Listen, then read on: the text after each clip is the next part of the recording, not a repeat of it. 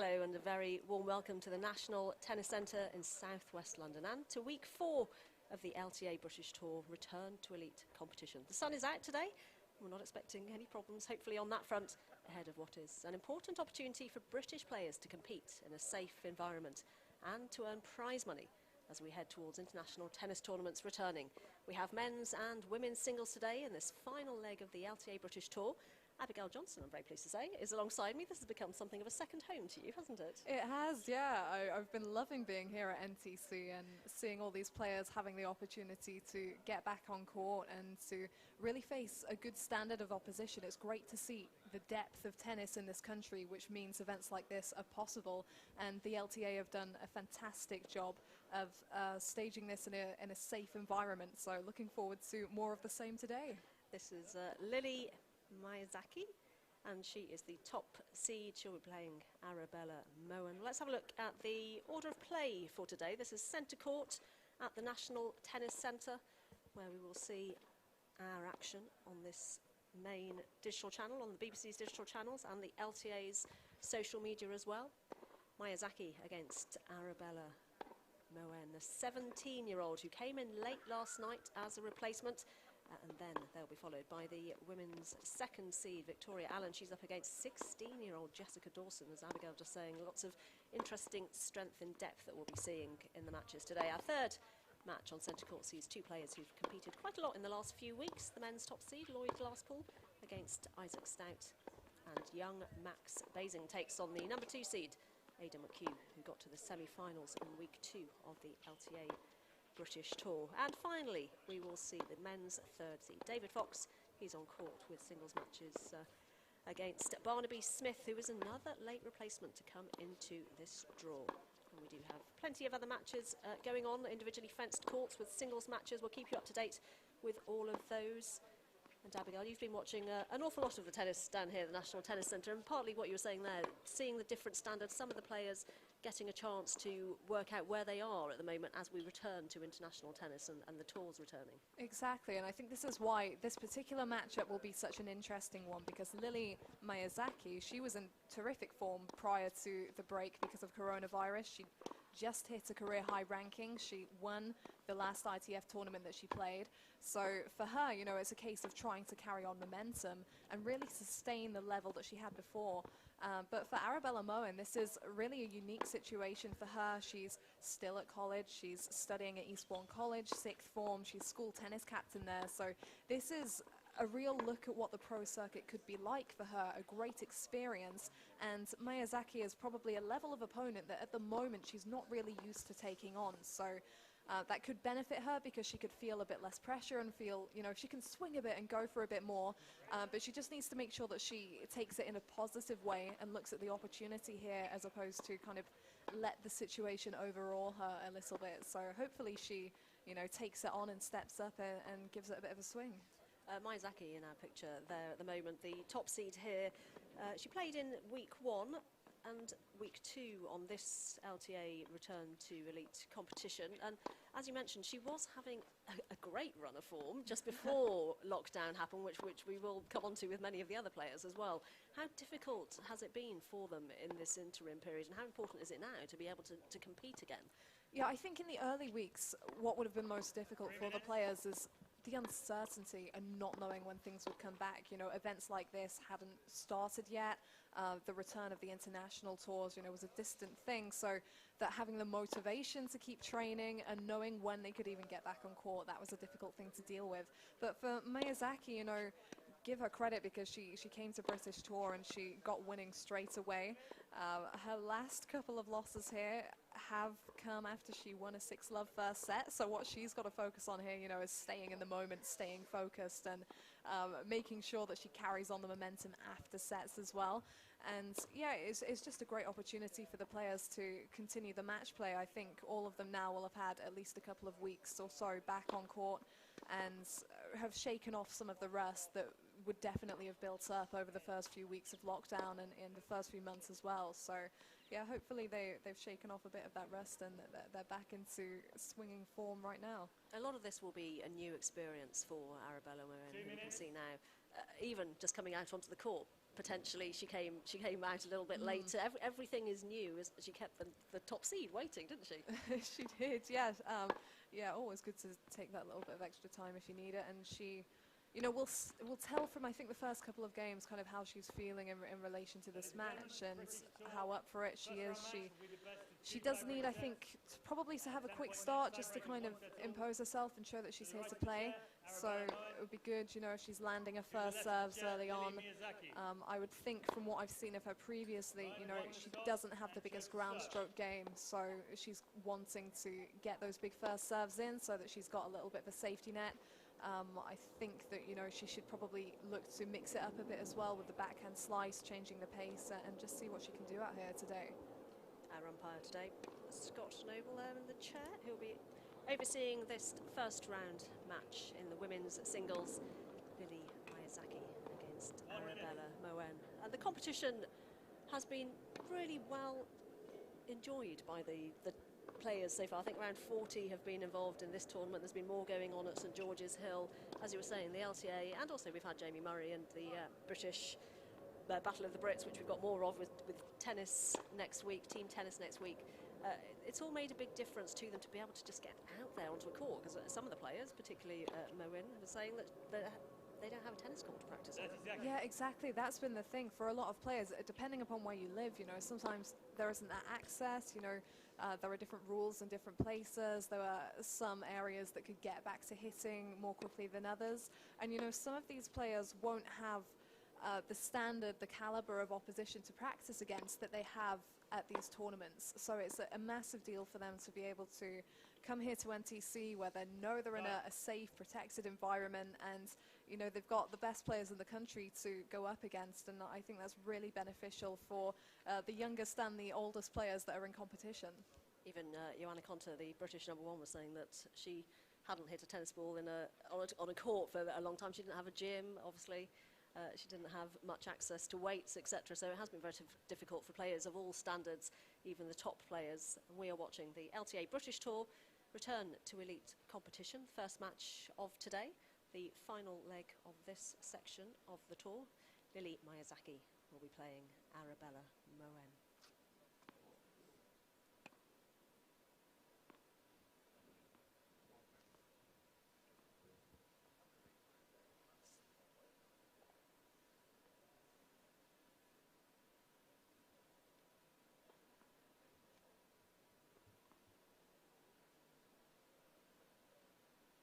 First set. Arabella Moen to serve. Play.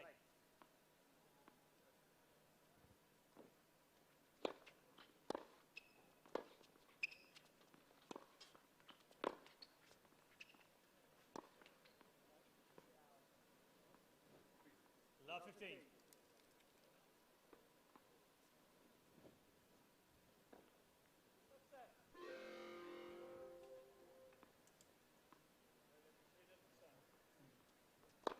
Thoughts?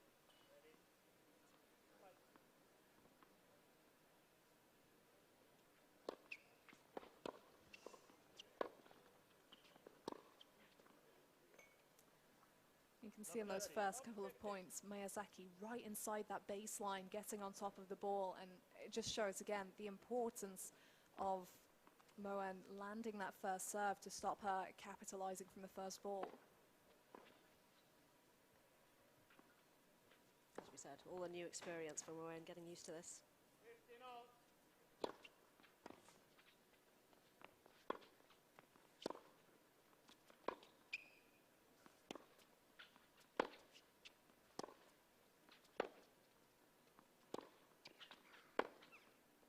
Out.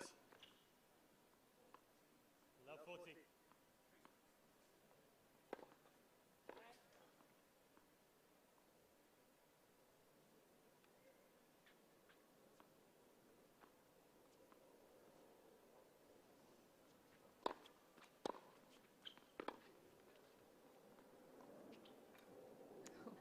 Getting a little bit too confident, perhaps. 15-40. I guess at love 40, you know, having opened up that lead, it's, if you're going to try it somewhere, that's the place to do it.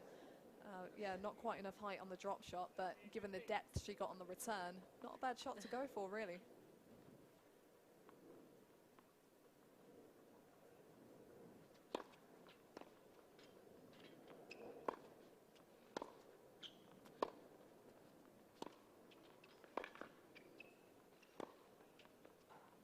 Miyazaki. Very comfortable looking first game for First game. Miyazaki, taking the serve of Arabella Moen. That won't have done very much for Moen's confidence just at the beginning as she starts out, but it's just the first game. Yeah, it's less than ideal, but it's early days, and something else to remember is that Miyazaki, you know, this is her third week competing in the British Tour, so she's been at the National Tennis Centre, she's got used to the conditions here, and, you know, you can already see when we look at the flags on court, when we look at the trees, there's a bit of a breeze. It does tend to get quite breezy here, and that's something that she'll be used to now. She'll be feeling the conditions well, whereas Moen hasn't played British Tour yet, so that's something she'll probably be less familiar with. And, you know, that can play with your ground strokes, it can play with the serve. So there's all these things that she has to take into consideration, and it might just take a few games for her to really find her range. Lily Miyazaki to serve.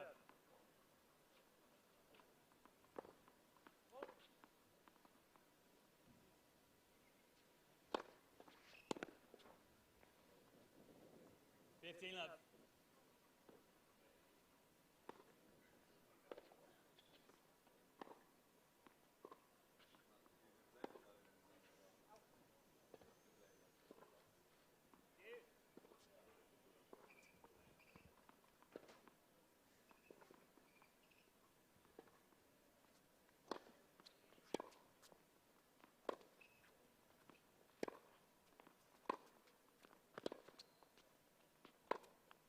Out. 15 all. Well, it was the right shot choice after that pretty blistering backhand down the line, but a little bit ambitious with the depth that she took off it.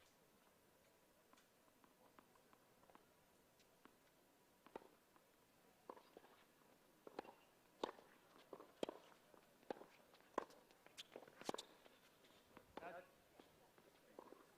30-15. Moen's going for her shots. She'll start feeling a bit more comfortable, and she'll start getting these, won't she? Yeah, I think what we're seeing from Miyazaki in these very early days in this match is that she's constantly looking for ways to impose herself and to move in, you know, driving those ground strokes deep and not hesitating from moving into the forecourt, which is something Moen needs to watch out for.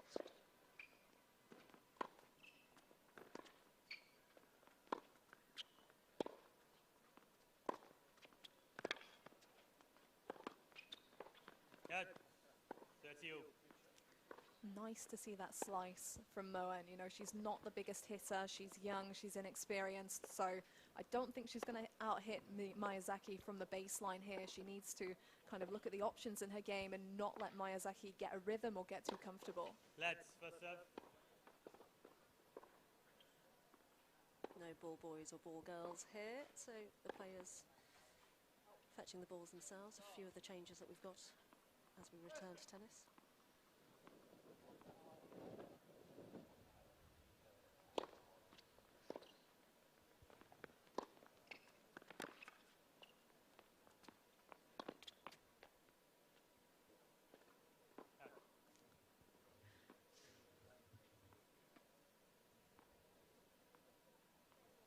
It was a nice little get, a key moment from Moen Miyazaki. She had the pace on the drive forehands, but she didn't have the depth. And Moen able to expose that just by sticking a racket on the ball. And a break back point. Out. There we go. Oh, Moen. that will calm things down a bit One for game all, Moen, first and set. an important to break straight back. As she goes off to retrieve the balls behind one of the stands that's been set up for next week's action at the National Tennis Centre. Will that have surprised Miyazaki? I'm not sure. I feel like in that game, things were very much still on her racket. You know, she was looking to move in, she was dictating the points, but Moen was just able to put a few more balls in play, put a few different looks on the ball, and it was when she was slicing and retrieving that Miyazaki really had some trouble. Out. Great for Moen's confidence to break back straight away.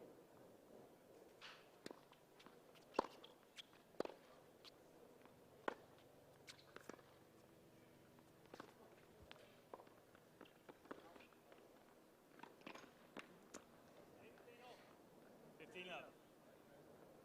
Interesting play from Moen using that slice backhand that you mentioned as well to get herself into the right position.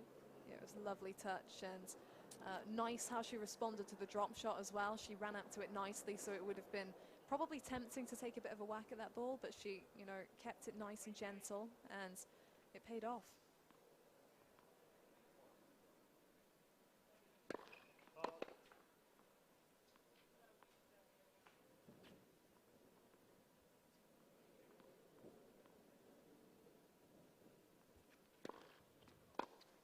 Yep. 30 love. 15, 30.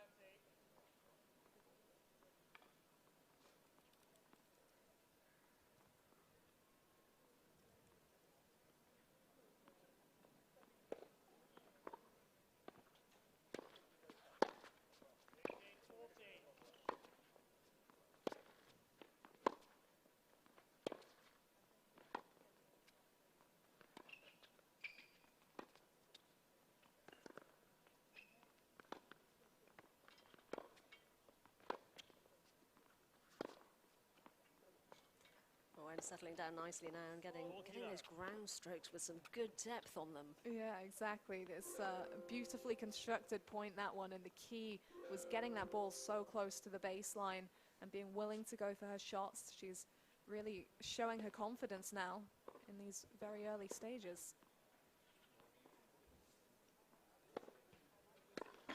Lads, first set.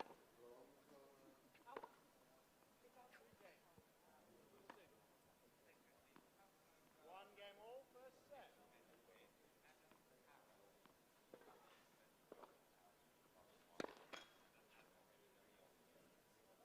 She was love 40 in her first opening service game. She's turned this around. This one's 40 love. She tries to win her first service game of this match.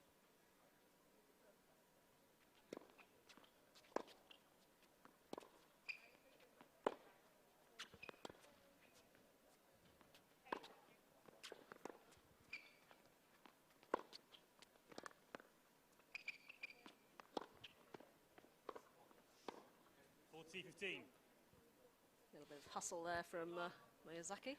Yeah, that's what she needs a bit more of. You know, for her, she's just got to keep the same game plan she came out with, but execute more clinically. That's exactly the sort of thing she wants, pinpoint accuracy.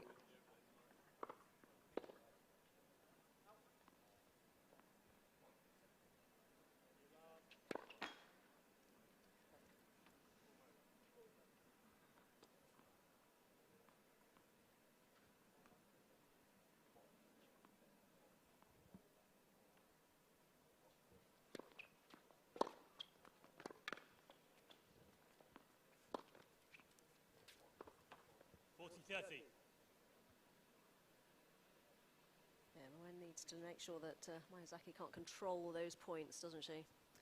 Yeah, absolutely, and it's the depth of shot that's going to help her do that. Keep Miyazaki behind the baseline and not give her an opportunity to come forward.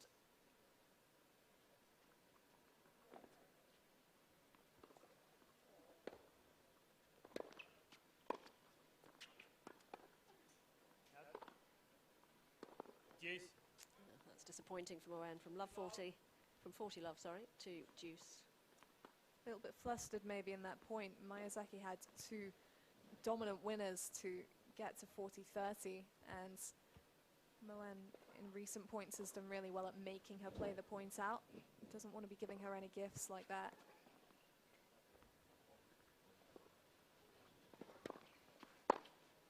Out. Advantage Moen.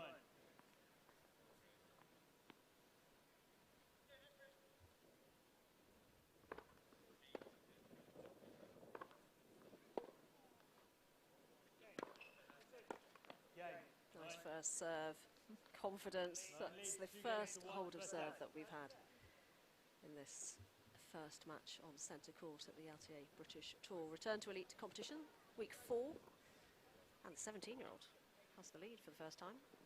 2-1 up against Miyazaki, who is the top seed here. Yeah, she should take confidence from those last couple of games, being able to get straight back on serve after she was broken, but then in a potentially tricky situation there. She was able to pull 2 big first serves out of the bag, and that's really important for her in the wider context of this match. You know, there are probably going to be some tight situations where that first serve could well be crucial, and nicely done to steer herself out of a spot of difficulty in that game. Can't tell too much from that shot, but it's a little bit windy outside, isn't it? We have the large tree that the National Tennis Centre is built around, and there's an awful lot of activity going on today, isn't there? People are coming and going, training obviously, but also getting ready for next week's Battle of the Brits team tennis event. So a lot of the top players are around. Dan Evans, Kyle Edmund were here just as we were walking in this morning and knocking up together on this centre court. Yeah, it's good to see some familiar faces around, and like we say, it's a great base for all players in the UK at the moment to be able to come here, have great facilities, and know that they get to practice with the best in the country.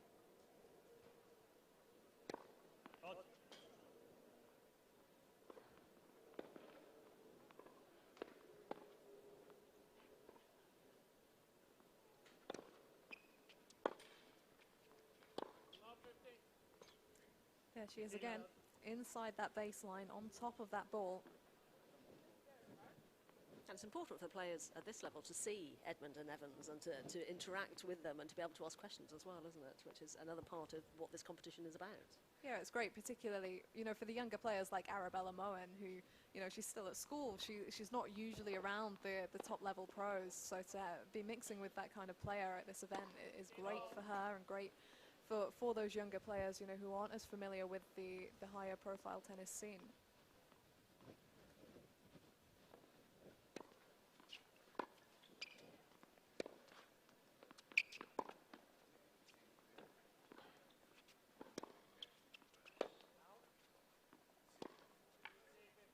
Back in, that's what Miyazaki likes to do, forcing her opponent onto the back foot. So much easier behind the serve as well, which I think is why it was so crucial for Moen to get back on serve before Miyazaki got too comfortable. If she gets her first serves in, it's going to be quite easy for her to crack down on that ball and make her way towards the net.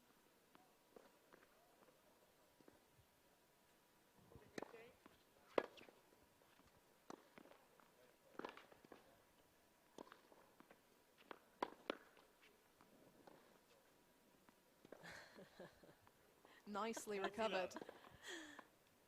She was in a little spot of danger there when, once again, you know, on a smash shot, didn't quite find the depth she needed. It felt quite weak. Yeah. That was obviously a difficult around the head. For Moen, you know, she should take the positives from that point in that, she, you know, if she keeps scrambling and keeps making Miyazaki play the extra balls, who knows what could happen. She just has to, you know, stay engaged in these exchanges and make her play those extra balls.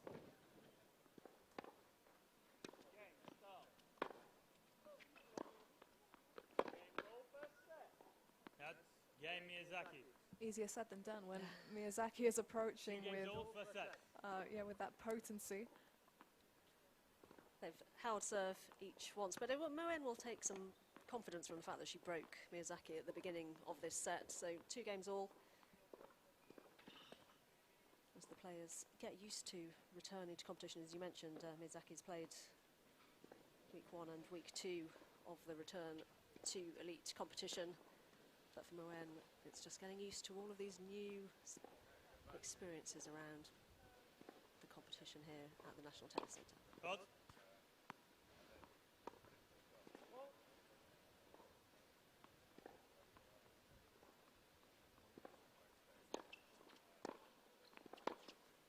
Yep.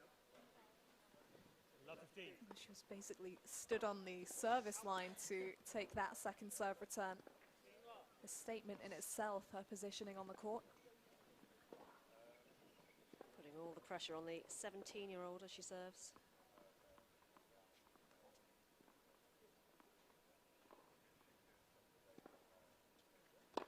God.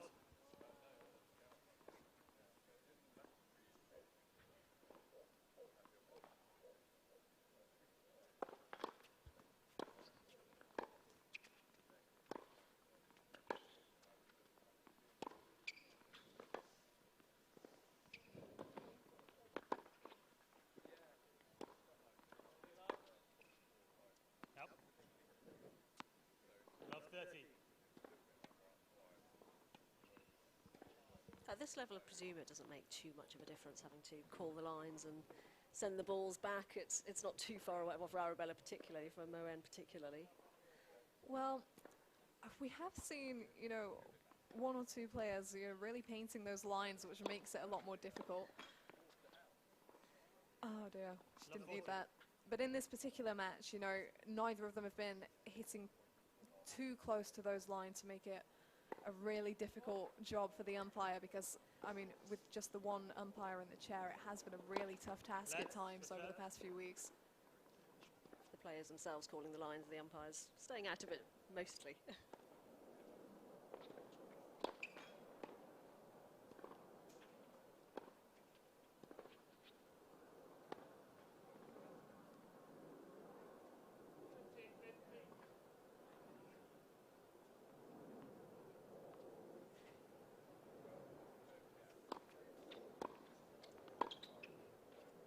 That's game Miyazaki. That is a disappointment for the Miyazaki leads 17-year-old. 3 games to 2. First set. Broken again, and that, oh, she has a very confident style, doesn't she, Miyazaki? Yeah, that was emphatic, and she's made her intentions known from the offset in this match. She wants to attack, she wants to move in, and I'm impressed by how composed she is when she's in the forecourt. A lot of players on those approach shots, you know, they can tend to overthink, they can second guess, they can change their mind with the direction that they're going in. But Miyazaki really seems committed to her shots and knows where she wants to go, and commits to the point and commits to the shot until she's finished and followed through.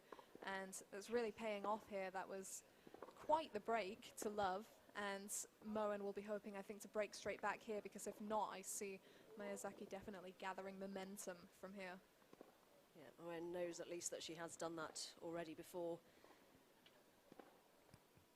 The National Tennis Centre that you can see in the background there, staging these events to allow players to return to competition safely and in an environment that provides them with competition and money, importantly, as well, which, considering for all walks of life in the last few months, has been a bit of an issue. It makes a lot of difference to these players. The LTA have doubled the prize pot for this, so it's £16,000 in total. And particularly for these younger players, that makes a big difference when the tour gets going again.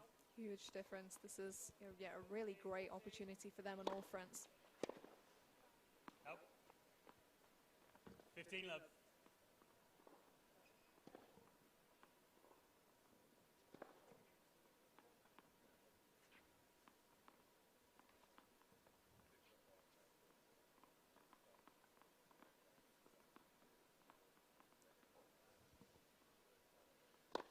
Hold.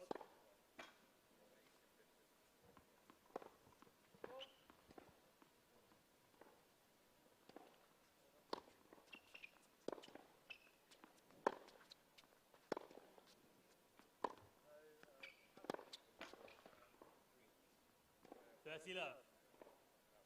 Even the players in the first round will get some prize money, which, when you think about elite competition with travel and hotel and food and coaches, it all helps, doesn't it? Absolutely, particularly, you know, a lot of the players that we'll be seeing this week, particularly in the women's draw, will be competing on the ITF circuit, which is all round, you know, much more difficult on the way up to competing regularly at WTA level. 40 love. That's a lovely combination from Miyazaki. Just says how comfortable she is right now as well to do that straight off the back of the return.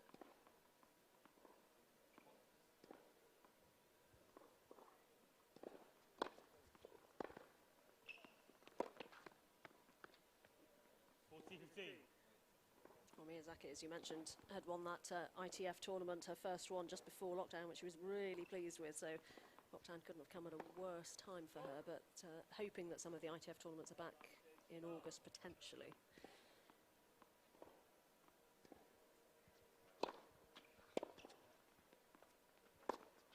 That's 40-30.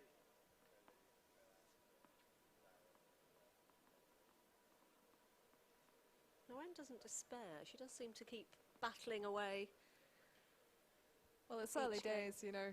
Further down the line, maybe not so much, but you know, at the moment, it is just the one break, and she has to focus on that. There's a single game right now separating the two of them.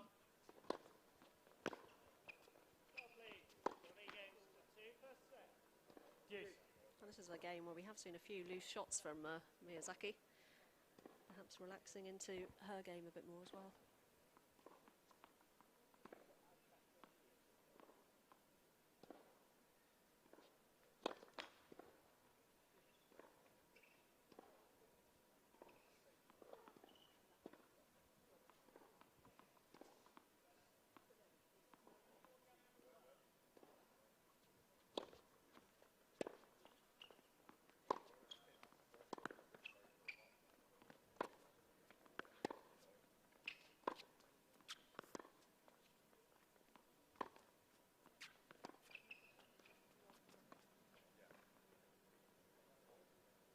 Advantage, Moen. Was that a slight wry smile from Miyazaki there for the shot just dropping into the net? Yeah, Moen should take confidence from the past few points. Miyazaki has shown, you know, that she threw in some unforced errors that were really unnecessary, and Moen just saw the opening there that if she could make a play, there was opportunity for another one. Hold.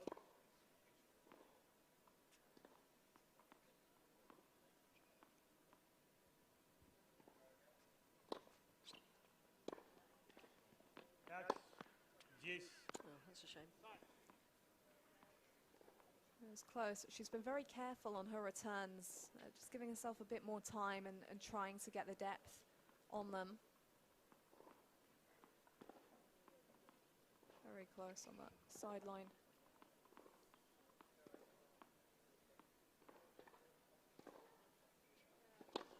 Hold.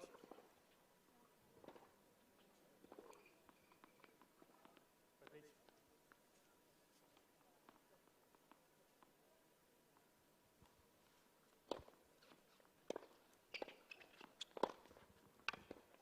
Advantage, Miyazaki.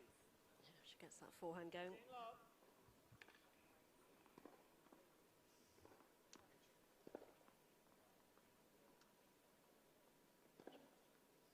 Punishing the return.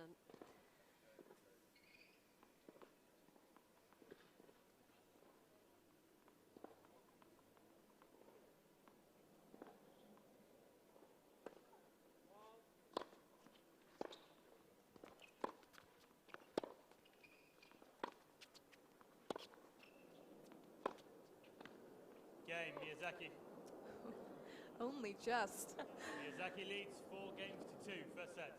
Barely catching that sideline, but seeing Miyazaki targeting the Moen backhand a fair bit, whether it's to drill through or set up for the final shot, and it seems to be working at the moment.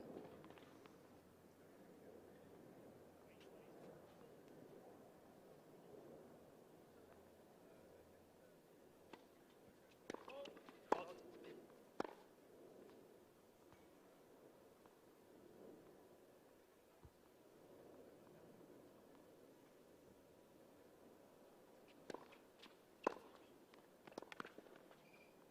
Out. Yeah, Love to see. straight down that line as you as you were just saying. Yeah, absolutely drilled that return. She's, you know, she's got into a groove, she's found what's working, and for the first time there is a 2-game deficit on that scoreboard, so all the pressure is on the 17-year-old right now. Out. It will be 15 all. interesting to see if Moen can change her style a bit, come up with a game plan that is going to hurt Miyazaki now that she is 2 games down.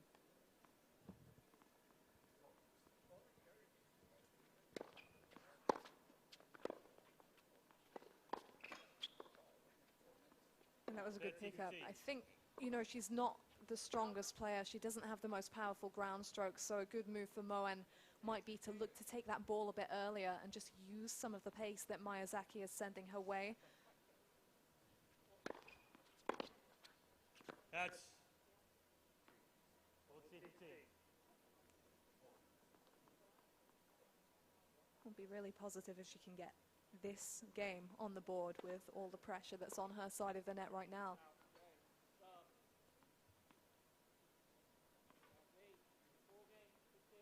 Just making sure those balls balls are as far away as possible. I do get very worried when they're nearby. Fault.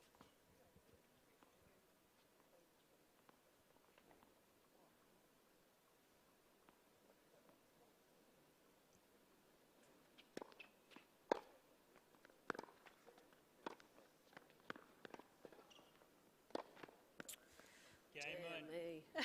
That overhead has proved Miyazaki quite leads. difficult for 4 games to Miyazaki 3, so first far set. today. I think So that's the third time that she's not put one of those away properly. it's something for Moen to keep in mind. Well, that is important, as you said, for Moen, the 17-year-old, to make sure that she does not let the top seed, Miyazaki, run away with this first set. Bringing it back 4-3, Miyazaki will come out to serve.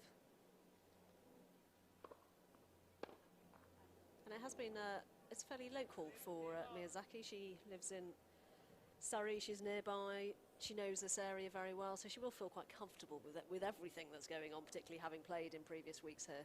Yeah, you can see, you know, she was out on court quite a while before Moen, you know, stretching, warming up, raring to go, really. And it shows, you know, how at ease she's become with all of this. You know, she's used to the rhythm and the routine of the British tour now. She's used to the conditions at NTC. And seems to be really enjoying herself out here. As far as match play goes, you know, she just needs to stay in the moment. We've seen, even in this set alone, this half a set that we've seen, she'll get ahead and then she'll spray a few errors, almost like she's rushing things a little bit. I think she can afford to take a bit more time to line her shots up and just keep things a little bit more in restraint. Miyazaki, number 351 at the moment in the world rankings, the highest that she has been. We mentioned that she had just won an ITF event before lockdown.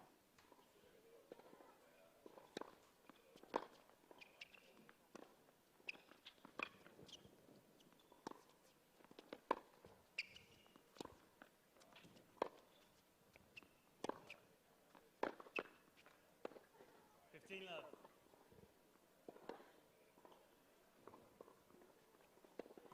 She needs to do everything possible not to let Miyazaki get on top of those balls, because once she's coming down over the top, it's pretty much point over, especially on that forehand wing.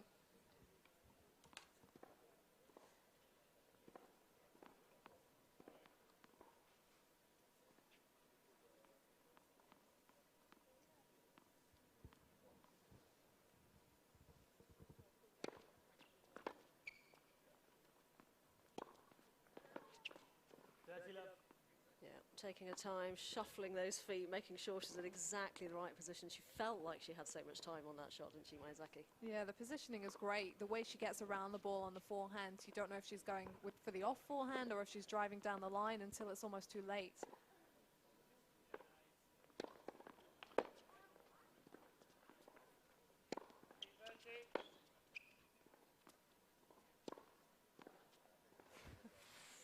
Her favourite shot.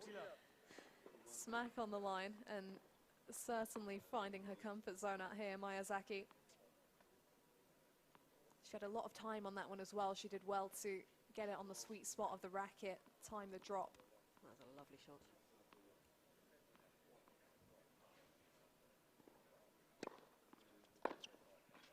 Game, Miyazaki. Again, a comfortable love game Miyazaki for leads 5 Miyazaki. games to 3, first set. Second time that she's done that in this first set. Feeling as if now, despite having dropped her serve early on in the set, that it's unlikely to happen again at this point. That was a great response from her, because Moen had done well, I felt, in the previous game to close the gap. You know, she was 4-2 down. Miyazaki was getting inside that baseline, and it would have been quite easy, really, for Moen to crumble. She didn't, and therefore, you know, spotlight swung back to Miyazaki. Could she handle the pressure of sustaining the lead? And she showed that she very much can. That's 15 love. And we're now serving to make sure that she stays in this first set.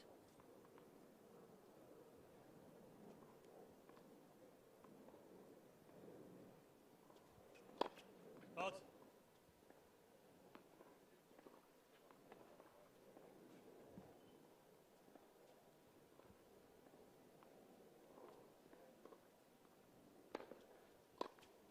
Fault. And that is 15 not all. what what she wants to do at the start of this game. You can understand why she felt the need to go for more on the second serve. Mayazaki's been standing right in to take those returns. And at this point, she's probably already thinking about wanting to break in this game so that she's serving first in the second set. So really going to see the top seed swinging here. Like that. Exactly like that. It's almost casual sometimes, her ground strokes, that clip lines. Yeah, she's really going for these returns, slim margins.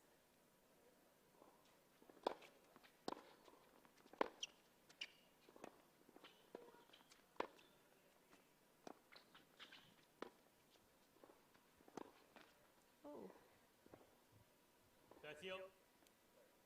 Well, unusual to see her miss an approach, particularly in a key moment like that one.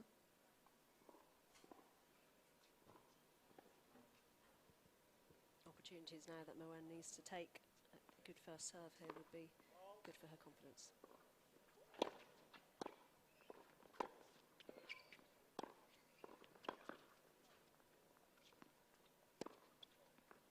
Oh. 30-40. So good to watch that forehand when it's firing. She really flattens it out as well. It just glides across the net.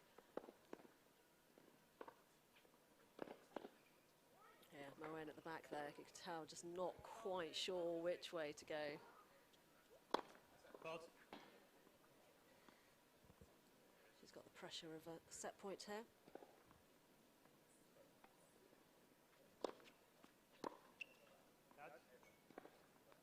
Deuce.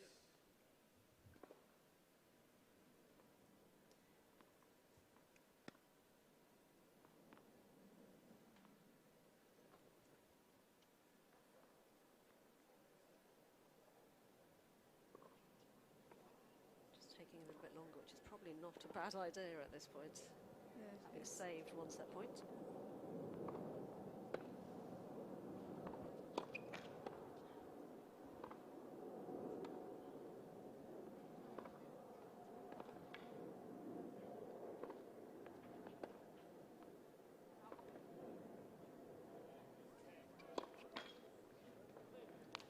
Advantage Miyazaki.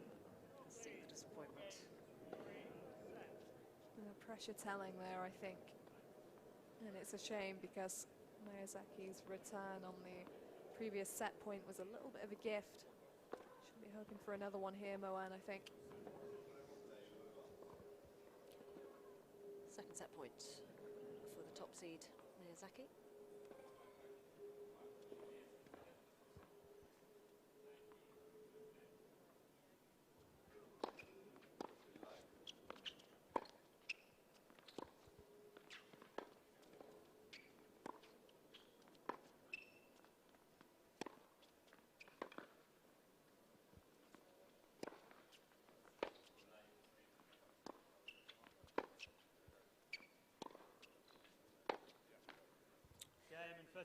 Well, it's a lovely rally to finish, but Moen needs to make sure that she doesn't get into those long rallies, doesn't she, against somebody like Miyazaki?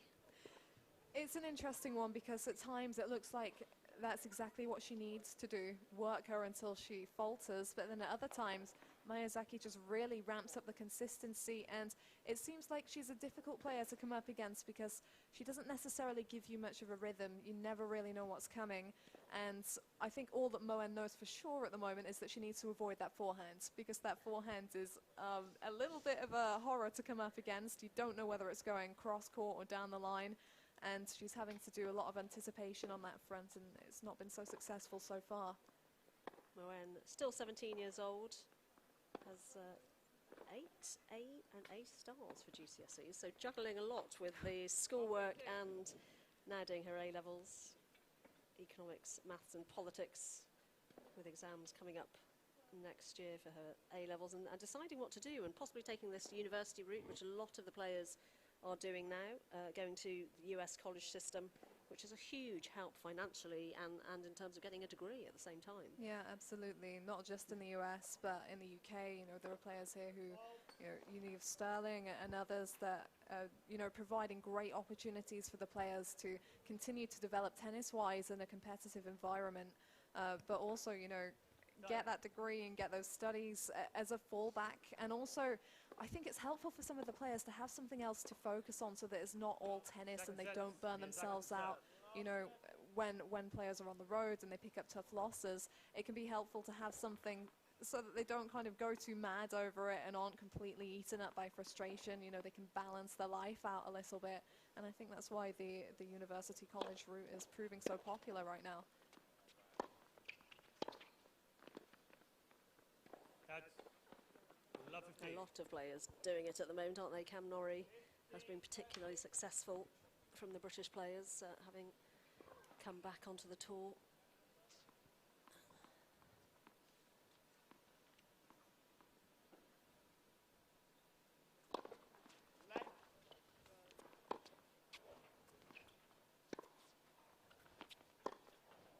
That's love 30. Well, it was a great start from Moen on the first point. Her pass was so low, it pretty much brushed the net and forced the error. And this love 30 deficit might just get in Miyazaki's head a bit. We have spoken about how she's had dominant opening sets here and gone on to lose the match, so it's not over yet. 15-30. Of course, she would ace at that moment, having said that.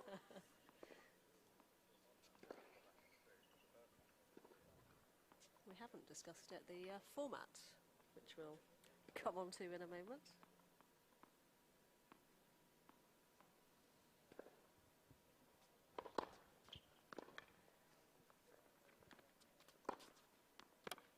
Brutal. 30 off.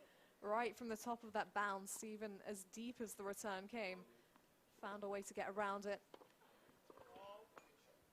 Great footwork to double back.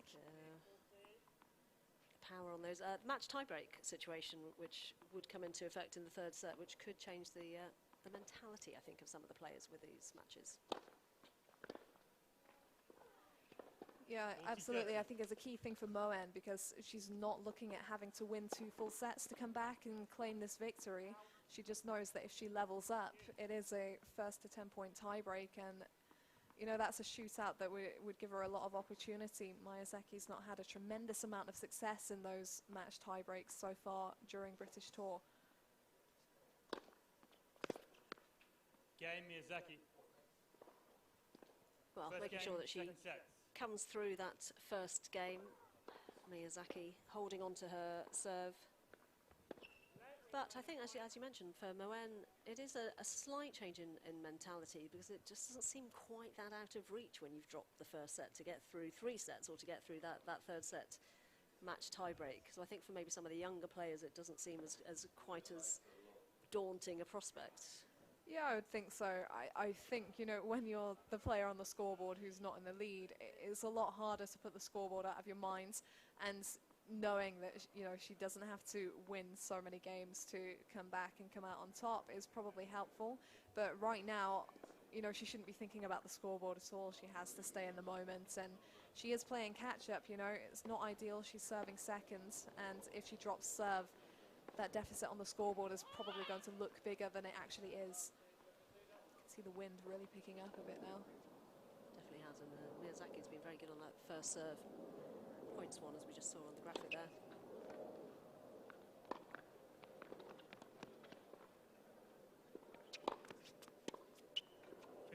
Because she's been playing here for the last few weeks, she seems to have adapted to the conditions, particularly the wind, quite well because she's a bit more used to it.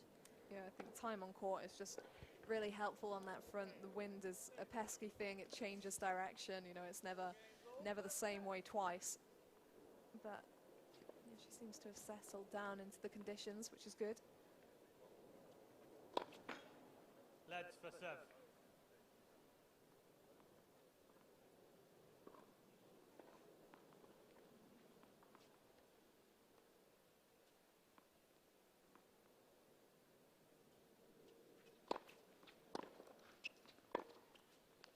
That's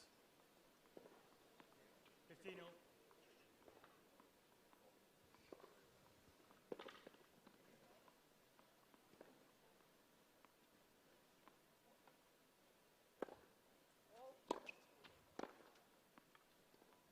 Oh, 15-30. I think Moen's body language told us everything there. Well, she's So confident, Miyazaki. She gets right up on that service line and demolishes those returns. So Moen really needs to mix up her serves, not be too predictable.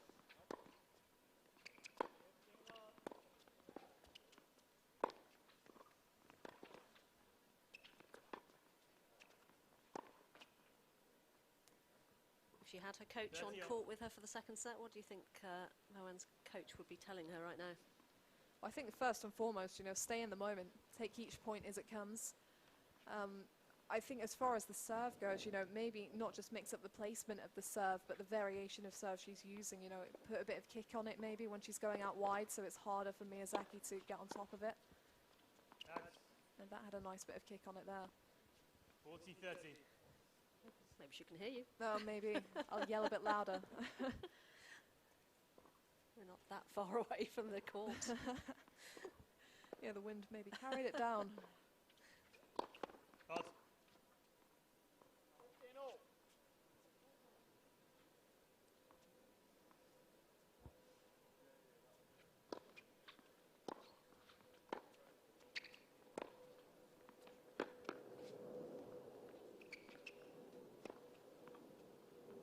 Yeah, rooted to the spot, just didn't know which direction that forehand was going.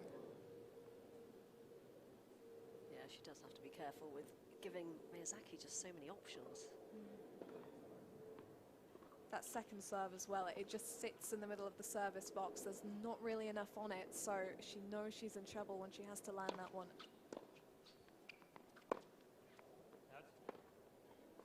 Advantage, Miyazaki.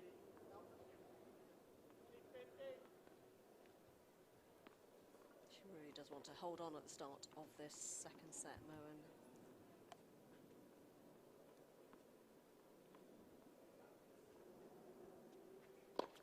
Pass.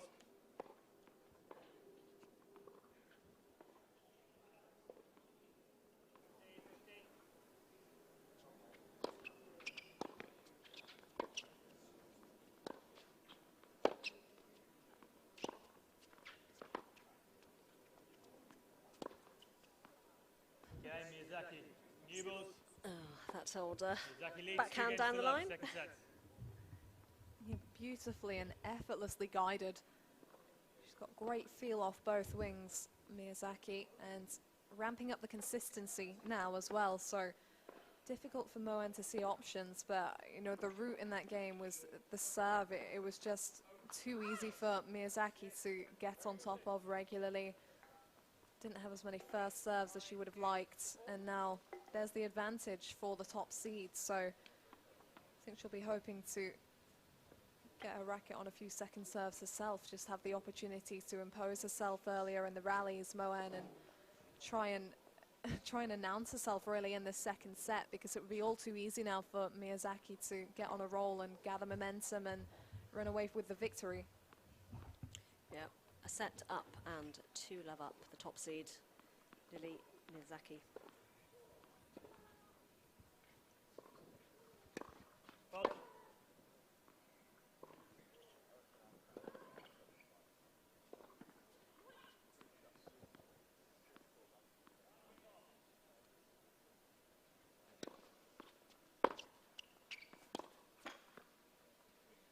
Love 15. One thing she has done well is got great depth on the return quite regularly, and a lot of times Miyazaki has managed to handle that, but she needs to just focus on her own side of the net, what she can do, and keep going for that depth, because it does help her get her foot in some of the rallies. Pass.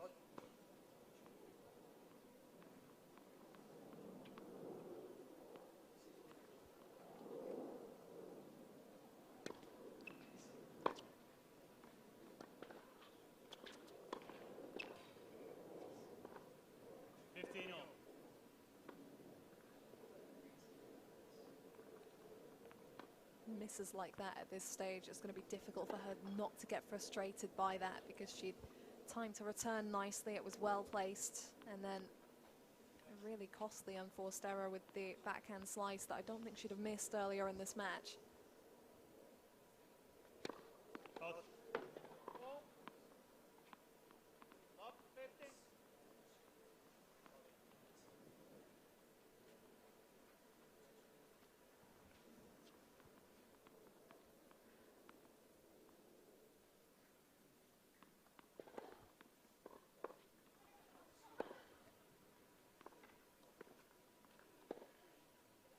making sure the balls are out of the way without any ball kids around to help.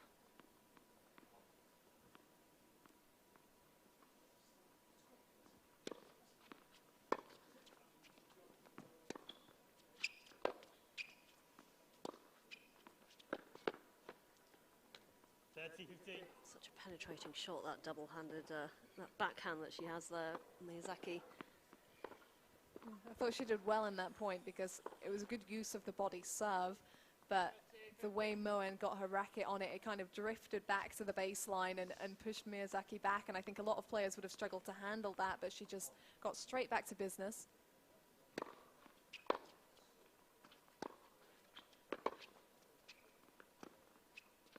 That's 30 all.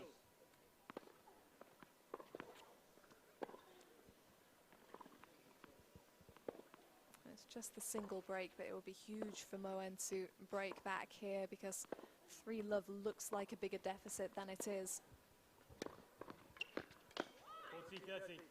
For Miyazaki, that option of serving first as well, giving her the point to go 3-love up potentially.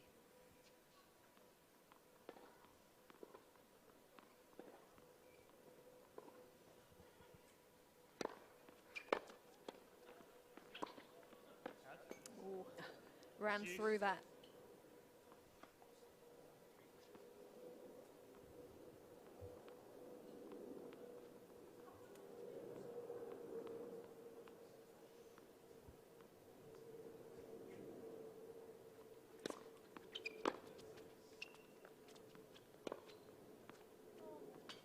Advantage Miyazaki. Lovely shot. Her angles are just beautiful. Yeah, really great stuff and drives fully through that forehand. Great to reset after the last point as well because it was another of those kind of rushy errors that we've seen from her at times and could have derailed herself, but she didn't. That's game Miyazaki. Yeah, she's forcing Moen into the Miyazaki errors leads now. 3 games to love, second set, and by 1 set to love. And as you said, that 3-love advantage in the second set just looks a bit bigger to the 17-year-old now, makes it all the more difficult.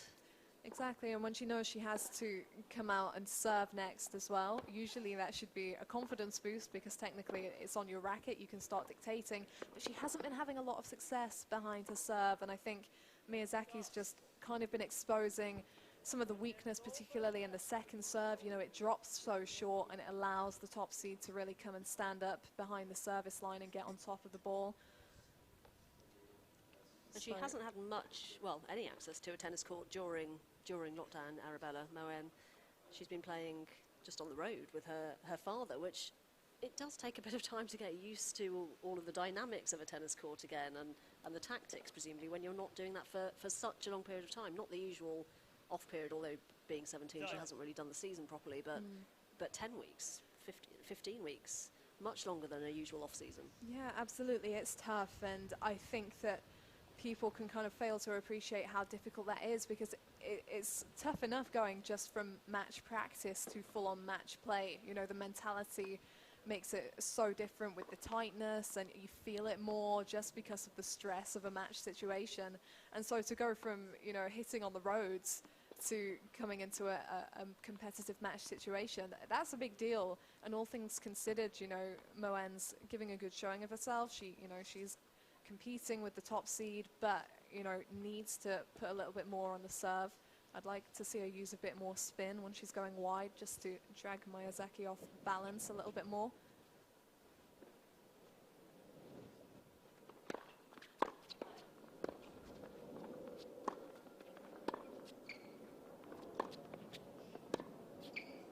Yep. Love 15. Still quite sunny out here, but the wind is definitely picking up around the court, making conditions a tiny bit more difficult for the players.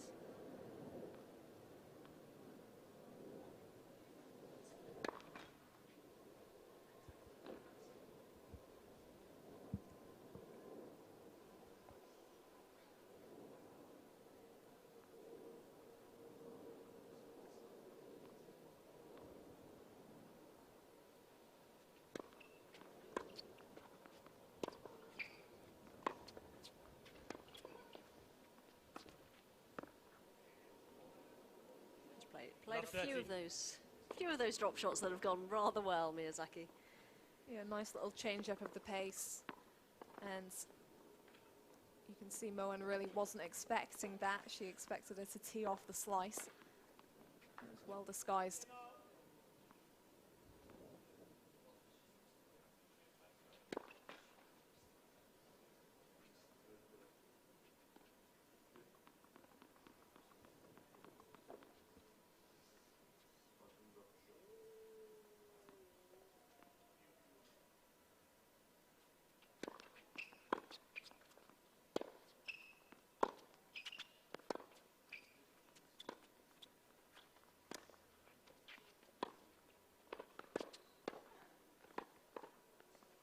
Catch. Mentally, Moen just needs to keep fully focused here, doesn't she? Pull this game back and just make sure that she wins her serve in the second set. Yeah, that was a positive point for her because she was using all those slices, playing her way, and she did draw the error. So there are still possibilities here.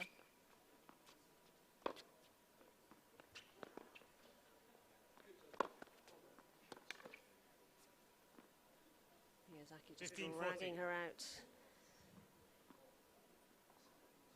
Nice placement as well from Miyazaki. The way she just pummels that forehand is really difficult for Moen to deal with. And, you know, it's easy to forget that, you know, Moen doesn't have a ranking. Miyazaki is 351 on the WTA ranking, so there's a massive gulf between these two. Catch. Game Miyazaki. And really, Moen's doing well to even Miyazaki compete leads 4 against a games to player love, that, second set. you know, this caliber, the standard, she's not used to going up against this. We've said, you know, she's still at sixth form, she's still at school. But it's important for the younger players particularly to see where they are, get an idea of where their level is at the moment. And for Miyazaki, it's obviously to enforce that she is the one that is the top seed here, but it's important for both sides to really see where they are in the grand scheme of things. Yeah, absolutely. Whatever happens here, this is a tremendously positive occasion for Moen, and she should use it as an opportunity to, you know, see where she ranks and what she can do. 15 love.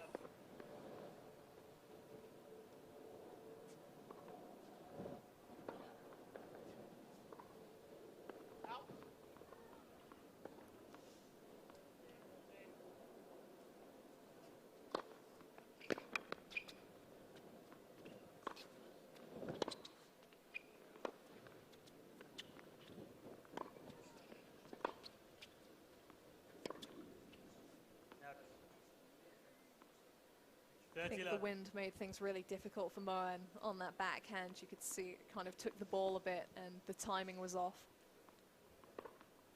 Yeah, you can't tell, but it's definitely picked up in the last 10 minutes.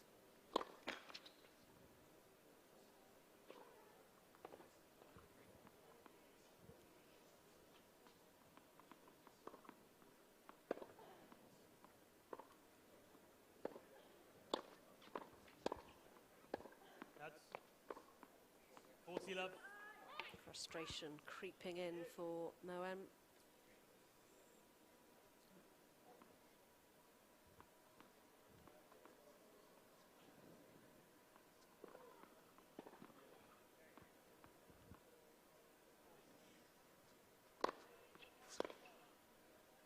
Catch.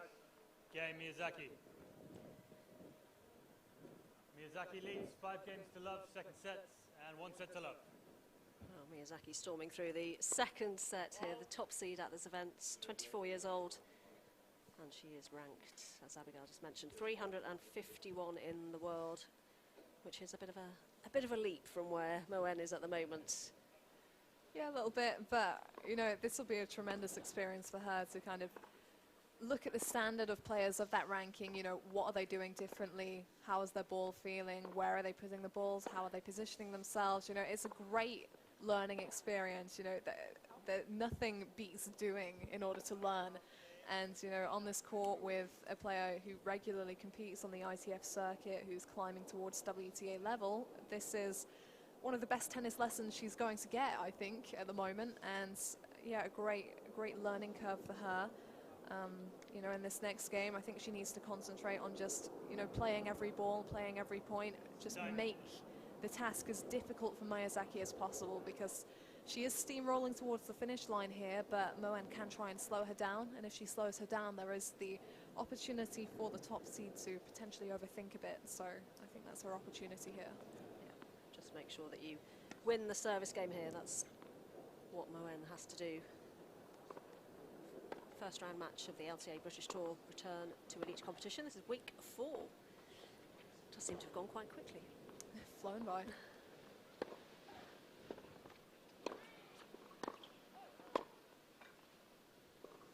Love 15.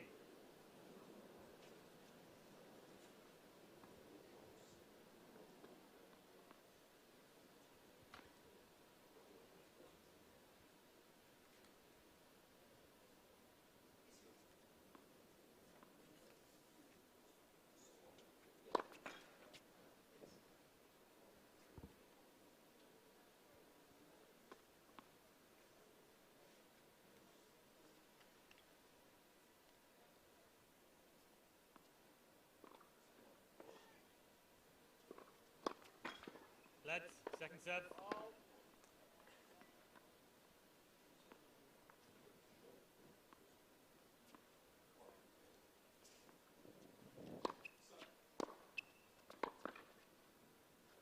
Heads.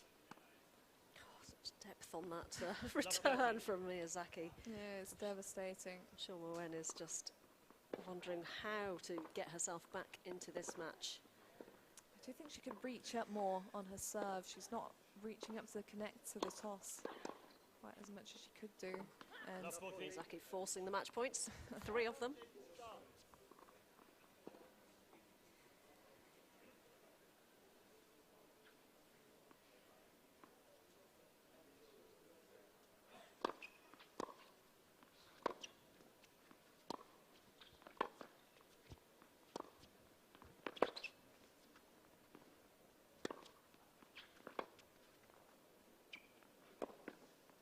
Game, set and match, Miyazaki. 2 sets to love, 6-3, 6 love. And that is the scoreline. Miyazaki, the top seed, beating 17-year-old Arabella Moen, who, particularly in the first set, played well, did her best. But it's a new learning experience, I think, for her, whereas Miyazaki looked quite comfortable and confident as well. She's quite used to this situation.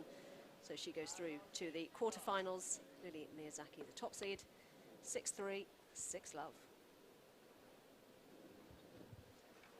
yeah, a great experience for Moen.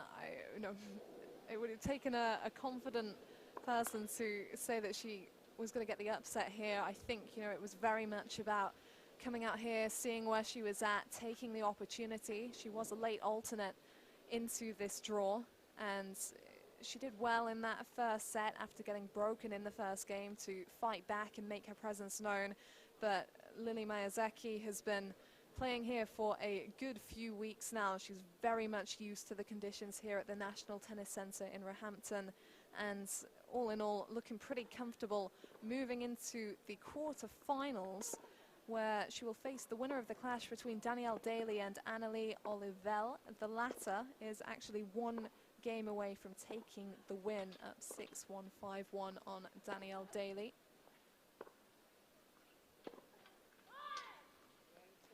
And coming up later on centre court in the next match of the day, we have the number 2 seed, Victoria Allen, will be taking on Jessica Dawson. And top 2 men's seeds will follow in the matches after.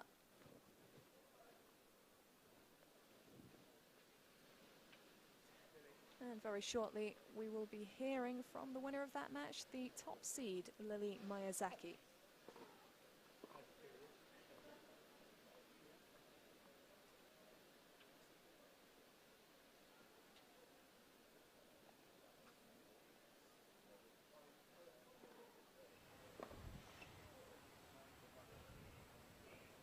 Congratulations, Lily, into the quarterfinals. How comfortable did you feel in that match? Actually, I think first match of any tournament can be a bit shaky, and I think in the first set especially I was making a few too many errors, not finding the corners and stuff, but I think towards the end I was getting more comfortable, and yeah, it's nice to get through the first match. Having played for a few weeks, how difficult is it again to come out? I suppose just because you're getting used to the environment of playing matches again. Yeah, I mean, it's still early stages of competing again, and yeah, it does feel a little bit strange sometimes, but I'm just trying to focus on the basics like serve, return, and yeah, I think if I do that, then I'll be able to get more and more comfortable. And your opponent, Arabella Moen, who's just 17 years old, and particularly in that first set, what did you feel were her strengths? I thought she got quite a lot of balls back, and she was using kind of higher spinning balls, which at the beginning I kind of wasn't like really comfortable with. But I think towards the end I was getting more like able to execute on those shots. Yeah. Particularly having had this time off, which is unusual for tennis players. Have you worked on anything in particular that you're looking to change potentially? I think right now it's just really about serving and returning, just being a bit more like clinical on those, so that I can get into the points. And then after that, I'm kind of working more on finishing points at the net if I can, and just trying to mix it up as well. Okay, well, we'll see you in the quarterfinals. Congratulations. Thank you.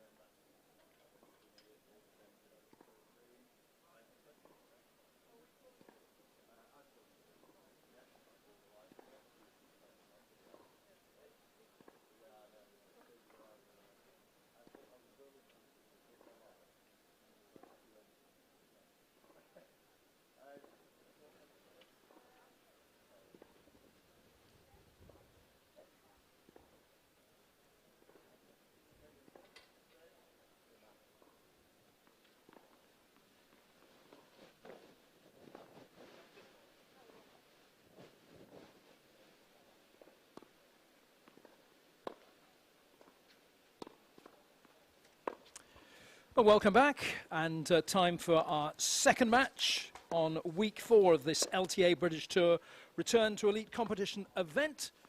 Rob Curling in the hot seat now, alongside Abigail Johnson. Abigail, good start with that first match, good start to the week, the tennis week. Well, it was a great start for Lily Miyazaki, the top seed. She steamrolled through that second set. She's got a great game to watch, lovely fluid forehand, consistent on the backhand wing as well. So we'll be looking forward to seeing more of her, and a great experience for 17-year-old Arabella Moen, who's still at 6th form as her school tennis captain. So she had a great opportunity there to kind of test where she's at and see what she could be in the future. Well, we've got an even younger player here in our picture right now. Jessica Dawson, just 16 years old. Comes from Hull and still lives in Hull, coached by Peter Ashley at the Nuffield Tennis Academy there.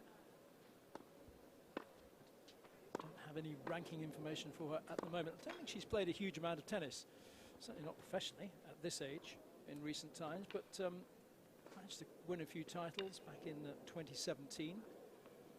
So this will be a great experience for her, and she has a pretty tough opponent today. We've seen the number 1 seed in Lily Miyazaki in the previous match. And the opponent here for Jessica Dawson is the number 2 seed, Victoria Allen. There she is. 19 years old. Currently ranked just outside the top 1,000, but has been up as high as 671. From Ashbourne in Derbyshire, based at Loughborough, but also working out of the USA at the Florida State University. One of many players to use the US college route to develop their tennis.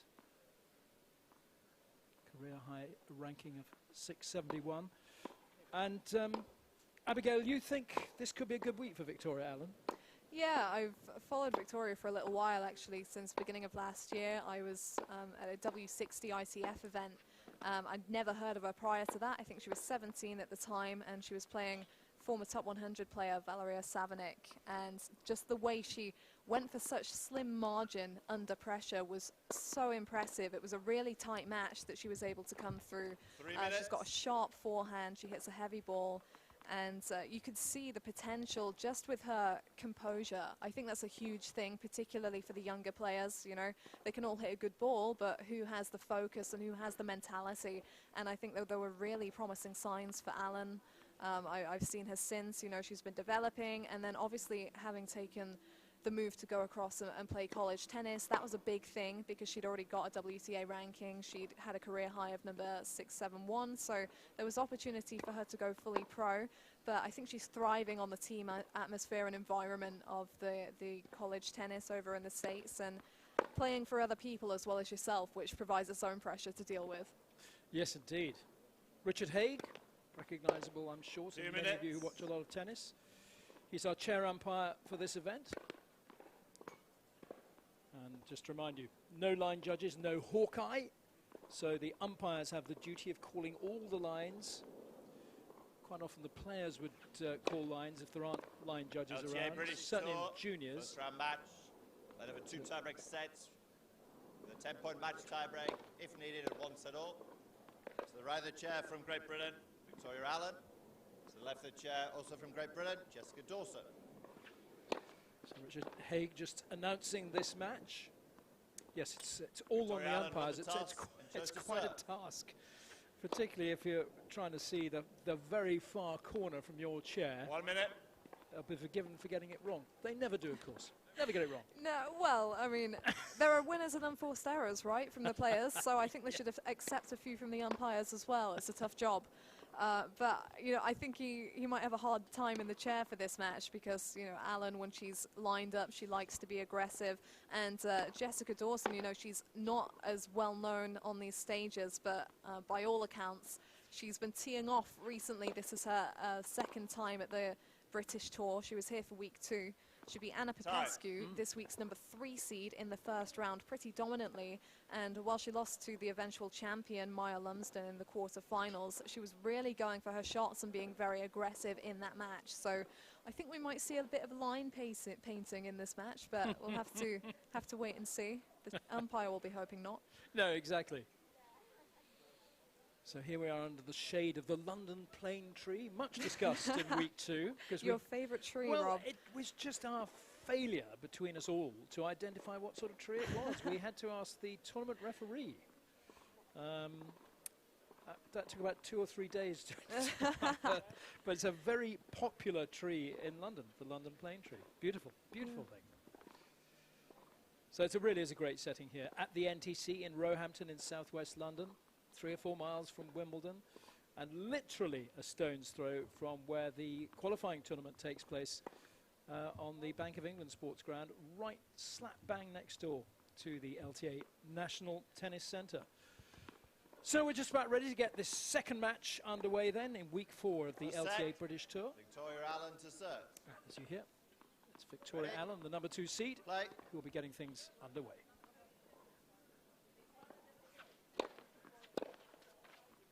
Love.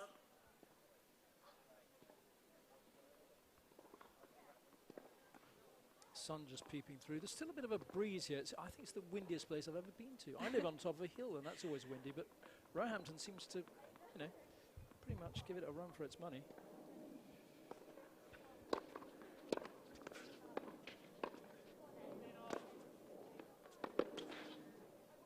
Out. Nice play from Jessica Dawson. Doing exactly as you 15 said, all. Yeah. finding those lines. Well, she has to put her foot on the gas early, I think, and assert herself and show that she's here to play. It's so important to get that quick start to the match and get her teeth into things. Halt.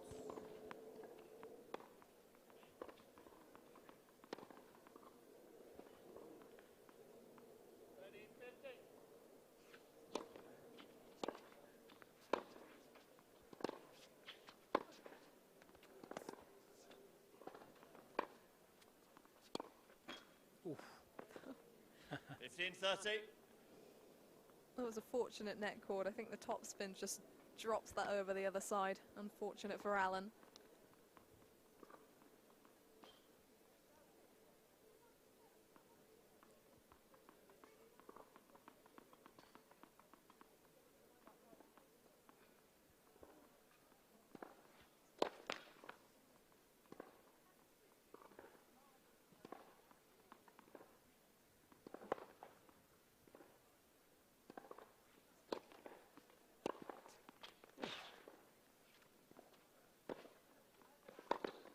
Oh, had that come off, it'd have been a corker. 15-40. But Jessica Dawson, she's unleashing it early, isn't she? It was a great return. Yeah, she is, and I think, you know, maybe she'll be more aware of Allen's game style than Allen is of Dawson's, and you know, we can see already Victoria Allen on that forehand, you know, getting round it and enabling herself to open up the options to go down the line, to go with the off forehand cross court. 2 break points.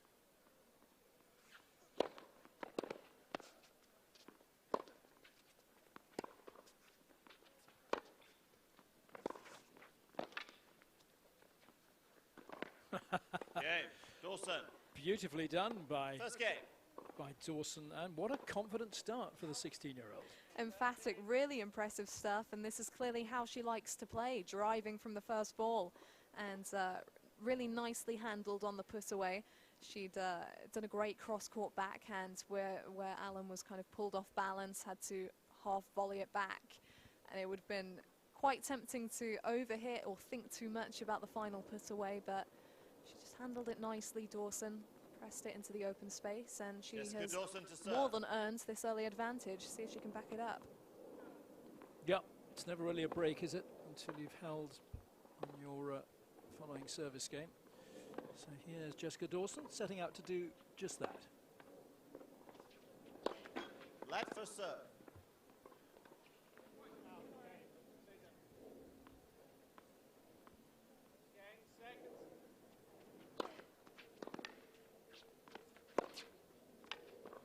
Love. Beautiful wrong footer there, and really nicely disguised. I don't think Allen anticipated that at all.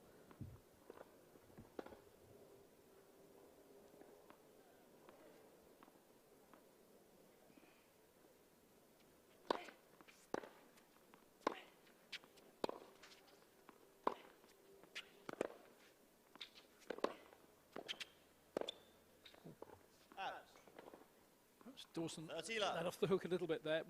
Didn't have much penetration on it, that cross-court forehand.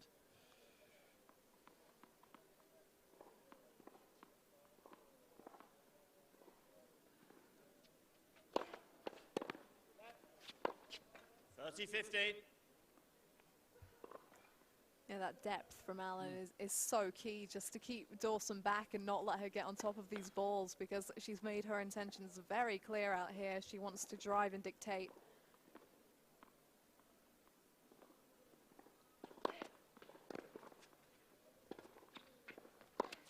Out. Oh dear. 30 all. That's a very loose shot. That might unsettle her just a little bit. Yeah, well, maybe 30 all, the big point coming up, game point or break point. And interesting to see her miss that one after previously when she had the put away in the previous game. She handled it so well and so nicely controlled.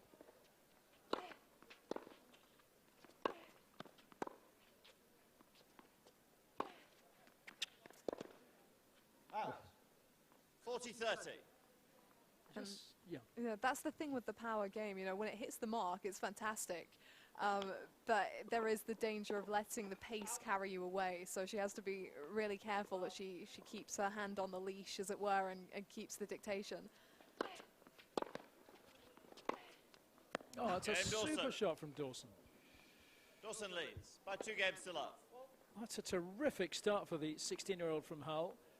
She does hit through the ball nicely, with consummate ease as well. Didn't look like she needed to put a huge amount of effort into that forehand. No, just a little skip to the side, Yeah. smack down. Looked a bit more like it. She put a bit of effort into that for that slow-mo, but beautiful. 2-love lead. 15 love.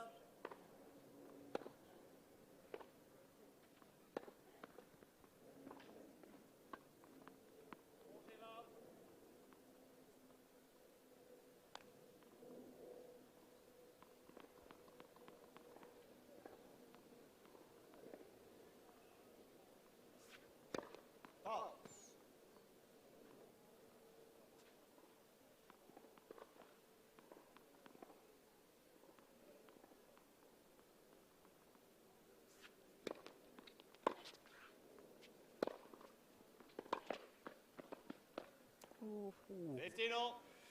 Dawson perilously close to a loose ball just behind the baseline there. That's the problem if you don't have ball kids around either. You really need to make sure that you're tidying up behind you, but a little fortuitous there perhaps as well.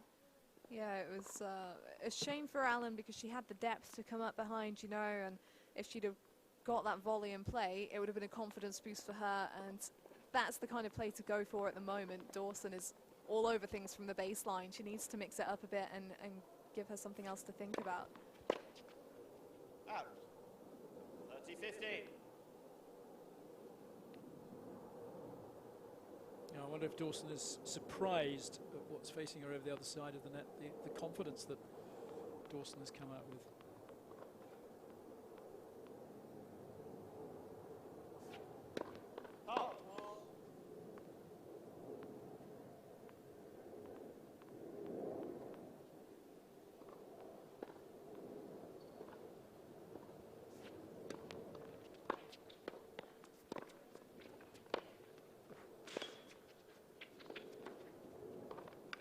Oh, that's beautifully played again. She really unleashed that backhand. Well, you can see why she had such a good win here the other week. She's very much on it, Jessica Dawson, and great touch on that. Didn't have to do much at all, just use the momentum, bounced it off her strings.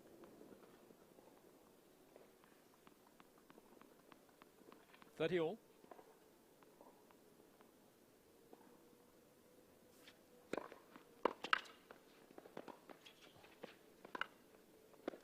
Oh, just wide. Yes. Touch that one? Did that just touch your racket? Well, she's asking if it touched Alan's racket as it flew past on the pass. I didn't think it did. Okay, thank you. 30-40. I think maybe Alan said it did. Well, that's very honest. It is, if so. I didn't see a problem there. No, indeed. Well, possibly it deflected it wide, but anyway, there we go. It's 30-40. Very honest from Alan. And she faces yet another break point. Oh, it's a super serve. And needs to be the way things are going. Yeah, absolutely. Dawson's really putting the pressure on to nail those first serves because it's the one thing she has on her racket at the moment.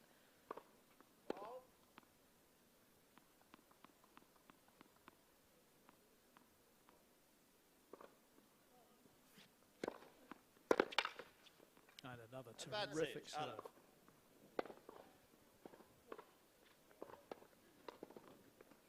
Good response after she made a couple of net approaches that seemed like the right thing to do, and neither really worked out for her. So really important here to steady the ship nice and quickly. So the opportunity to hold and get on the scoreboard for the first time in this match for Victoria Allen, the number 2 seed. Game, Alan. Nails another big Dawson first leads serve. by 2-1. Yes, and needed to. I think this looks like the only way she's going to break down the opposition from Jessica Dawson, who's playing with the confidence of a player twice her age. Yeah, absolutely, and I think it's a great thing for Jessica Dawson that she isn't so well known. You know, she came here as an underdog, and she's swinging like one. You know, she's really putting oomph into her shots, and it's great to watch. And if she can maintain this for the rest of the match, then Victoria Allen has a really tough opener on her hands here, and yeah, maybe we could see a surprise, but early days. Yeah, very early days indeed, and the experience of Victoria Allen might well shine through, but of course it's a knockout tournament, this.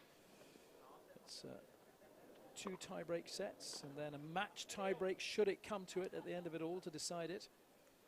But Jessica Dawson here at 16 years old has come out of the blocks firing and playing some wonderful tennis out there. The sun is really beginning to shine. It's pretty warm out there despite the breeze.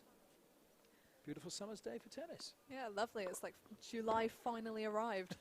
I think the NTC kind of has its own special weather forecast, this little bubble, you know. I think it does. So here we go then. It is Dawson serving at 2-1.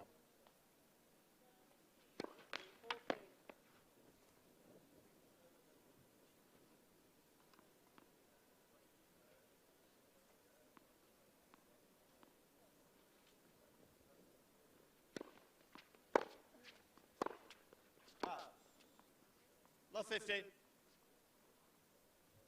Slight tendency to overhit that shot. We've seen that a couple of times.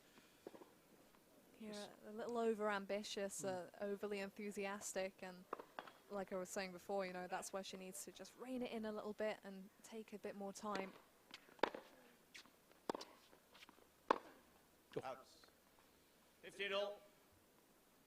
Interesting that Victoria Allen seems compelled to have to push the ball wide. Looks like she's trying to finish these points early. It's not quite coming off her at the moment. Well, she knows when it goes beyond a couple of shots, Dawson's probably going to be on the front foot, so she needs to take her opportunities where she can to really dig in. And that was the first time that Dawson had really let up on the first shot after the serve, so she would have felt it was important to dig in and assert herself. 2-1, second set. By 1 set, full up.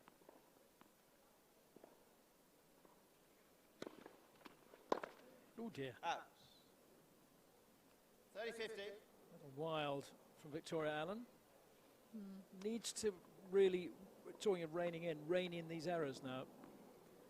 Yeah, it was difficult. She was off balance a bit, and a kick serve to the backhand is not the best thing to deal with. But Dawson, you know, she's not just hitting big out here. I think she's being smart with her serves as well.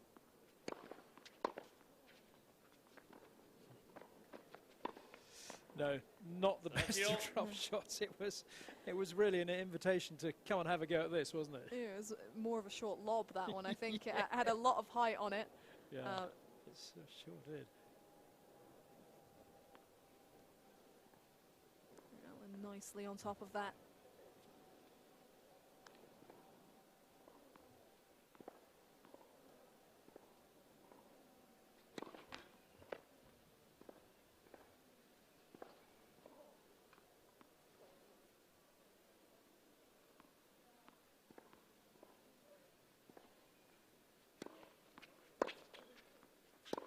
Whoa, whoa. Out. 30-40. Well, this could be a little moment here that Victoria Allen might want to seize on. The first couple of really loose shots that we've seen from Jessica Dawson. Really off balance there. The footwork wasn't there to move into position, and she might regret that if she can't fire a big first serve in here. Break point. 15 love.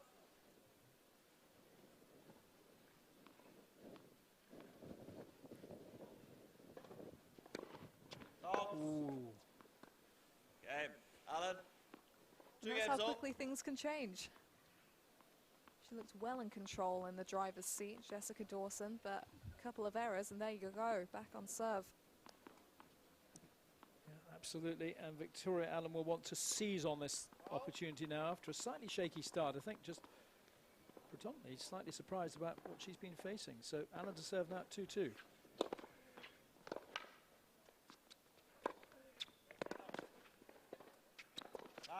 Cool. 15 love. Well judged. It was, yeah, it was interesting to see that little switch up from Dawson after the, the big hitting we've seen so far. That's a super serve again. Victoria Allen right down the tee. Opponent couldn't get anywhere near that one.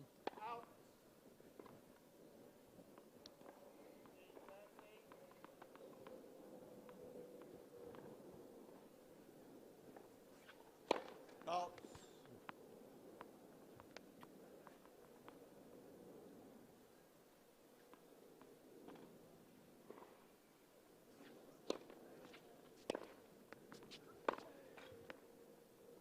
$30-50.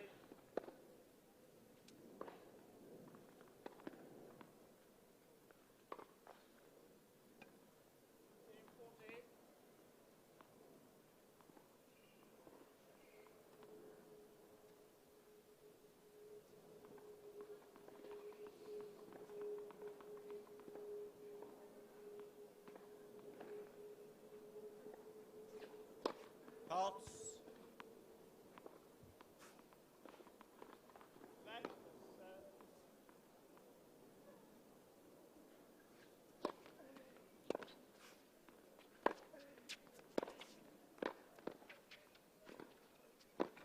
Oh, and let off again 30-all. for Jessica Dawson because the return very short. Yeah, it's a shame, Allen, every time I think she's approached the net, it hasn't worked out, and still it's a good option, I think it's the right thing to do. On the other hand, credit to her to have the mentality to keep going and trying again when it hasn't worked out, because clearly she's identified what could potentially work out for her later in this match if she can up how clinical she's being out here.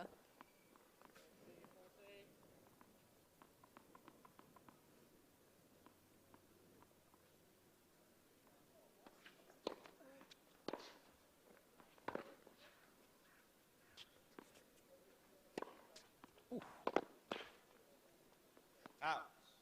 30-40. Well, pretty fine margins in Jessica Dawson's play. Yeah, absolutely. She's really going for it, and nice to see how she's regrouped as well. Hasn't really seemed to flinch since getting broken back. And she has a break point herself here.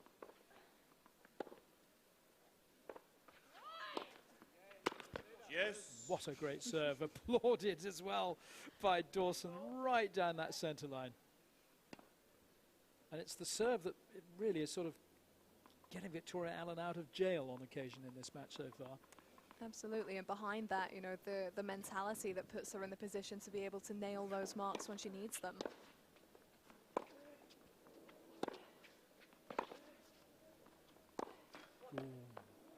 Advantage Allen. It's tricky going for the high part of the net. I wondered if she might have done a sort of inside out and gone down the opposite angle, actually.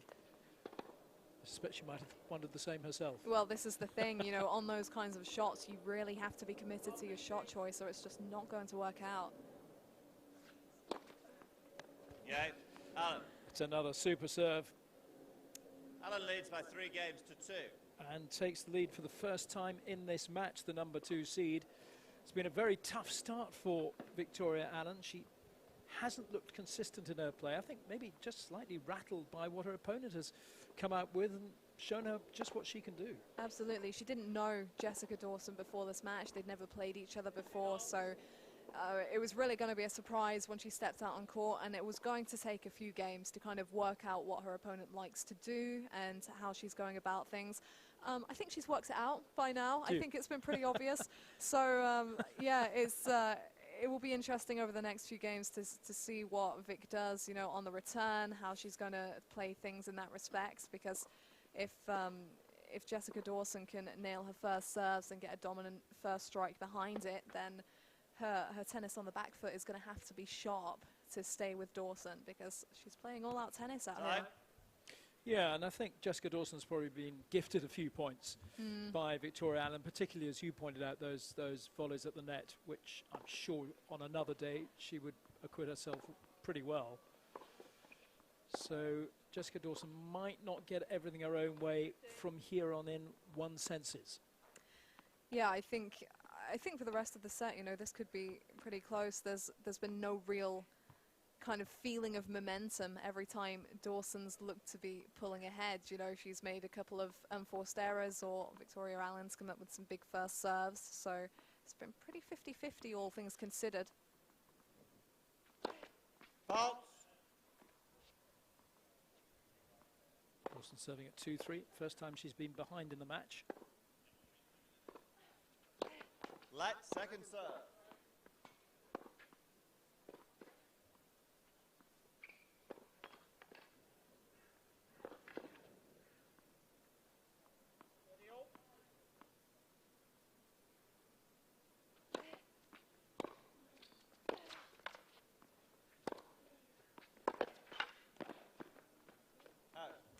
It's another 15 one. love.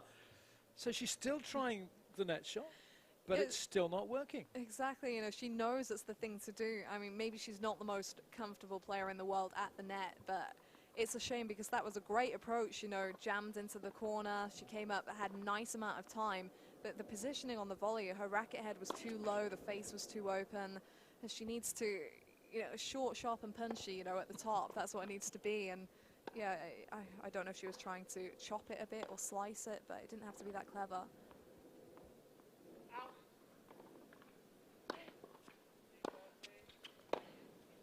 Out.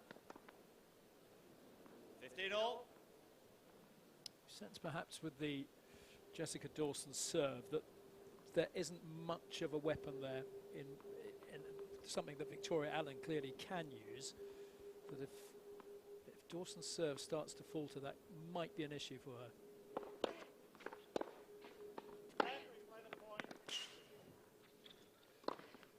Nicely done. That's how you volley, she's telling her opponent. That's how you do it. Take it early. Well, it was a terrific first shot behind the serve, really driven with pace down that line, which gave her a lot of time on the swing volley to line up and get it where she wanted it.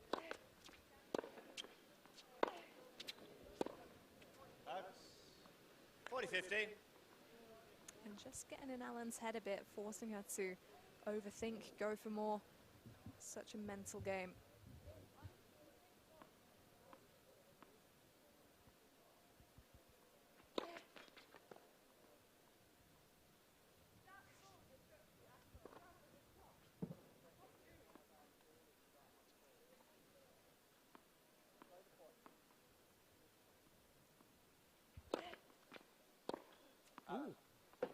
That sat up a bit, didn't it? Dawson. I'm not sure if that backhand was ambitious or completely misjudged. But either way, you know, too far from the sideline, and Dawson can take a bit of confidence from that service game. She found her range again.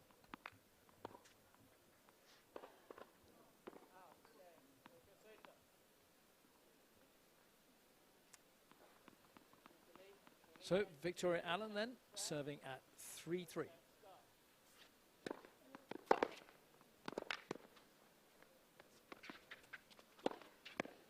Love 15.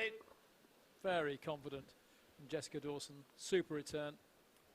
The time she's had those on her racket in the forecourt, I've noticed that Allen kind of stays in one space. She doesn't try and anticipate or guess. And I think, you know, even if she did do that and went the wrong way, she'd at least give Dawson something to look at in the corner of her eye, maybe get in her head and take her focus off the shot a little bit. At the moment, she's just standing there and giving her an open court to hit into, which isn't ideal.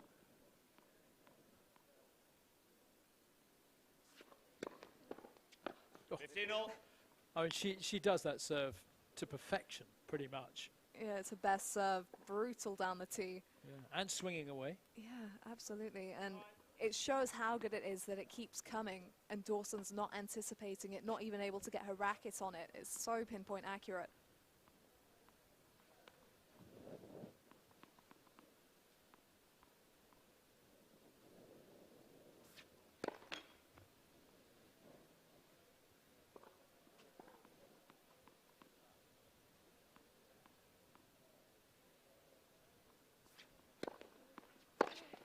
Ah. 30-50.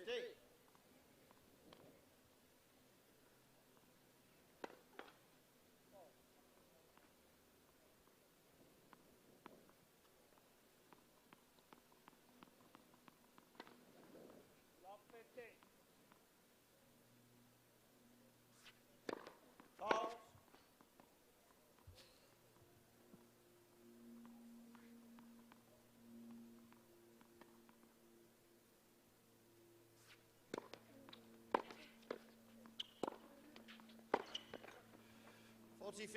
Good second serve from Allen, and then risking coming into the net.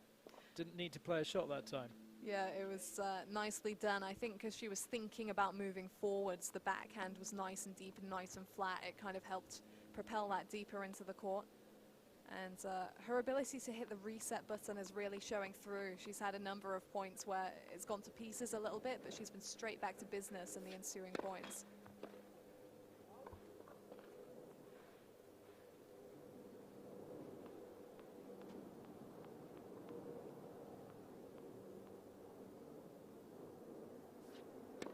Fouls. 40-30. She'll be frustrated by that because the serve has indeed served her well when it's needed to. Still has game point.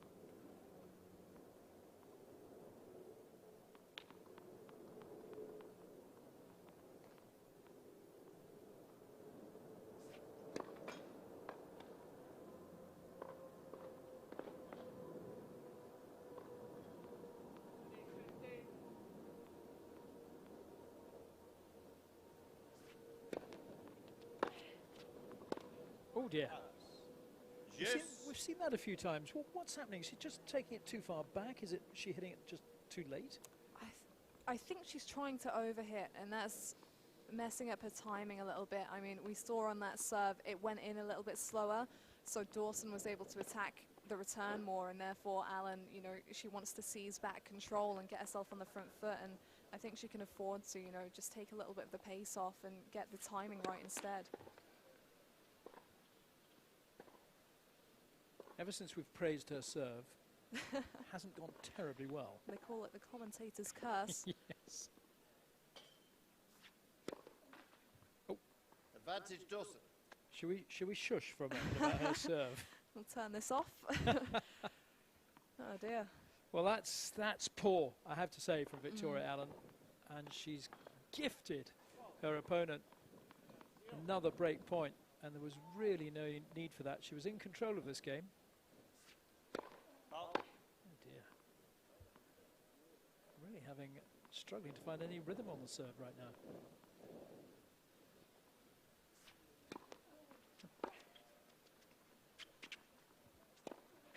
Oh, Game Dawson.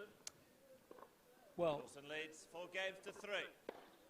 that is a really disappointing game for Victoria Allen. She, I don't know, just seemed to totally lose concentration. Yeah, it's disappointing. I think that, you know, at that point in a match, when you've been doing so well, suddenly you miss a couple of serves. And it sounds ridiculous because players serve all the time, but you almost forget how to serve. Just the situation of the match gets to you. You're frustrated at the errors that you've produced. You know, no one's forced you to. It's come off your own racket. and you know the toss can go or your timing can go, but it happens. You know, I've been there myself, not in a pro match, you know, but just in a casual match. You want to win, you've made a couple of errors, and suddenly you can't remember how to put the ball in the service box, and it's just the way it goes. And it literally does just take playing for a couple more games to find your range again. It's the sheer frustration makes it difficult to find the box. Well, it's like golf, isn't it? Yeah. You know, there are times when you just cannot hit that ball straight. Well, for me, there are times when you can. They're the rarity. But, yeah, mind games. This is the thing about sports, isn't it? Particularly golf, certainly tennis to a greater degree as well. So here is Jessica Dawson serving at 4-3, upper break again.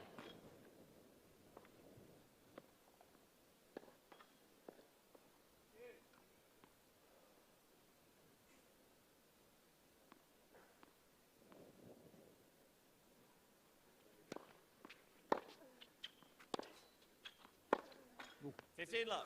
You see, had that gone over, that was another one of those shots that was going to drift way out into the tram lines again from Victoria Allen. Yeah, that's got to come out of her game, hasn't it? She's going for too much at the moment, and you can understand why she is because of the game style that Dawson's brought, but she, you know, really needs to play in a manner that feels comfortable to her and kind of take it back into her own hands a little bit.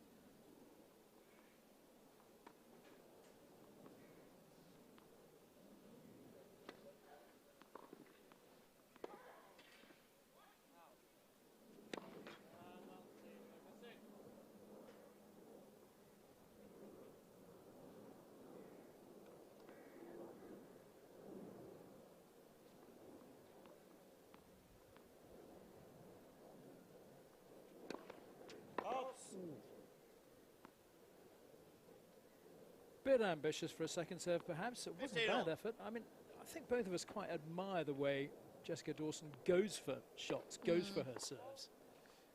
Yeah, I think so. You know, with her kind of game style, you've got to be at peace with the fact that there will be hits and will be misses and just take it in your stride. You know, you're not going to find the mark every single time. 15-30.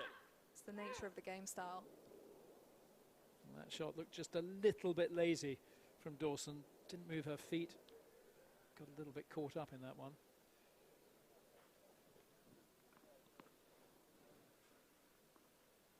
This is what makes the difference, you know, we've spoken about it before, sustaining is all very well being able to play at a certain level, but can you keep that up consistently? And we have seen little drops from Dawson so far in this first set.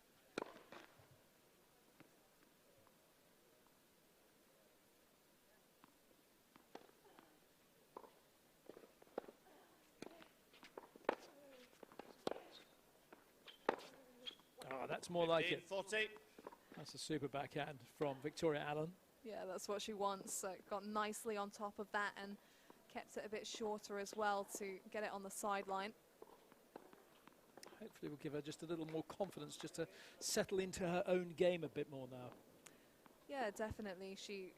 I think she's just been struggling to get her teeth into rallies full stop, and that gives her a little bit of urgency maybe to attack the moment she gets an opportunity, because really Dawson's trying to keep these points short and sharp.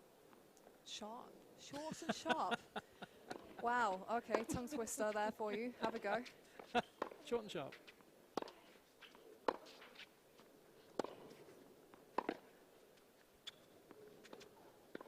Oh, that's a difficult shot. Game Allen, 4 games all. So she gets the break. So 2 breaks apiece so far in this opening set. You just do get a sense maybe Victoria Allen is just now coming to terms with what's going on out there. I won't call it too soon. Well, it's in a way it's a difficult situation for Victoria Allen, because she's the number 2 seed here. And therefore, you know, against Dawson, she's expected to win this match, but Dawson's playing the game of a much higher ranked opponent.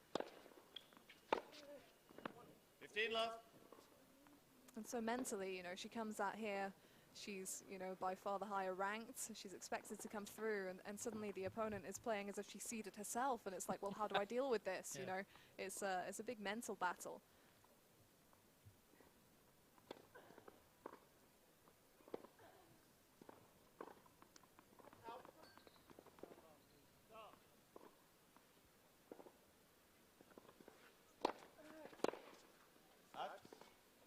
30 love. Dawson wants to watch it just a little bit here. A couple of quite loose shots from her.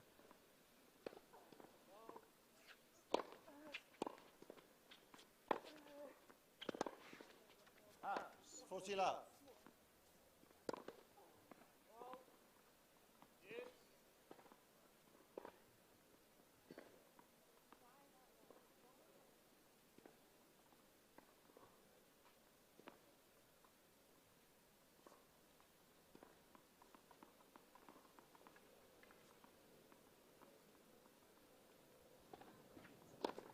Left for serve.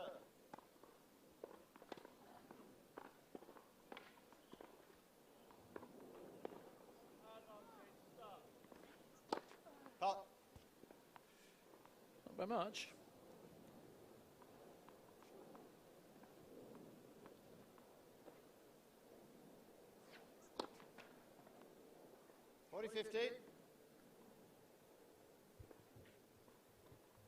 Well, this is where it started to go wrong for her last time. You know, comfortable position, misses her favourite tee serve, and it kind of derailed from there. So hopefully she can steady the ship this time.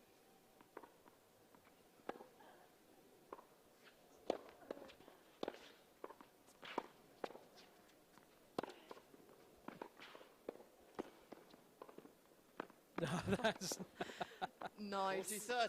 So smooth. that really is smooth, because that is when you have almost too much time to think about it and then not fail to decide what you are going to do, but she played that beautifully. Absolutely. Deciding to let it bounce as well, and so many players can panic and not commit to their next shot, but beautifully done. Juice. Not sure if she hit that cleanly, actually. Jessica Dawson, and Victoria is asking the question of Richard Haig in the chair. It's the far line from him. I think from where we were looking down the line from that camera one position, it looked like it probably caught the outside edge. You're not so sure? Controversial. I'm not sure, to be honest with you, and that just emphasises, you know, it's a tough call to make. A few of the umpires have said actually that far sideline really tough to call. Yeah. So we're back to deuce. From 40 love for Allen. She's let this slip away at quite a crucial point in the set. Deuce 4-all. Foul. I Advantage think Dawson. we're raising our eyes to the ceiling here, and I'm sure inwardly Victoria is doing the same. That's exactly what happened last time, isn't it? A comfortable position and has just fallen apart a bit on the serve once again, just forgetting how she was landing it so venomously before.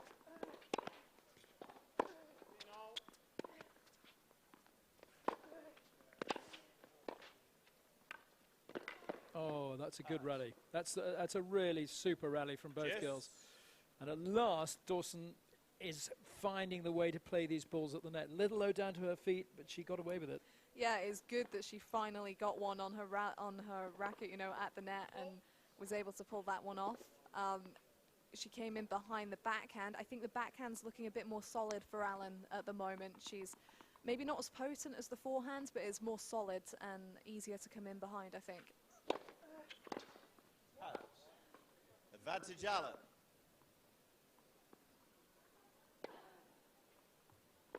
It'll be massive if she can steer her way out of this game now. Ace down the tee. Do you think that's what she's going for here? It's what she'll be hoping for, I think. Whether or not it happens is another story, but let's see what she goes for. No, quite wrong. It's done the trick, though. Allen. Allen leads 5 games to 4. Well, as you say, she'll be relieved to have got through that. Having had a 40-love lead, then it looked like she'd let the whole game slip away. She just clings on to take a crucial lead now at 5-4. Another little malfunction there, and I think we've seen, in different ways, we've seen that for both players throughout this set. For Allen, it tends to happen behind the serve, and it crumbles and she can't get it in. And then for Jessica Dawson, you know, she'll be firing, and suddenly she'll toss in an unforced error or two, and the door's open for Allen. So both of them seem to struggle when momentum has swung into their favour. So it'll be interesting to see what Allen can do here. You know, on the return, there's the opportunity to kind of go for broke a bit and see if she can edge out this set when she's been in so many precarious positions. And Jessica Dawson, well, she'll just need to land those first serves, and if she can do that, she should well be able to dictate on the front foot as she has been doing. Time. Sense in a way that Jessica Dawson is perhaps the slightly stronger mentally, certainly in this opening set. It's difficult to say, you know, because Dawson really, she hasn't been in many positions where she's had to, you know, defend a lead. She's been dictating a lot, and she's not had as much pressure applied to her, and she's not really had to respond to that as much. So I think this will be the first moment really where we've seen her really tested mentally, and it will really show where she's at.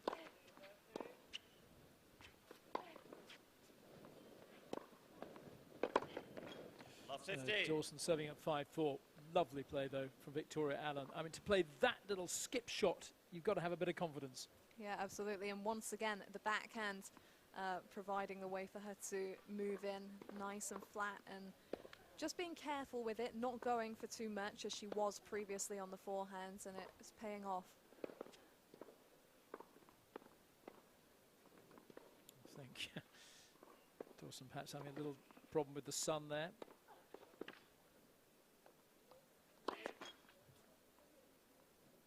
Pretty much throwing the ball tossed straight up into the sun. Yeah, it's come out nice and bright now, hasn't it? Just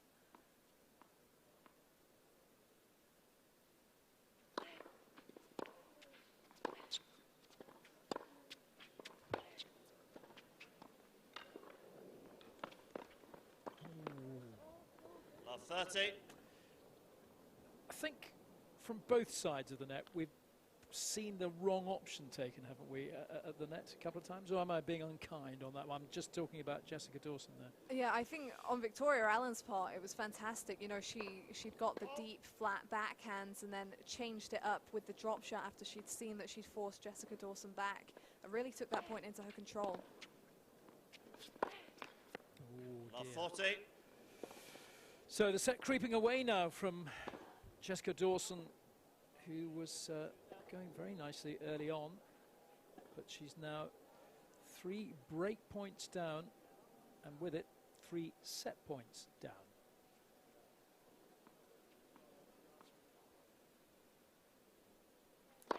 Paul.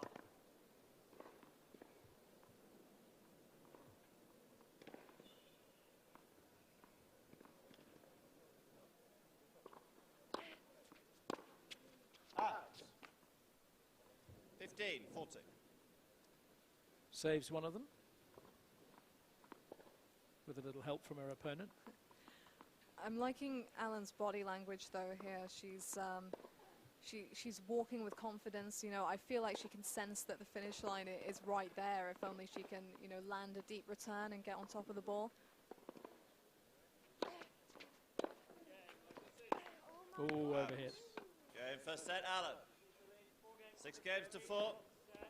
So there we are. It's a third break then for Victoria Allen. It didn't look like that was the way that the set was going, but it was a tight one, and she overcomes her opponent, who started very brightly to take a 2-love lead. Victoria Allen, I'd say, clinging on to take that opening set. Yeah, it was a seesaw set, you know, and looking at the play, you know, Jessica Dawson has come up with a lot more of the impressive winners and that kind of thing, but that's a game style, you know. Victoria isn't as flashy, and the thing is, she was able to peak when it mattered. You know, she got to that 5-4 advantage, and she knew that if she could put in a really decent return game, Dawson could go to pieces, as she kind of did, you know, to be fair. You know, she didn't play her best game there. It's such a mental advantage, you know, to 5-4, she got the first couple of points, and suddenly Dawson's overthinking. She's 2 points away from losing the set. And, you know, Allen didn't play a fantastic set all the way through, but it's not about playing fantastic all the way through. It's about peaking when it matters, and that's what she was able to do at the back end. So how will the 16-year-old Jessica Dawson respond, having been in control throughout much of that set? She now finds herself a set down. Remember, it's 2 tie-break sets, and then you sort of start all over again if necessary with a match tiebreak. First to 10 if we get that far. But let's see how Jessica Dawson copes with this. Victoria Allen to get things underway at the start of the second set, leading by a set to love.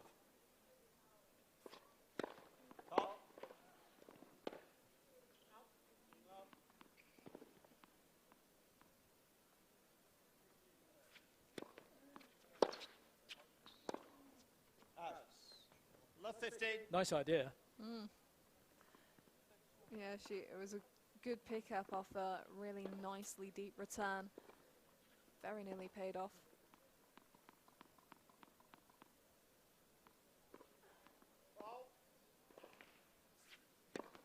Oh, 15 all. there we go. That one's working again. Yeah, back on track. You know, now she's not under any kind of scoreboard pressure. You know, she's up a set, then that might really free her up for this set behind the serve, and that's bad news for Dawson.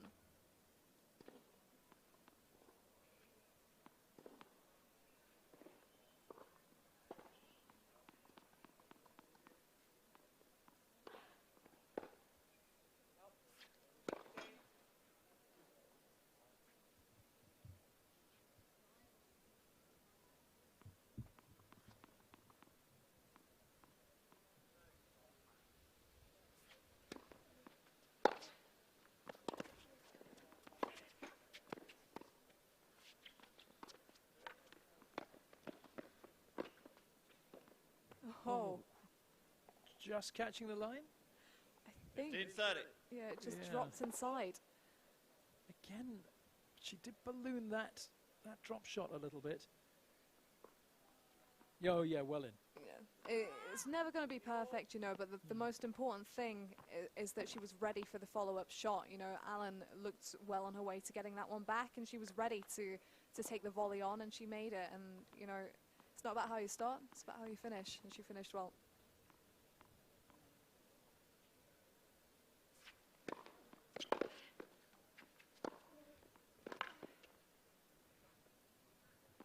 All.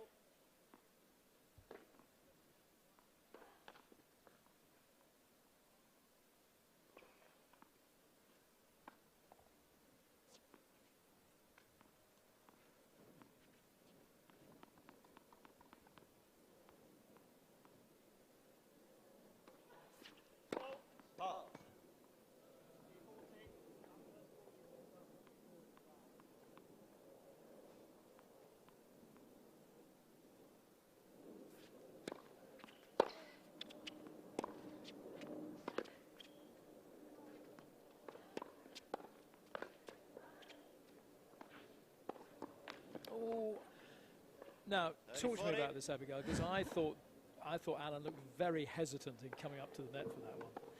I don't know, I think because the pace had come off, she was dictating with that backhand, and because it was a slower ball coming back, then maybe that made it look like she was hesitating a bit. I think she made all the right shot choices there, but because her backhand's a bit flatter, you know, going over the high part of the net down the line, it was a difficult shot to hit. Having said that, you know, I think she could have made it, and maybe she did overthink a little bit on that down the line shot. Gives her opponent break point.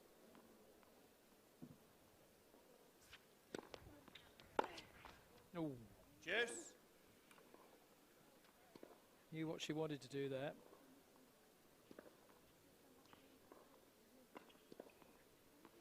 Yeah, I think we've seen a bit of tight tennis in recent times. You know, these two have been pretty 50-50 throughout this match, really pushing each other, and I think both of them can feel it, that it's level and it's anyone's to take.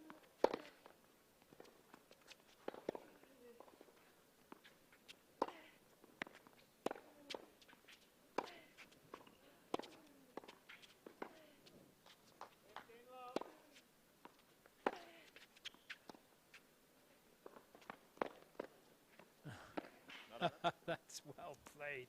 Advantage, Really Dawson. is good. Playing her opponent at their own medicine there.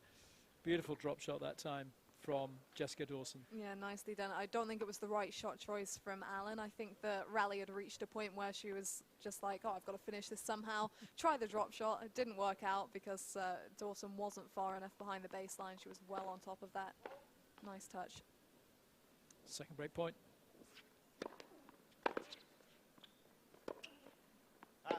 Okay, Ooh. Dawson.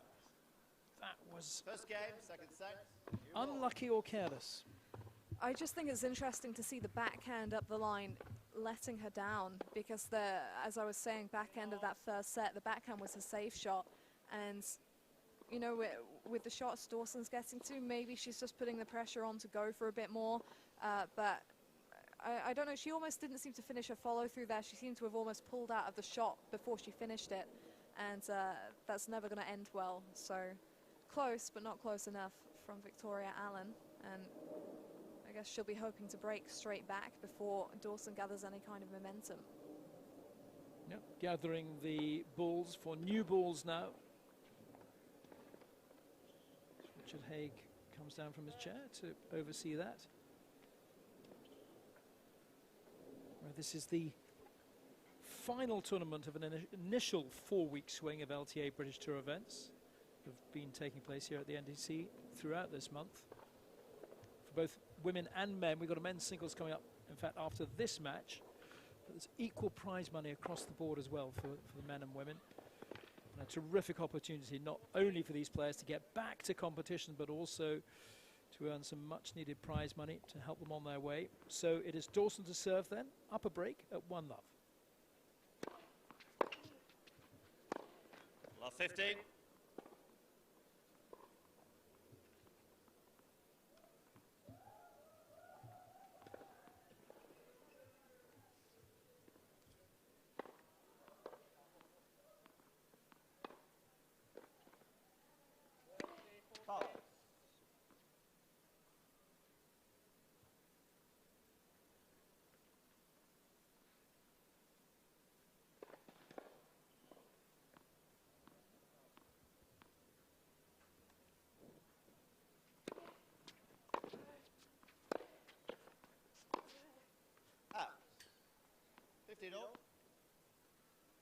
Back Quite to like to, yeah, no, I was just going to say, I'd quite like to have seen Dawson fire that backhand down the line. It's yeah, I don't know. I think so far when she's been playing well, you know, she's been doing the right things. There's not really much to fault with how Jessica Dawson's been going about this match. It's more to do with the consistency, and there have been too many moments where she's just dropped her level and allowed Allen to get back into things.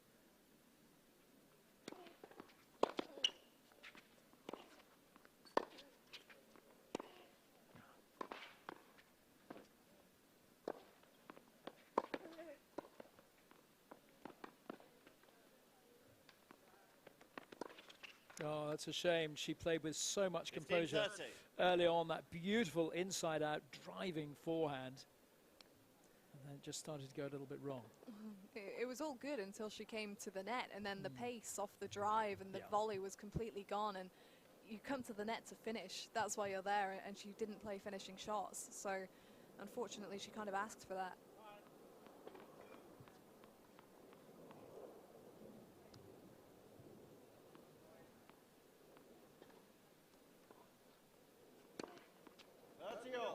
It's more like it. Yeah, that was a bit of a Victoria Allen serve. I was thinking the same.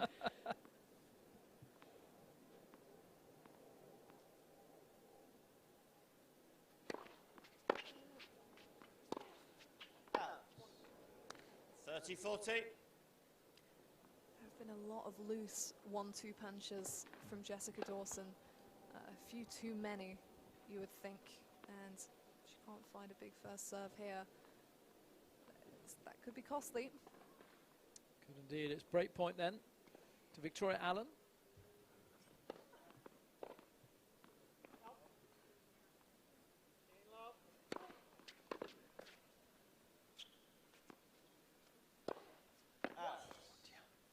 Game Allen.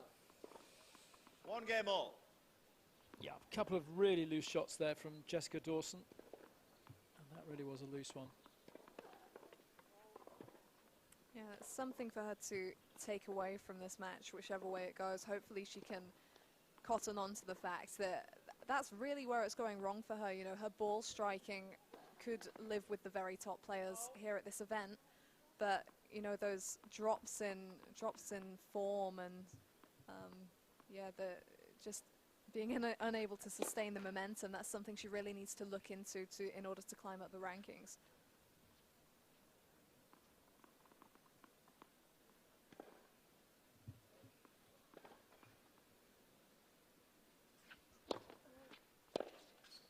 Out. 15 love.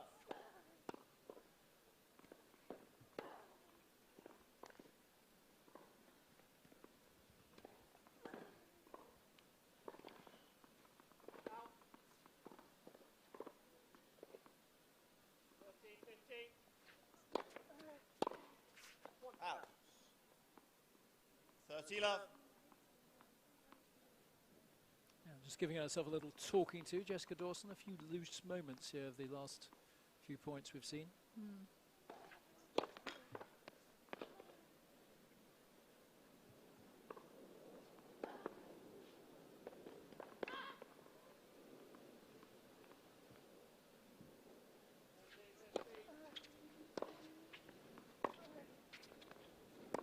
Oh dear.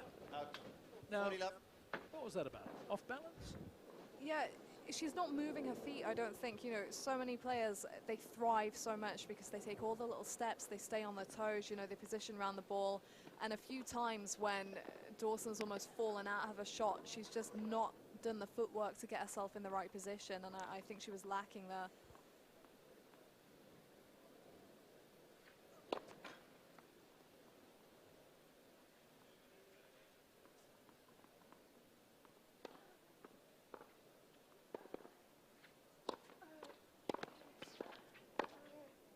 Oh, that's Game, beautiful. Alan. Alan leads by 2 games to 1. Well, that was a time when that backhand really did work beautifully for Victoria Allen. And she goes ahead in this second set, leading by a set to love.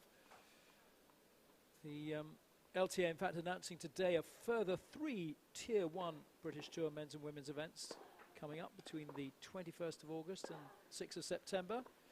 Again, equal prize money on offer across the board.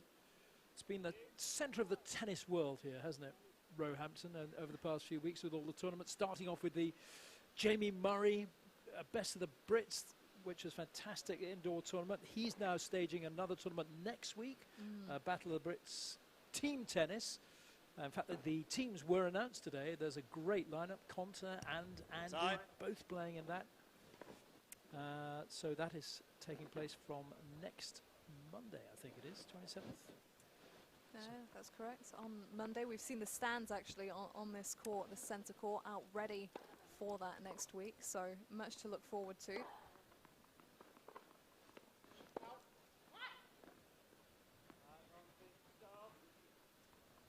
it's been terrific to see competitive tennis being reintroduced here by the LTA as soon as they could, getting all these players out on court, giving them the chance to earn some prize money. So here we go then. It's Jessica Dawson to serve at 1-2.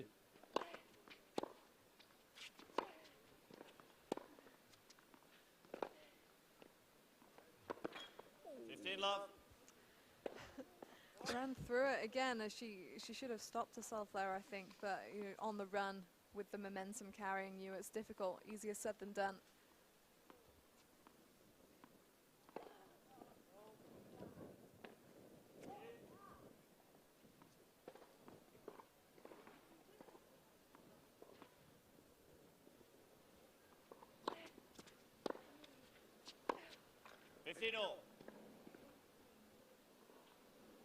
Quality of tennis has dipped just a little bit in the early stages of this second set.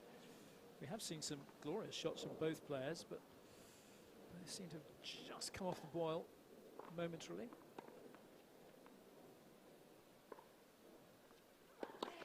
Paul.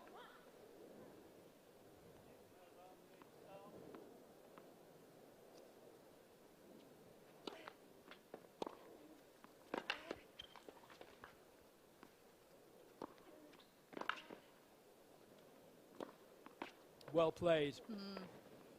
15, Dawson did 30. so well scrabbling at the back, but in the end, Victoria Allen really imposed herself on that point. Yeah, they were vintage backhands from Allen, nice and flat, and interesting to see on the return. She hopped around to get it on her backhand wing, really confident, dictating with that shot.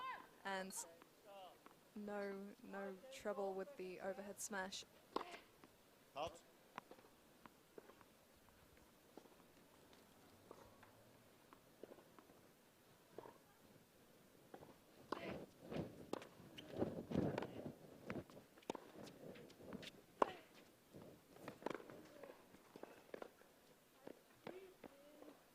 .40. Well, it has been getting a little loose from Jessica Dawson, and was sensing earlier in this game that if Alan could just ramp up the consistency, there would be an opening. And if we could sense that, I think there's a high chance that she could sense it too. She's composed herself nicely in this game. Double break point.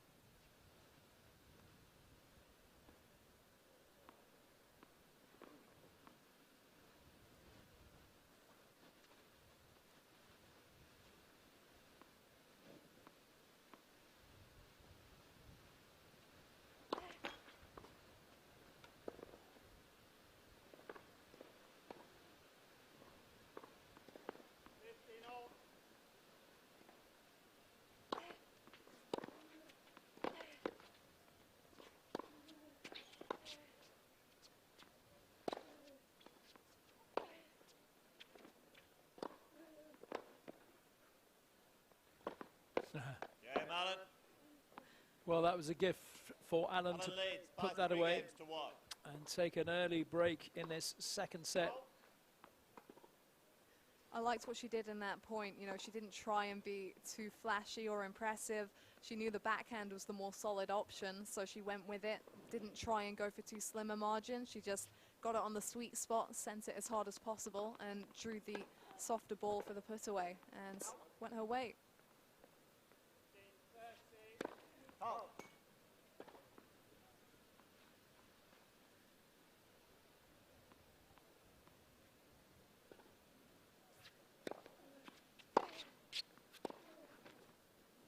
Love 15.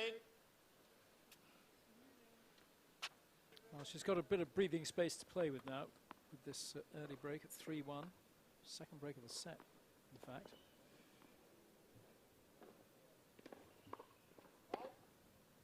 I was surprised there because that ball came back at her body, and she tried to hop round and get it on the forehand, and it would have been much easier for her to take on the backhand side, which has been more successful. So I think she was a little bit frustrated with herself there.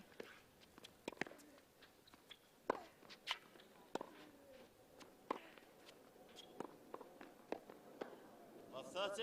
Again, that approach shot with the backhand, just not finding its way over that thing in the middle. Interesting that she would approach behind a slice anyway. I guess it gives her a little bit more time to get up there, but it's not something that we've seen from her so far today.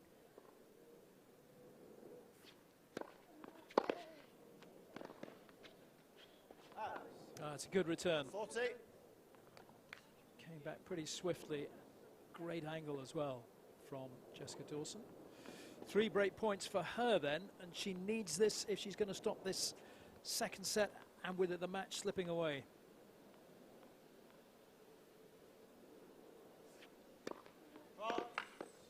Whew. It's gone a fair distance.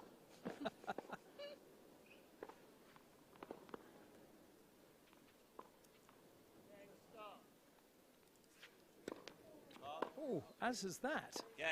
Dawson. Alan leads by 3 games to 2. Well, it just wouldn't have looked right for someone to take a 4-1 lead, would it, Yeah. in this match? No, that was a very loose second serve, and it's another break of serve. A second for Jessica Dawson. She narrows the gap a little in this second set. Just take you through the Battle of the Brits team event being set up by Jamie Murray. 2 teams. One will be captained by Judy Murray and Greg Rosetsky, and Keith Vong and Leon Smith, the other captains. The Union Jacks, that's Judy's and Greg's team, will be Dan Evans, Andy Murray, Jan Chewinski, Ryan Peniston, Anton Matusevic. We've seen them in action here this week, or over the past few weeks. Jamie Murray, of course. Lloyd Glasspool will be up here next match. Heather Watson, Katie Bolter, Jodie Burridge. Jodie's been on terrific form recently. Really Naomi has. Brodie, Alicia Barnett and Olivia Nichols. I'll give you the British Bulldogs team in just a moment. But it's a terrific lineup. It's going to be a lot of fun. That's a really strong team as well. I hope the British Bulldogs have some big names of their own to combat that, because there's some players in great form, some that we've seen here at British Tour as well in that team, so it'll be interesting to follow their progress. It certainly will. It'll also be streamed on the BBC and, of course, on the LTA website. So, we're at an interesting stage now in this match. Dawson is serving at 2-3. She trails by a set to love.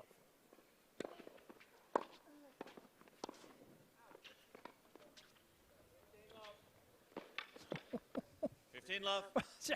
No, she had all sorts of things going through her head then. She's done really well, actually, I think, with that little drop shot change-up. She changed the racket face just at the last moment there, so Alan had no chance of reading that, and she was too far back to make an impact. Really good stuff from Dawson.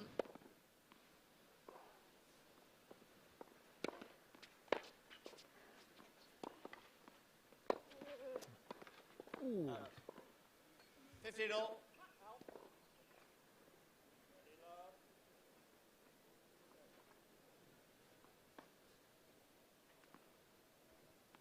Yes, occasionally you feel as a both players slightly, but certainly there with Jessica Dawson, just a little bit lost at the net. Yeah, I think with some of her shots, she almost just doesn't seem to focus right the way through to its culmination. There's a difference between missing because you're going for too much and missing because you're just being a bit careless, really. Out. 30-15. Another pleading look from Victoria to Richard Haig in the chair, but just going wide.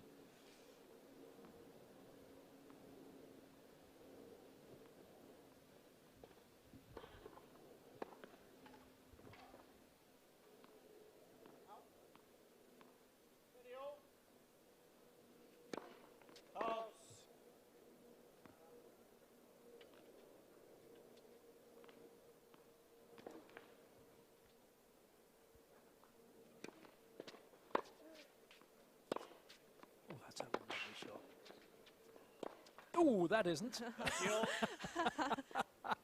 But it's a really difficult one. The drive volley there from, well, way above shoulder height from that part of the court is a tough one. Yeah, it was difficult for her once Alan got that back in play. Sometimes your own genius can backfire on you, because when that came back slower, it transpired that it was a tougher shot for her to hit, you know, slow through the air. And you have to be so careful on those drive volleys. Make sure you're balanced, you know, don't over-hit it, don't rush it.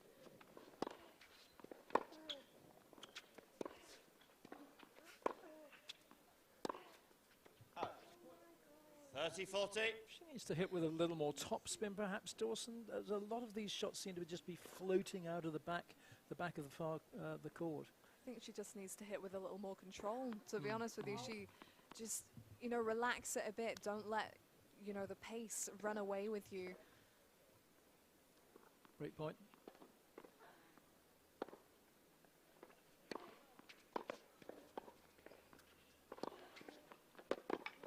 Interesting return of serve from Victoria Allen.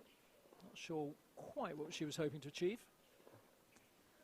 No, it's, you know, the moment you get a slower serve, you want to really rip into it and impose yourself. And she's not made so much of an impact behind the return yet, Allen, and I think she's missed some key opportunities because of it.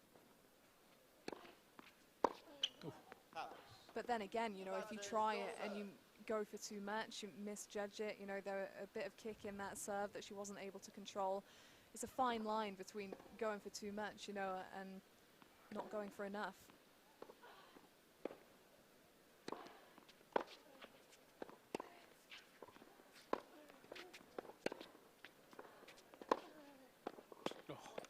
Oh. Yes. Called in. No protest either. No. Probably her turn to get a close call going her way, Victoria. Potentially. That was a super shot too. So we're at deuce. Back for service.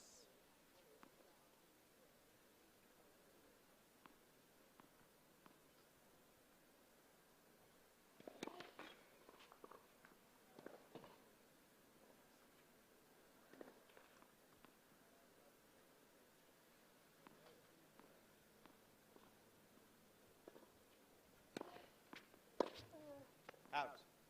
Advantage Dawson. We've seen that a lot, that shot. Yeah, it's a shame because, you know, this is a key opportunity for Allen. She just needs to get those returns in play and make Dawson feel the moment, because she has dipped a bit in this game, Dawson, and I don't think that, you know, she needs much. Yes. Exactly, you know. If she could just put those returns into play, the likelihood of that kind of thing happening at the moment is high, because I think that Dawson is kind of feeling the moment a bit here, given what we've seen so far in this game.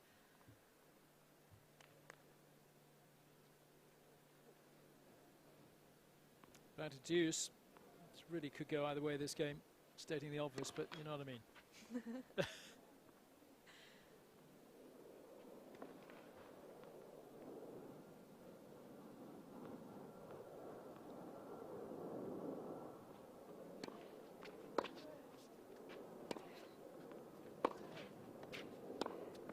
Ooh, yay. Advantage Allen. Yeah, just too many loose moments in this service game for Jessica Dawson, giving Allen the break point.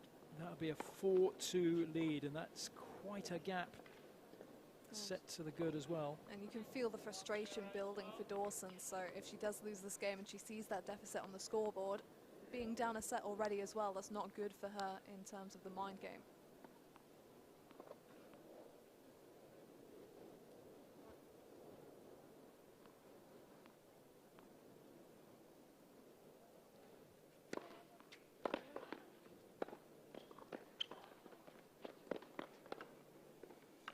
Oh, I thought that was a pretty suicidal shot from Dawson, but Allen letting her off the hook again.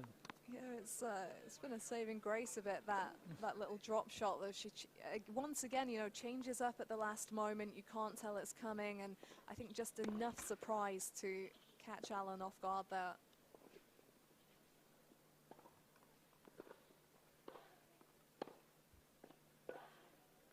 So back to deuce.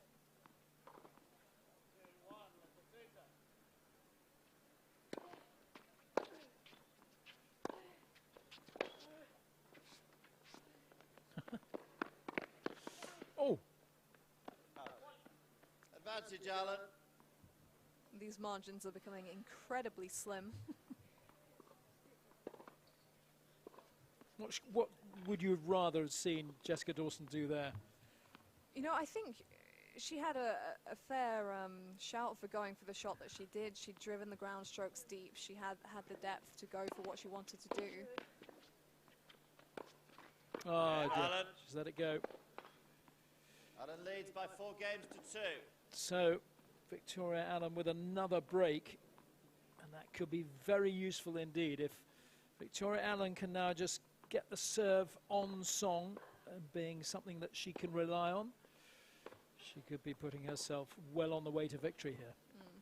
I mean, it has been a very seesaw match, and no player really sustaining momentum, but you have felt that in the really key moments, it has been Allen that's been able to regroup and pull through.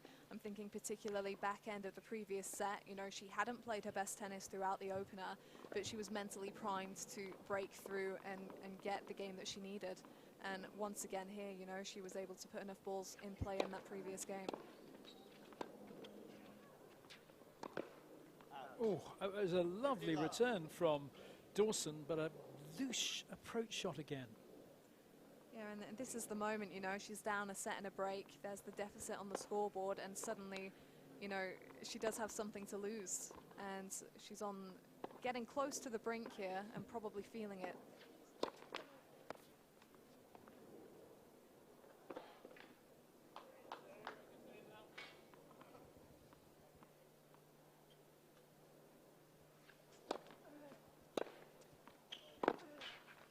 That was a super return.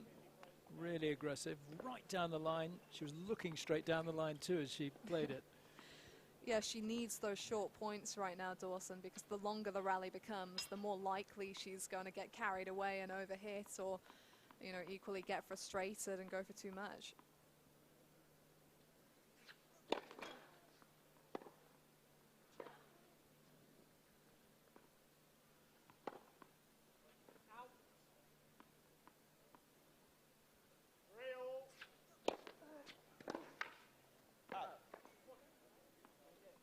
30-15.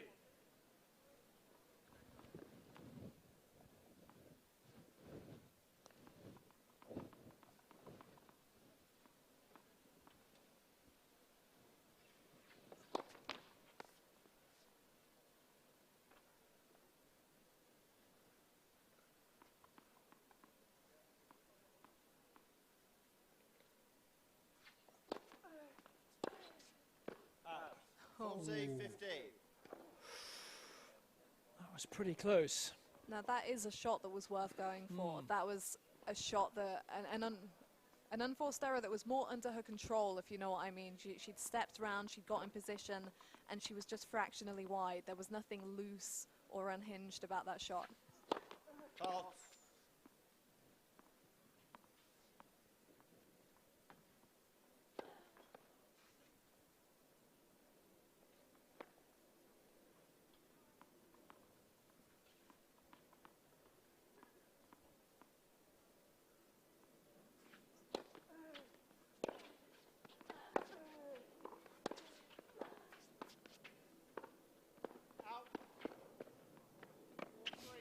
Game Allen. Well, it was rather fed back to Victoria Allen to put that one away. Leads 5 games to 2. And that is a big lead now in this second set. She's up by a set to love as well, Victoria Allen. So Jessica Dawson with a lot of work to do when they come back out for her to serve to stay in the match. I'm just going to give you the British Bulldogs team. Do it, let's hear it. For the Battle of the Brits team tennis event, we've heard the Judy Murray, Greg Rosetsky Union Jacks. This is the British Bulldogs, captained by Anne Keir-Thavong and Leon Smith, Fed Cup captain and Davis Cup captain respectively. Kyle Edmund, Cameron Norrie, Liam Brodie, Aidan McHugh, Alistair Gray, Joe Salisbury, Dom Inglot, Johanna Konta, Harriet Dart, Emma Raducanu, Maya Lumsden, Eden Silver and Beth Gray. Those are 2 well-matched teams. They are 2 really strong groups, you know, and it just goes to show the depth of tennis in this country. You know, we've seen it in British Tour, in the UK Pro Series as well, but that just really goes to show there are a lot of players who aren't necessarily top players in those groups, but are in really good form right now, and I think there should be some really interesting matches next week. Some crackers. I think it's all mixed doubles, isn't it? Or is it doubles and mixed doubles? I think it's both. Is it? Yeah, I think it's both. Should be a lot of fun. Right, what can Jessica Dawson do here? She's trailing 2-5.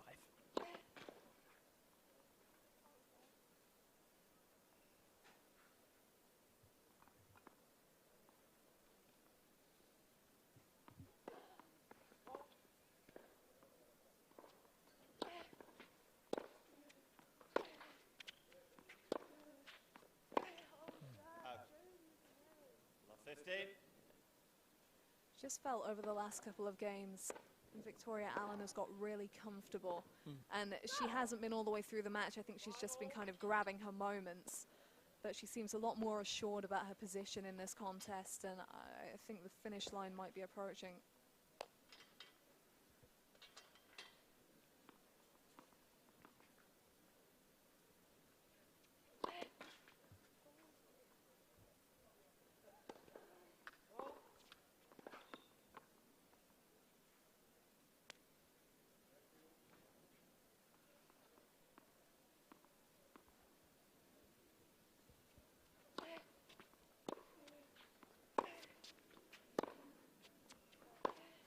Out. Love 30. Looking a little ominous now for the 16-year-old. I think this is where Allen's experience starts to show. You know, she doesn't have a tremendous amount of experience outside of college, but, you know, she is the higher ranked player here. She's the number 2 seed, and I think she's showing it right now.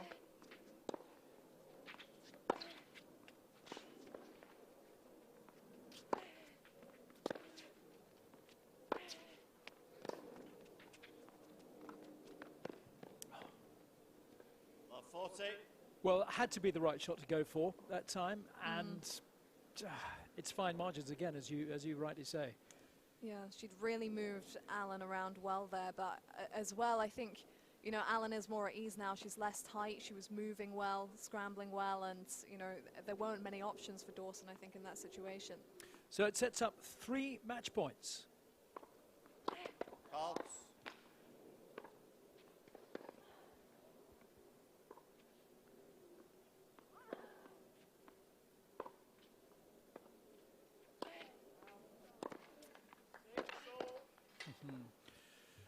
Game, And she gets it at the first time of asking, 6-4, 6-2. and looking more like the number 2 seed should be looking. But a terrific match, and Jessica Dawson will be disappointed, I'm sure, not to have come through that, but wasn't expected to, and she's got a lot of good tennis there to work on. Yeah, absolutely. I think that Dawson, you know, she has a great aggressive game that has caused some much higher ranked players real trouble over recent weeks, and it's now for her about sustaining that level throughout matches, you know, working a bit on committing to every shot and every point and maintaining her focus and her concentration. Victoria Allen, meanwhile, that's what she did particularly well out here. In the moments where it was really key for her to be on the ball and on her game, she was there. And just in those last few games of the second set, you could really feel her easing into the match, getting comfortable with almost the lack of rhythm actually from her opponent, and the up and downness of the way she was playing was just a lot more steady. And it wasn't about being flashy today, it was about putting the balls in play and doing what she needed to get the win, which she did, which means that we will see the number 2 seed again.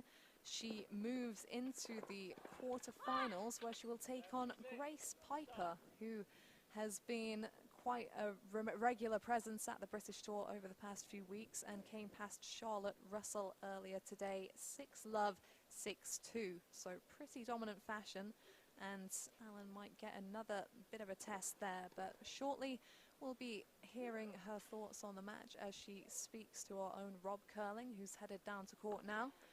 And following this match onto court will be the first men's match of the day on centre court. The top seed, Lloyd Glasspool, will be featuring in that match, and following that will be number 2 seed Aidan McHugh's match against Max Basing, the 17-year-old who impressed so much a couple of weeks ago. But for now, we will shortly be hearing the thoughts of Victoria Allen.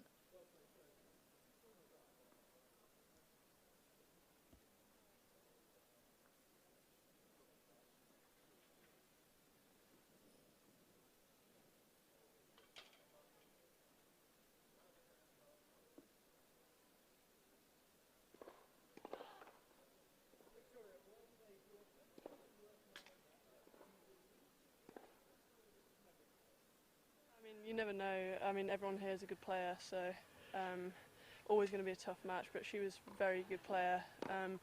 It's nicer like that because you get a really good match and it helps you get into it. So I really enjoyed playing it, even though it was pretty tough. Yes, indeed. Were you surprised at how well she started?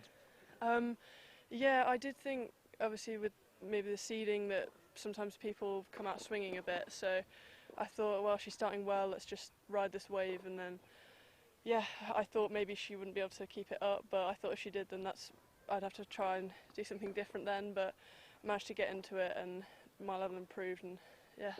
Well done. You've had some good wins in the Progress Tour last week, and now getting some really useful match practice under your belt. So how does that benefit you now going forward? I think it's just improving with every match. It's hard after lockdown, not played my match since March, so each match is getting better and better, and it's just, yeah, using them to improve my game and learn. Terrific. Well, you're through to round 2. Well done. Yeah, thank you. Best of luck. Thanks a lot.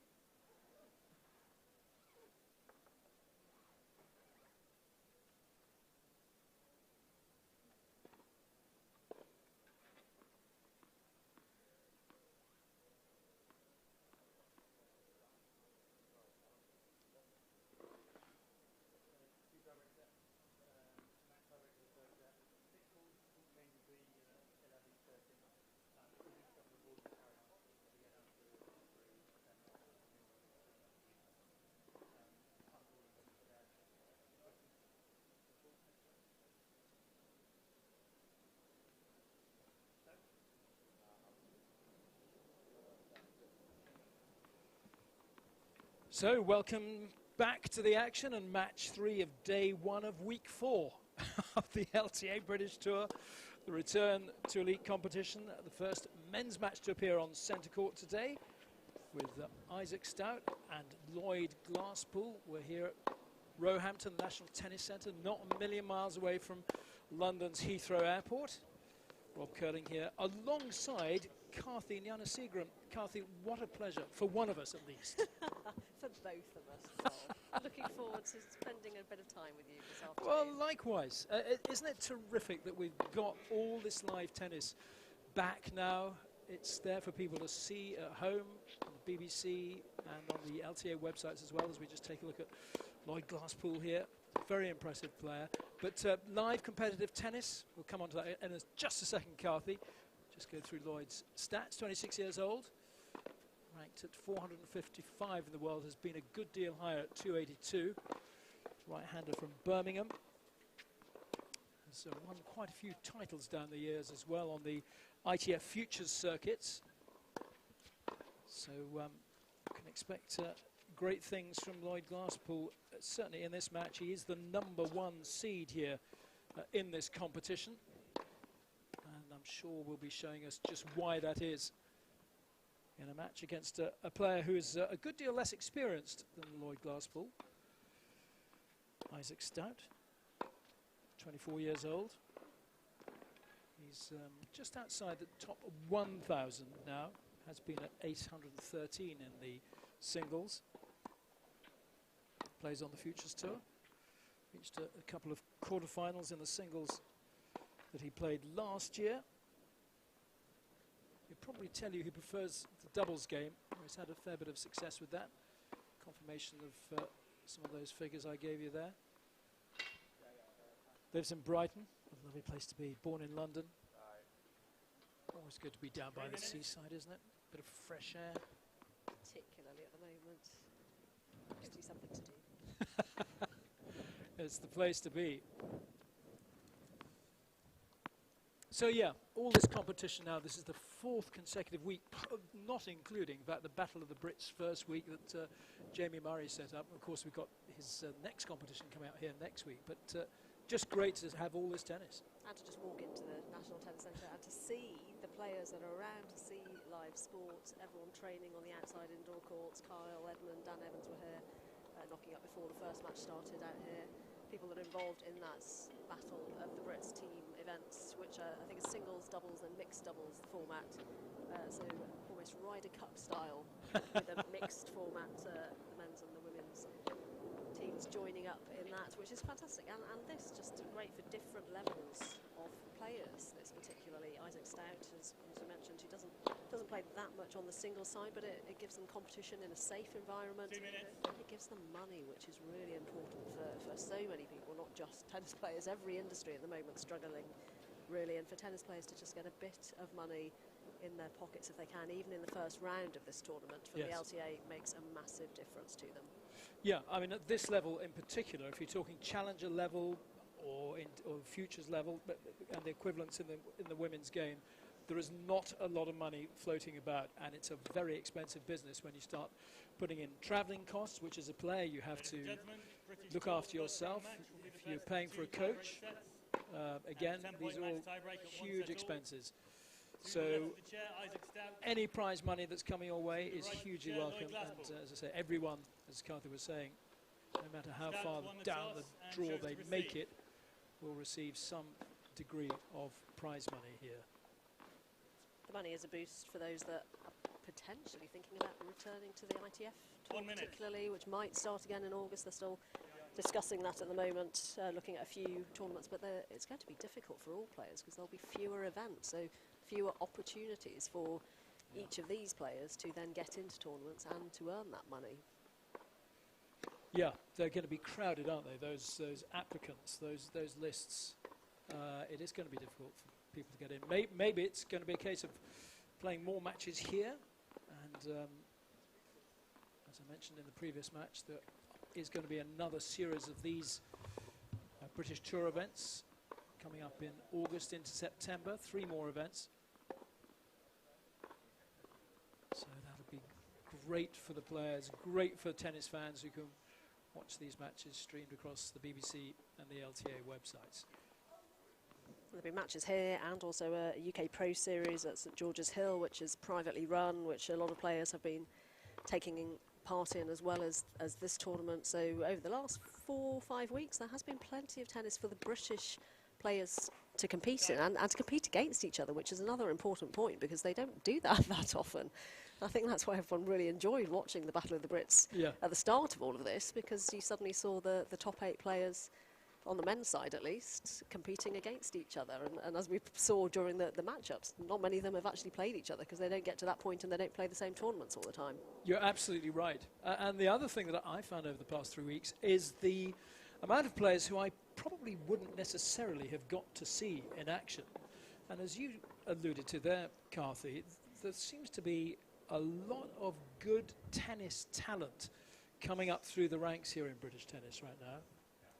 Yeah, Lloyd Glasspool we're seeing here, who does prefer doubles, but we saw a lot of him a couple of weeks ago when he was playing alongside Dan Evans, fellow Brummie, one of my couple from my end of the world. Oh, that's what it is it? 15 love. So Glasspool gets proceedings underway.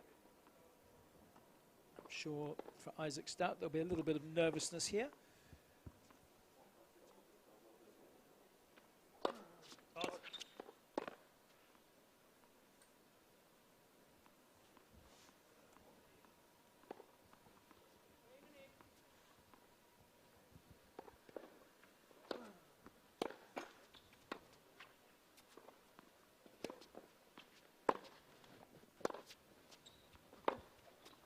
Out. 15 all.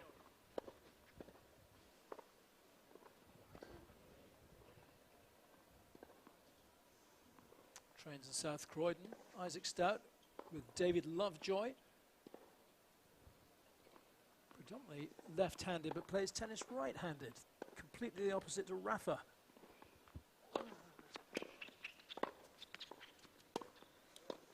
Haha. Glasspool taking control of that point.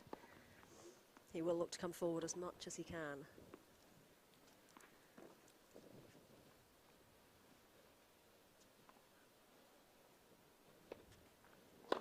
Pause.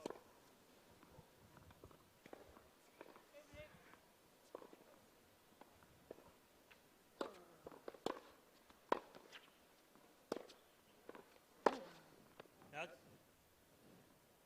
30 all. Little overzealous on that forehand, Lloyd Glasspool, but yeah, be interesting to see how much he does to try and come into that, because he looked very confident on those couple of volleys he played in that previous point. You were saying? It's better just not to say anything, isn't it? I think he'll try and use that advantage as much as possible, though. It's a break point here. Deuce.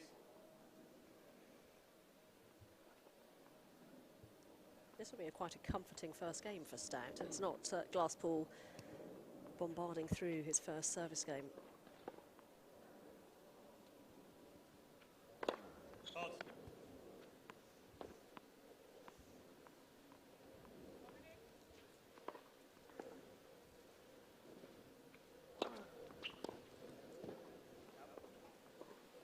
Advantage Glasspool.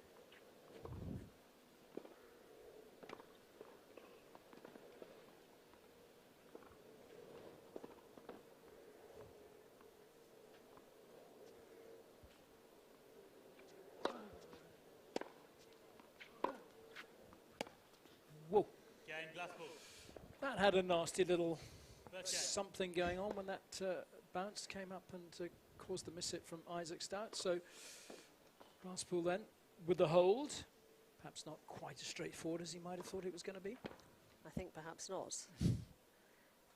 Stout just taking his time, needs to slowly work his way into this match and obviously equal Glasspool with the holding of that first serve, just to calm any nerves, even after playing in the previous rounds on the British Tour return to elite competition. It's your first match back out on court after having such a long break over lockdown. Still need to just calm yourself and get into the match.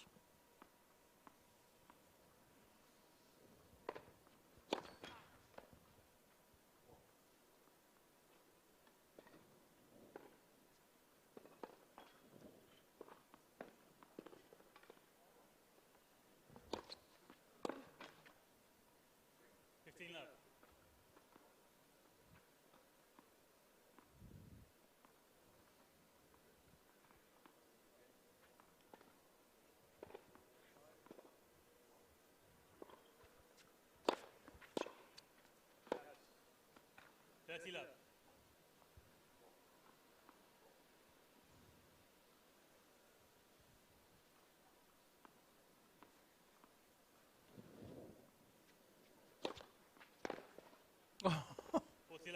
Well, serve is being very I was effective about here to for say, Stout. some of his lockdown training seems to have come off here. He did a lot of pull-ups and push-ups. The strength is there in the serve.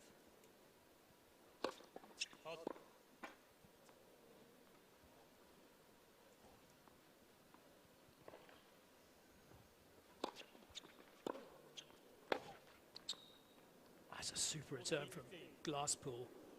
That backhand really dipping over the net. Wasn't much clearance there. Good at keeping the ball very low. Glasspool makes it very difficult for the opponent. Stout's going to have to move a lot during this match.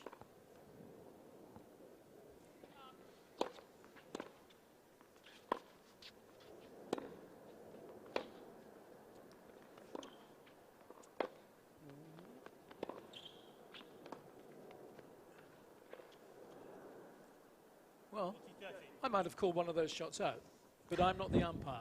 It is very interesting seeing the players calling their own lines. Umpire's got a lot to do as well. In fact, here the umpires call the lines. The players were indeed calling their lines in the Progress Tour last week. As Stout holds on there. It could be in for quite an interesting match here just after watching these opening salvos. I think this could be a bit longer than our previous two women's singles we've seen so far from the first round. Yeah, if Stout can, as you say, maintain his confidence and composure up against a far more experienced player, then there could be something to be watching here. So 1-1. Oh, there we are. You're absolutely right about his net play. He does just look comfortable, doesn't he? wants to get in there as much as he can, and he knows he can dominate from there as well. It's what he's comfortable with, particularly being such a good doubles player.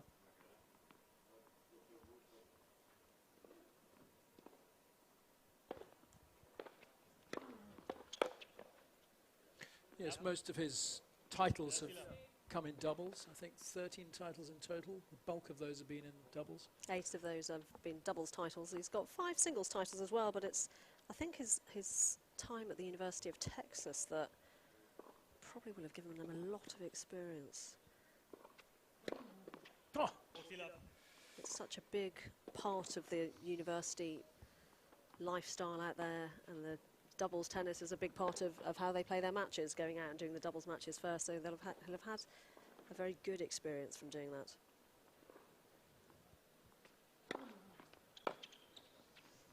I think we've seen that more and more, haven't we, with British players making the most of that US college system to develop their game. The likes of Cam Norrie was hugely influential for him. It really made a massive difference when he came back, and then obviously in the UK looked like he burst onto the scene, but he'd spent such a long time developing and playing in America, the NCAA titles as well, which Lloyd Glasspool has got a doubles title from 2015.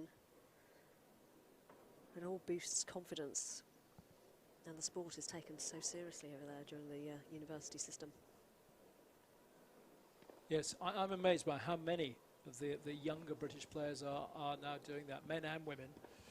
And I'm sure, you know, we see it in their game when they come back here. The experience they will have had from playing, as you say, hugely competitive tennis out there.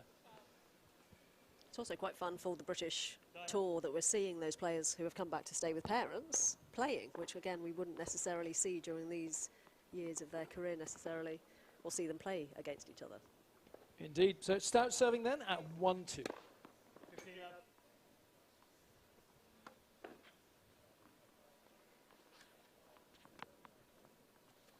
Glorious sunshine here in Roehampton. You may have just seen these flags at the side of the court, just showing that there is still quite a gusty wind out there.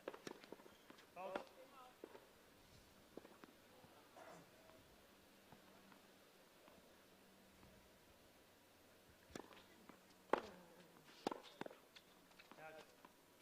Yeah, the wind particularly a factor that they 15 all. just need to get used to again. It's all part of match conditions, which, having not been on a tennis court for such a long time, they're all now returning to in the last few weeks on the British Tour.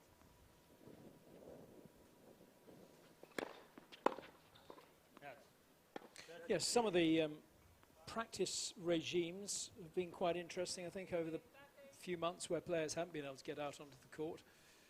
A lot of players hitting a ball up against a garage wall or a house wall. I think Freya Christie, who was in action in the Progress Tour last week. She was rather inventive, wasn't she? She was very inventive. She hung a mat, I think, up A off bath mat. a bath. Oh, you know the story. Yeah, a bath mat on a washing line, was it, to That's- practice yeah, her serves yeah. against? But only because she couldn't serve towards the house because her mother would tell her off if she broke a window. That's how she came up with the idea. That's brilliant. Very clever. Actually, people have been very inventive and imaginative in all walks of life in all sorts of ways during lockdown.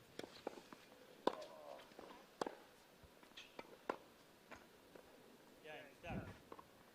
Isaac Stout saying that as well as doing his pull-ups and push-ups, he's had a lot of self-reflection during lockdown, which I think we all have. Has he been reflecting on anything specific? I'm not sure that he's going to tell us what those self-reflections have been, but it seems to have done quite good work for his tennis so far. Yes, indeed. Very interested to see, he says his favourite surface is hard and his favourite shot is carpet. We'll come back to that in a second. Foul.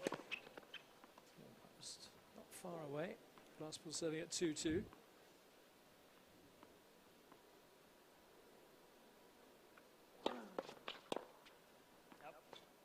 Loose from Stout. 15 up. Yeah, favourite surface hard, favourite shot carpet. I would understand favourite shot hard, favourite surface carpet. That's Al- true. Although it would be unusual. He's an interesting character. We may have got something mixed up there.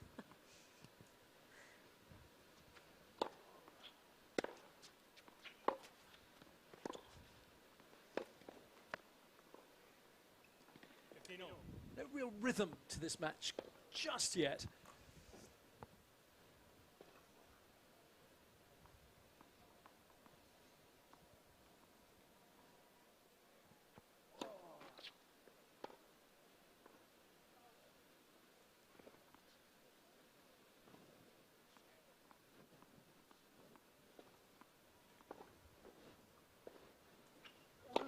Foul. 15-30. A little sloppy from Glasspool in this game. And a tiny chance that Stout just needs to try and take advantage of here.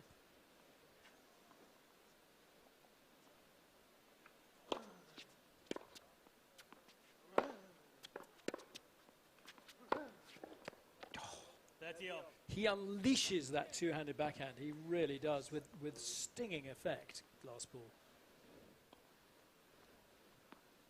He's very good at the depth on the shot, and there was no chance that Stout was going to get that one back.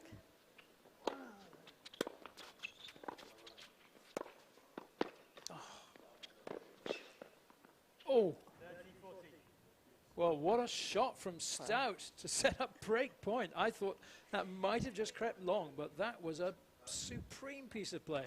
I wasn't particularly sure that that had gone in, but a fantastic shot from Stout.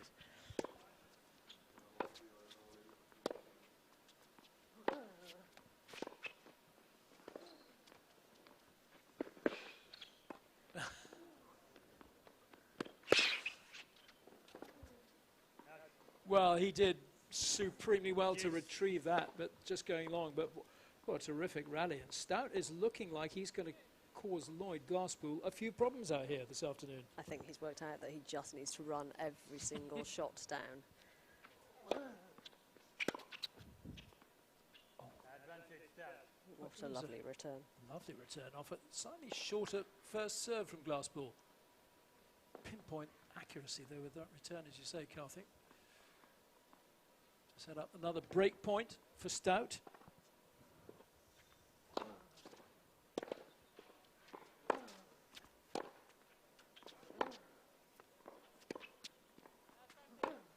Ooh, he's got it. Stout leads 3 games to 2 first set. Well, that's a terrific boost for Isaac Stout at this stage in the match. So we've got the break. Slowly, just working out what he needs to do to get through Glasspool's game, and particularly through Glasspool's serve. It's difficult to do when you know that Glasspool is trying to come into the net at every opportunity. Yeah, that presents a pretty big target, doesn't it, as well? And the ball does zing off the Glasspool racket. Such a great setting here, isn't it, Carthy? Look at it with the tree creating the shade over that beautiful lawn. That's a magnificent building here. We've got the indoor courts to the right as we look at it, and then the reception area just behind, and the direction to which Isaac Stout is walking there. This is the side there where all the offices are. I'm very disappointed you haven't asked me what the tree is. Well, do you know about the tree conversation? Only because I've heard you talk about it. I can't claim that knowledge as my own. Well, go on, tell us. The London plane tree, I do believe. Would you have known it was a London plane Of tree? course not. Thank you for your honesty. It's such a popular, common tree in London, but anyway, back to this. I'm scuppered by it, I must say. So Stout serving with a break at 3-2.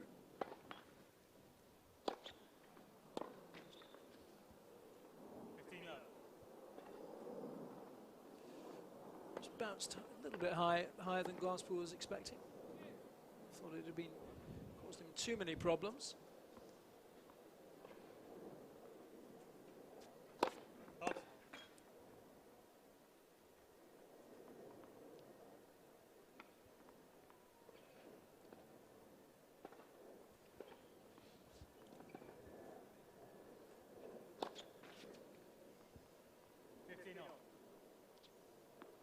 First double fault, I think, for Stout.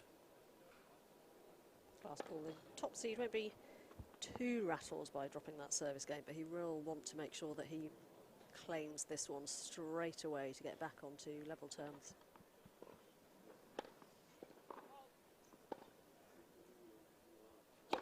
Out.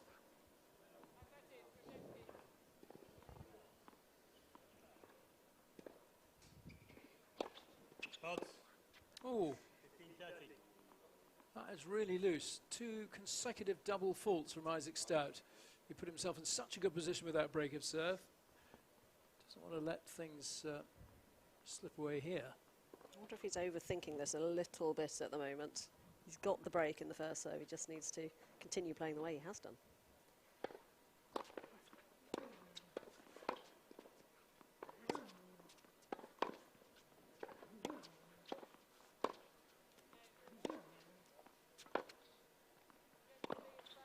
Catch. 30. Once he's in the rallies, Stout is managing to just push Glasspool from side to side, which is what I thought Glasspool was going to be doing to Stout.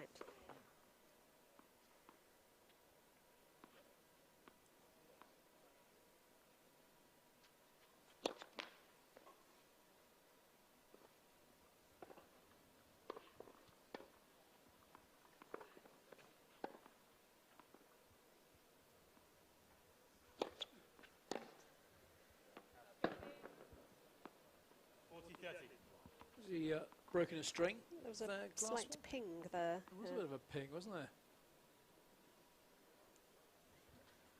Certainly a change of racket.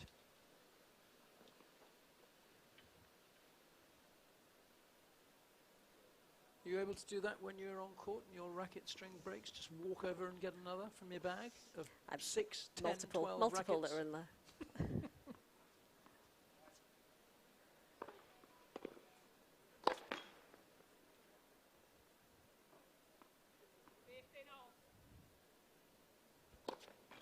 Oh, dear, dear, dear.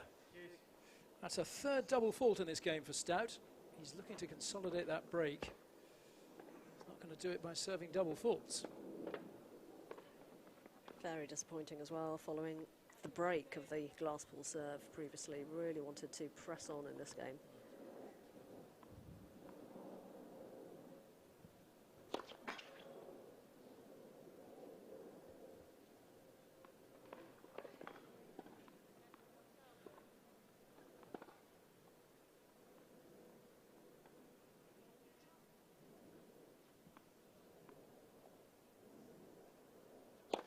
Fault. Oh, dear. Advantage Glasspool. 4 double faults this game for Isaac Stout. I appreciate maybe his rhythm was slightly upset by having to go and retrieve the ball from the net, but I think they're used to that, these guys. I think they have got back used to doing that. It's, yeah.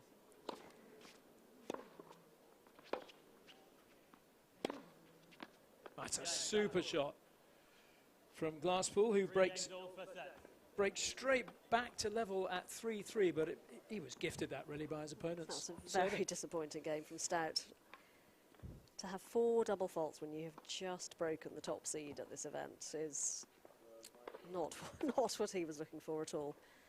And I can understand his own disappointment, Stout, in that. And I think Glasspool will want to capitalise on this now. Ooh. Love 15. Great to see players come into that. I've seen it more and more these past 3 weeks than I ever expected to see, but if you do come in, you've got to be pretty sure that you can execute the shot that follows. Yep. 15 all. And we definitely are seeing more serve volley coming back into the game, which, as a tennis spectator, I have to say is a real joy. Tim Henman will be very happy. He's been wanting that for a long time. Yeah, I think many of us have. Oh, just couldn't pick that one up. 15-30. Just got behind him a little bit. There's also the chance over the last few weeks to just rethink your game a bit. We've seen it with some of the golfers particularly, really changing how they've played over the time they've had off.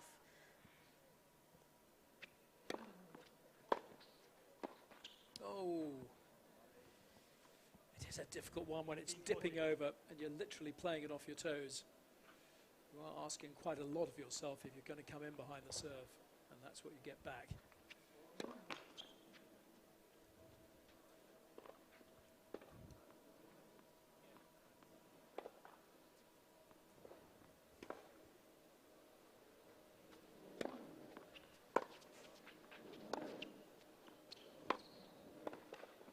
Game Stout. Stout knows he's going to come in at every opportunity, Stout leads 4 games to 3. First set.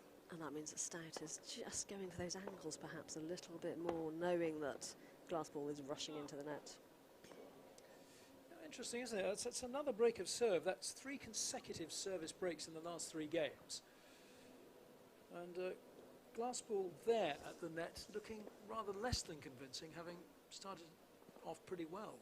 Well, what will be interesting now is whether that does change his mentality. I don't think it will, because that's his style of game, to come to the net, but having had a particularly poor game with volleys there, maybe he will think twice sometimes, which could cause a bit of hesitancy. Yes, quite. You want to be pretty sure that you can execute your game plan to the best of your ability. He didn't quite do it in that game. But in terms of Isaac Stout now, who's walking out to serve, he needs to think about how he's going to serve. 4 double faults in the previous service game. A basic principle of this time, holding on to his serve, which he didn't manage to do after breaking Glasspool earlier in this set. No, indeed. That's what he needs to do now. Hopefully that little sit down will have focused him. We'll see. So Stout with another break at 4-3.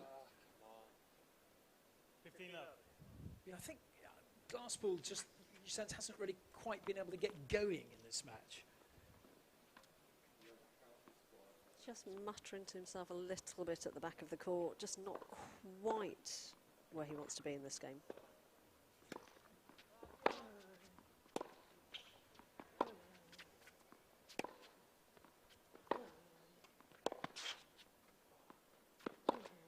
Beautiful. 15-0. Lovely running forehand. Might get him a bit more fired up as well if he hits a couple of good shots. He has played a lot of tennis, Glasspool, in the last few weeks, doubles and singles. Reaching the final with Dan Evans in the Battle of the Brits in the doubles. Indeed, 15-30. of course. Great to see Dan Evans showing his potential now, isn't it? What a great game of tennis he plays. Oh, it's Love watching brilliant. it. Brilliant to watch.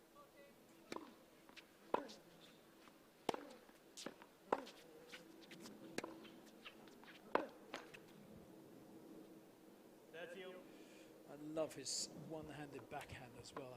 I mean, Roger Federer himself said it's like playing in the mirror. didn't he? It was. It was lovely to see. I was at that US Open match between Federer and Evans.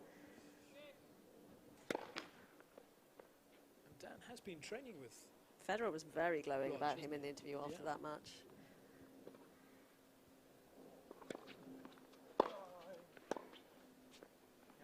US Open, which is still supposed to be happening this year. There are question marks, aren't there, I after... think we'll find out very soon if that is going to go ahead. Indeed, Washington was cancelled, wasn't it, just a couple of days ago? That's a big disappointment. I know Carl Edmund was aiming to get up there.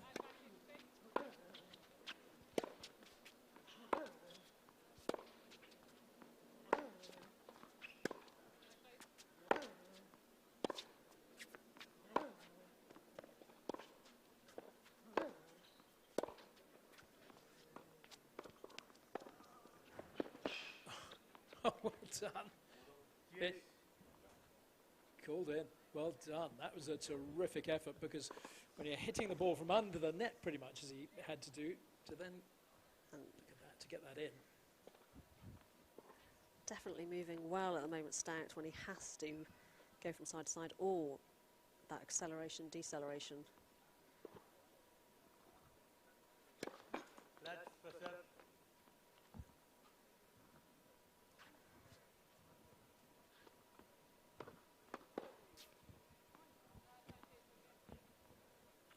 The knock-on effect from the US Open is that you need those top events coming back so that these players at this level can have their challenges and ITF tournaments as well.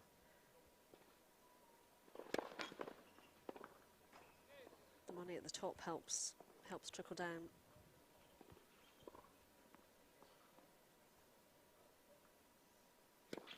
Let's second serve. Just wondering if the sun might be causing him potentially some issues with his. I think it's more of a problem with the player at the far end, in fact. It's gone the other side now, so it shouldn't be an issue on this side.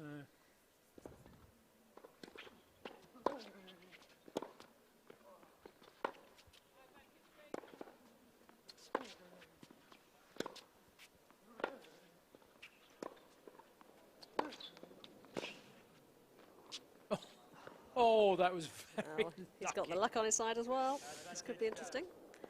He needed quite a lot of strength to get that ball back as well from, it had almost gone behind him by the time he played it from behind the baseline, which is why it only just trickled over the net.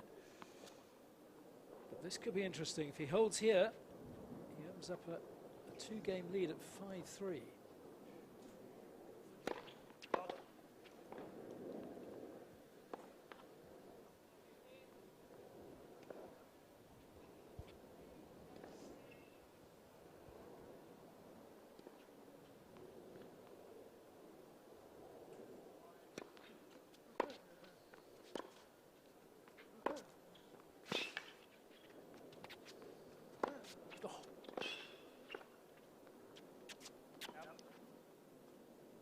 Quite a lot of acceleration through his shots, isn't he, Glasspool? Yeah, that was much more aggressive as well, which he hasn't been doing in the most recent games. I think he started out fairly aggressively.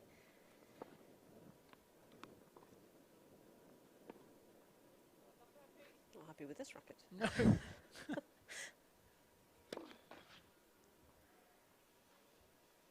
serve is a little bit of an issue, isn't it, at the moment?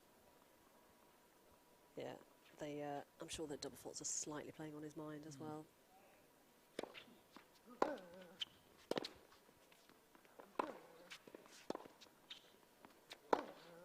Out. He's playing so hard to get other points in between, so he does not want to give them away with a double fault.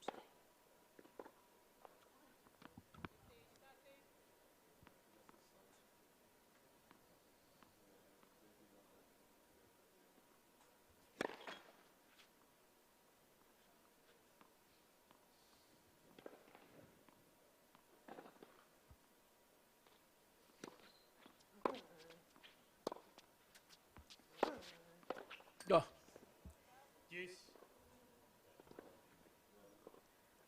feel in a sense that the Glasspool is trying to force the pace a little bit, which is why sometimes shots like this aren't coming off. But perhaps isn't quite getting back the pace of shot that he'd like to work off. I think so. I think he's trying to get those clean winners, and he's also trying to move up the court when he can. Advantage start. It's all a bit stop-start at the moment. When we get a good rally, it's fascinating to watch, and no idea who might win it. It's just getting to that point.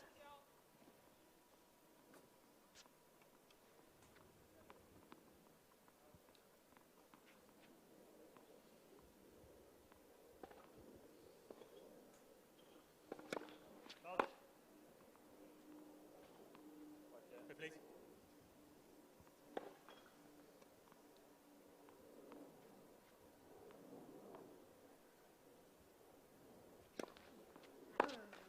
Oh. Start. He has That was done, a slash. done that. Same return Leads 5 games a few to 3 first times. set.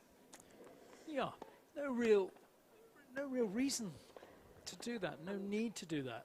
To the same, exactly the same point of the net as well. Yeah.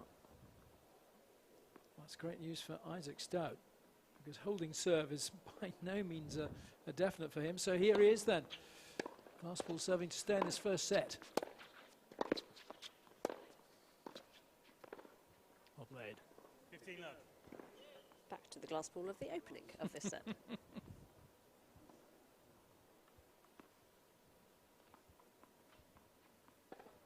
He plays that shot in particular, this one. No, the next. Oh, we're not going to see it. Oh, well 30 love. constructed again from Glasspool.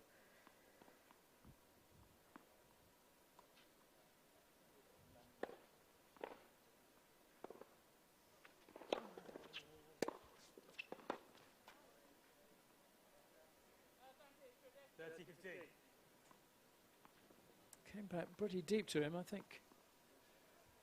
Almost wishing it long, but wasn't to be.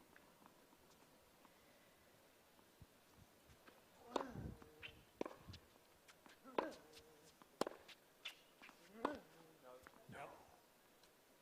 30 all.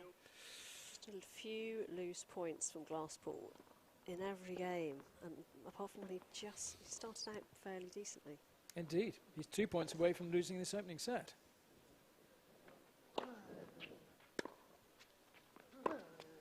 Out. That's a very short first serve. Wasn't a huge amount on the return either, and just it's another error, and that sets up set point for Isaac Stout. Halt.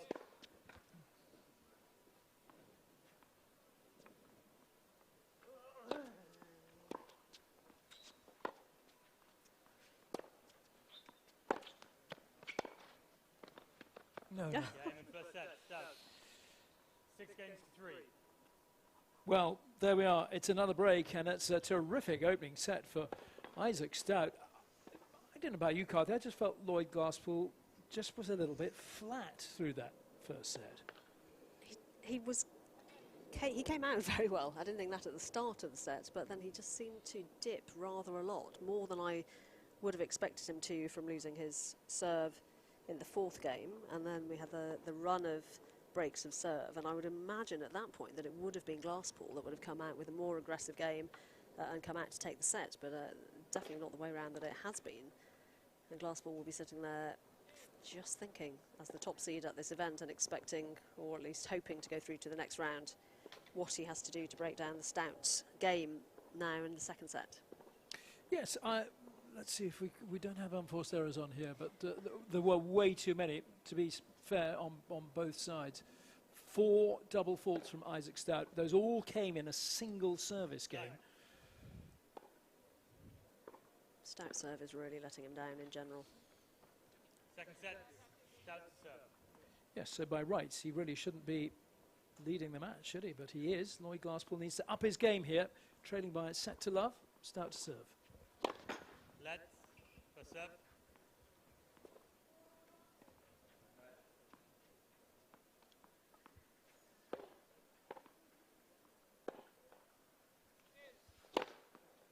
Love. That's more like it from Isaac Stout. That's how to put a serve away, isn't it? That's how to tell me that I shouldn't be talking about his serve.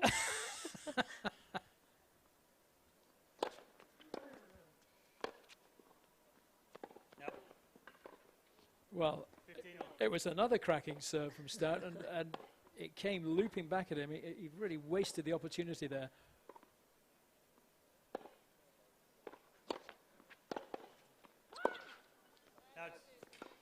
Serve just whipping over the net, very low.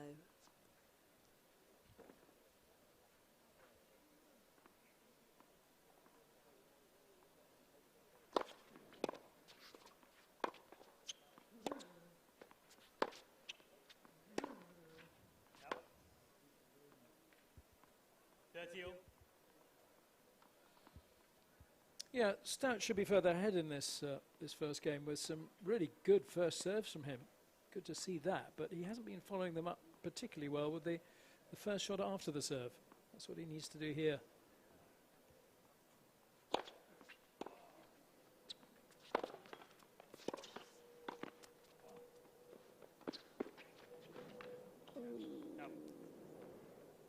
Stout taking a leaf out of the Glasspool book there, coming into the net.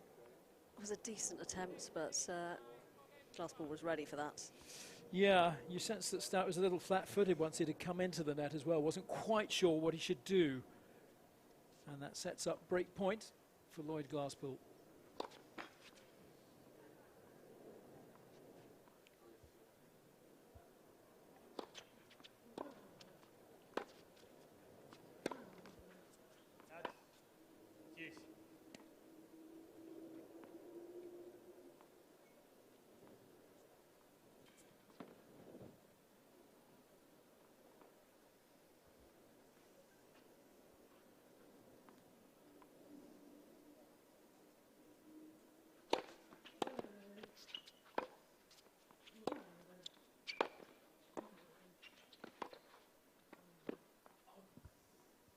That's the shot. He plays so well, Lloyd Glasspool. It is a beautiful volley. Just look at the angle he gets on it. Every time. The doubles player comes out. Indeed.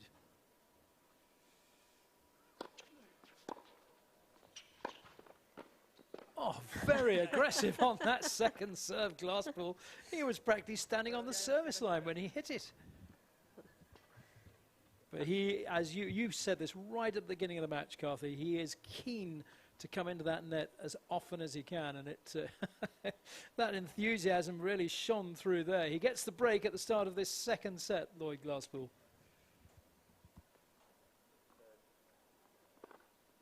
Does seem more confident as soon as he's had a couple of decent shots at the net. 2 excellent volleys, one on the backhand there, and then the forehand volley to finish. And it will play on Stout's mind that Glasspool's confidence can build the minute he does that, so he needs to avoid letting him actually get to the net. Yes, indeed. Which changes how he plays.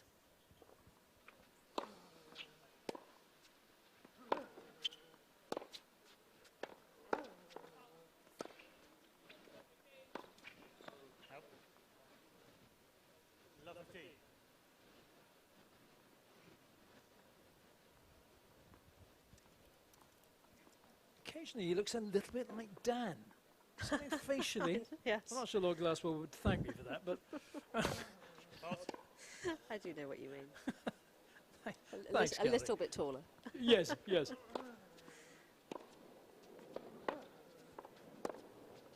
Ooh, nice idea. Execution just not quite up to it.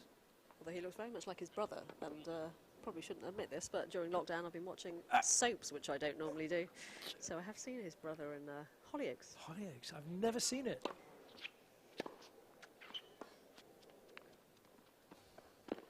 Yep, 15-30. nice, confident point for Stout. He's so far behind the baseline to take that serve, so to motor up to the net and play this, did very well.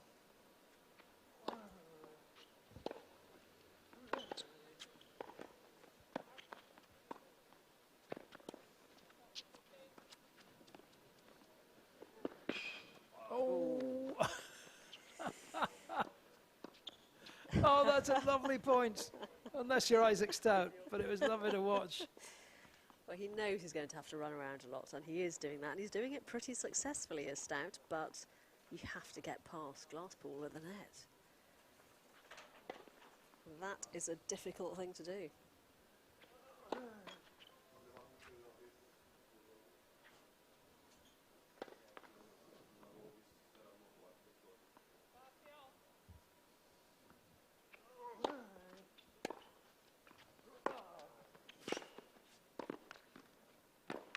Oh, that's great play from Lloyd Glasspool.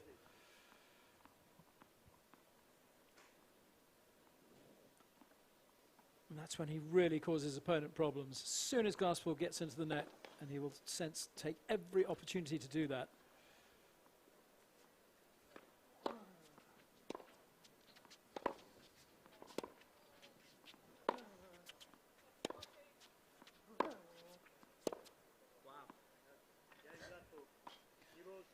That came off pretty quickly. Just skidded off that line, I think, into... Wasn't quite what was expected, I think, there. No. So it's a 2-love lead then in the second set for Lloyd Glasspool. Played doubles in Wimbledon 2016 with Dan, in fact. I wonder if anyone ever got them muddled up then. They were beaten by Jaziri and Lucas Rosol. Isn't he the man who beat Rafael Nadal? Oh, yes. What a match that was. Indeed, 2012, round 2. Yeah, it was a marathon 5-setter, wasn't it? That, yes, I do remember that. That and the Nick Kyrgios beating of Rafael Yeah. Nadal. Yeah.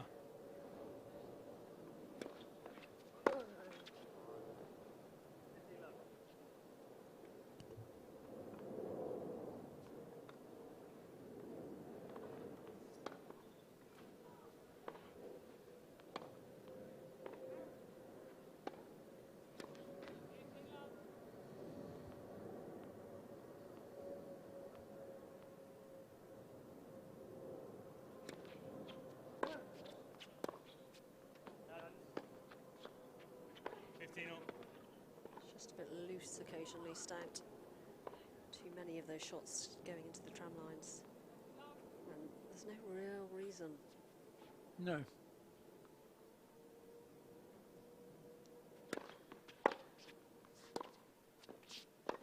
Oh, it's a shocker from Glasspool. There is a real lack of consistency from both players here. There definitely is. They have played quite a bit of tennis in the last few weeks, both of them actually.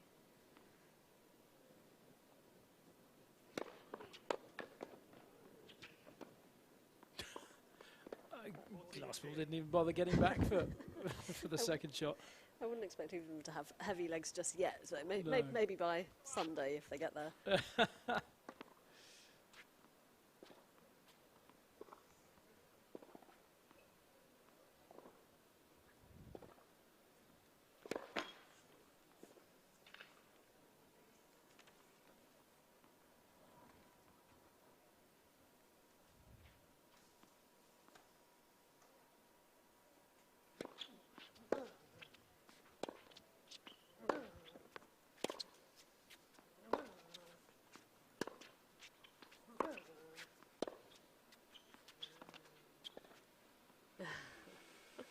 Well, 30. and that is a super drop shot to play from behind the baseline. That shot there, I think Stout almost wondered if it had been a bit long.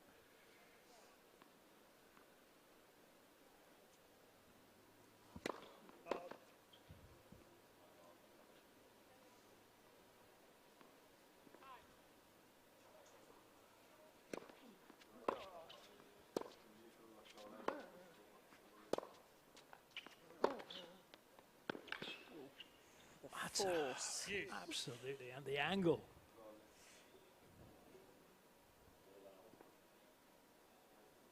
Yeah, Stout was really left the court wide open for Lloyd Glasspool, and he was punished for it. Deuce, love to.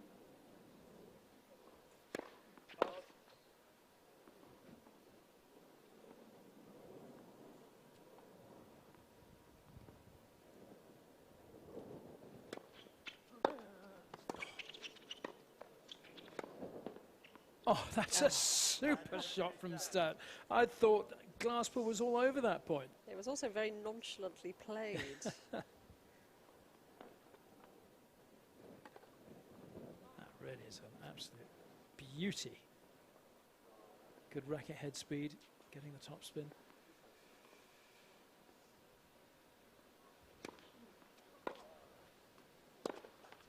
Oh, what a wasted opportunity.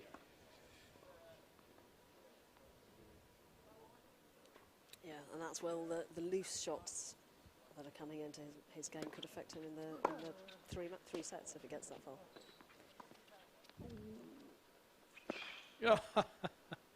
He's been victim to that a couple of times. Stout. He has, and he's made every attempt to get there. Those shots are just so good from Glasspool. They are good, and he's looked a little bit sort of resting on the back of his heels behind the baseline, Stout, so a little slow perhaps on occasion to take off.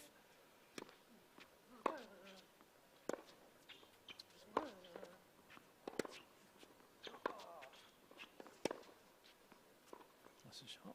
Got the angle that time, though.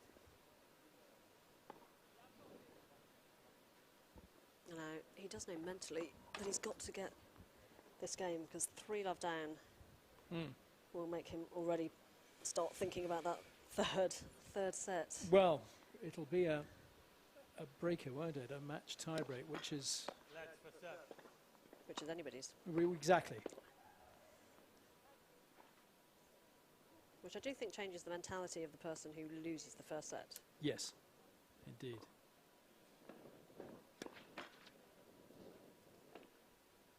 These double faults are costly. Oh, was that just a second serve? That was not yet. I apologise for being judgmental. Well, after 4 in one game. As I was saying, you preempted that. He's not going to thank you for that. these double faults are proving costly. I mean, that's so many free points for your opponent. It's just not doable. So it's break point for Glasspool to go 3-love.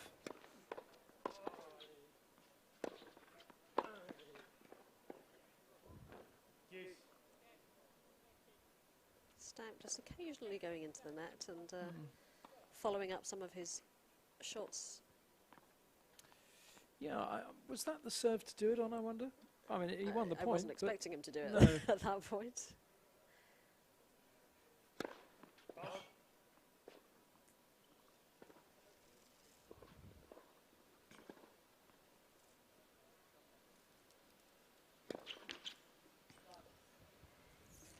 I've had enough. I'm going to go and have a word with him, Kathy. I think he might need some Rob Curling advice. He needs someone needs to go and have a quick chat.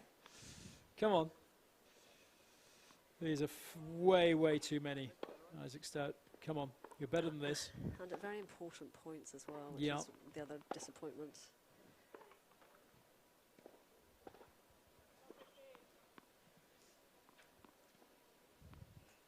So it's another break point for Glasspool.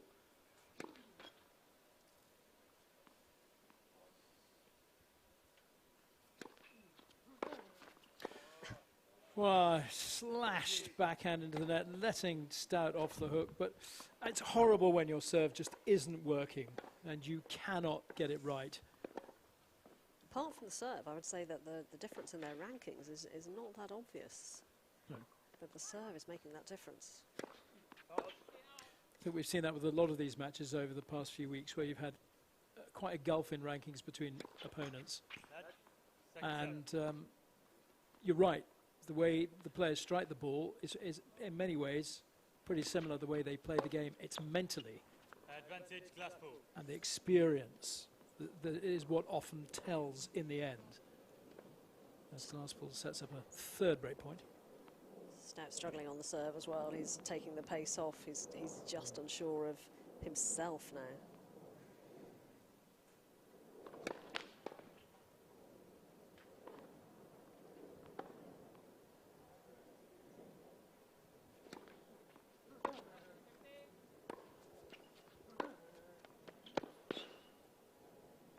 Game Glasspool. Glasspool leads 3 games to love, second set. First set Stout. So Glasspool gets the break. And again, he was handed it on a plate really, but probably should have closed that game out slightly sooner than he did. He started to attack that second serve now that he knows that Stout is just a bit tentative with it, having served all of those double faults.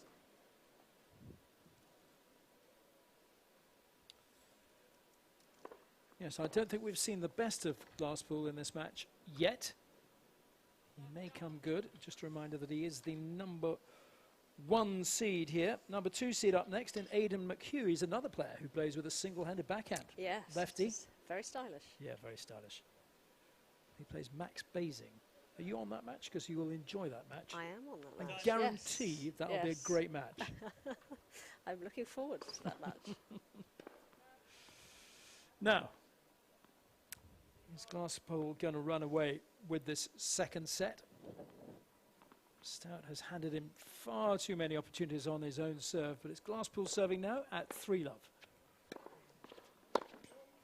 Now it's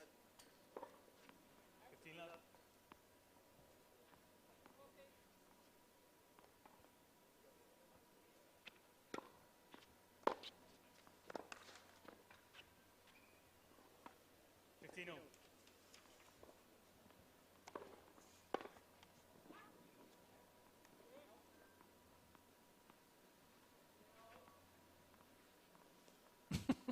Bit of ball juggling going on, unintentionally.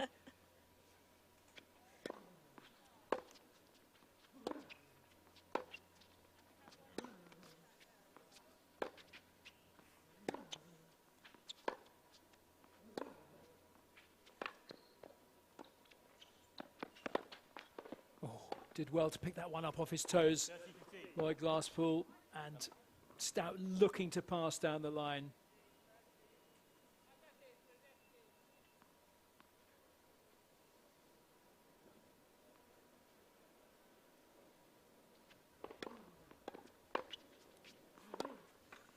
Very short first serve again from Glasspool.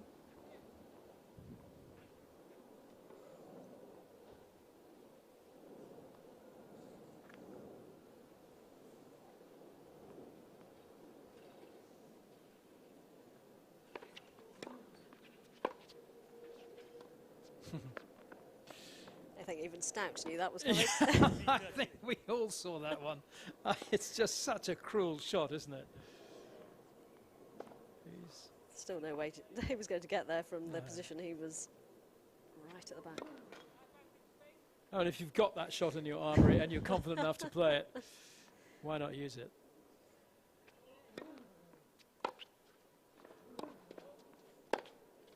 That's game Glasspool.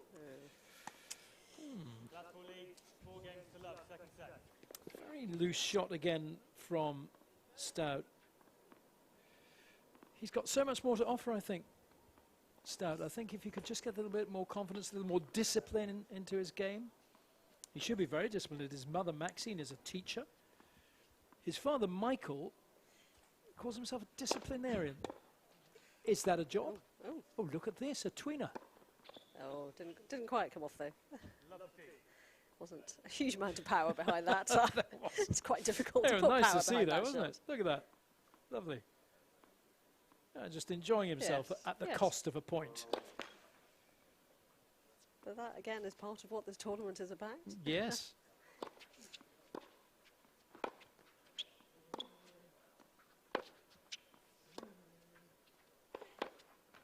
These guys are a bit older at 25 and 24, but definitely for the 16, 17-year-olds that we are seeing in this draw, it is an opportunity to play against people with rankings, but also to just have a bit of fun back out on tennis court, which they haven't been able to do for such a long time. But it also gives you a focal point when you're training. It's actually something to train for.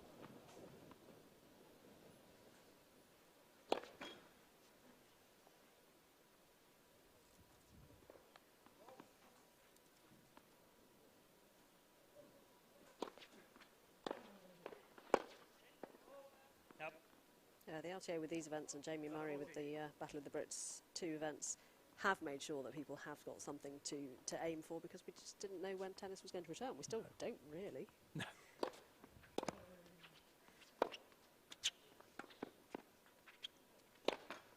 Bad luck. Game Glasspool. I suspect that was coming at him out of the sun. Glasspool leads 5 games to love, second set. Well, this is one way, this set, isn't it? Which is quite a surprise after the first set, where they really battled with those service games going backwards and forwards. Yeah, indeed. Certainly surprised that it's quite so one-sided in this, in the second set. I suppose it quite often happens that the more experienced player will see a way through. I think he's been helped a lot by errors from Isaac, particularly on the serve. So I think we're pretty much nailed on for a match tiebreak here, Carthy. So the question is, who wins the match tiebreak? I think I would go with the experience when it comes to the match tiebreak. Ooh, yes. You know, you've got a penalty shootout, win that, and you're through to the next round, quarterfinals in this case. So I would suggest Glasspool, which means obviously that Stout will win. Well, I think in a tiebreak situation, you need a solid serve.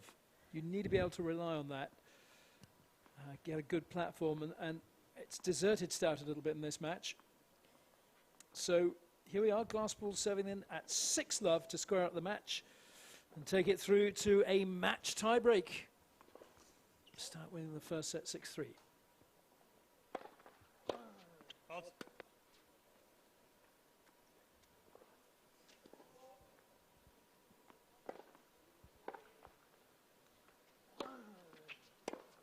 Out. 15 love. Would have been a beaut had it been accurate.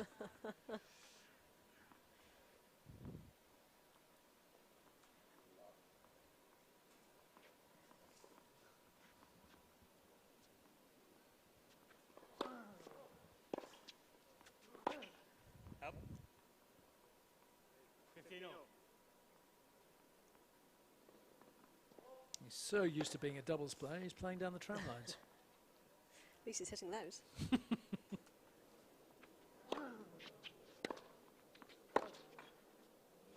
A real snatch sometimes, Glasspool.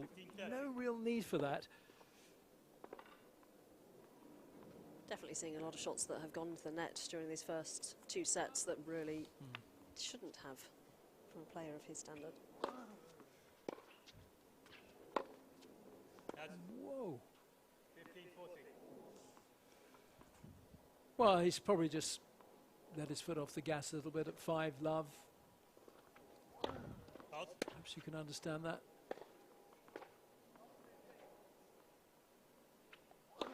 Fault. A loose game. Stout. Glasspool leads 5 games to 1, second set.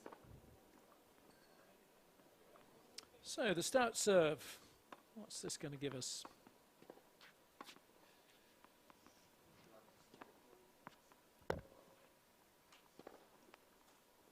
The Stout serve.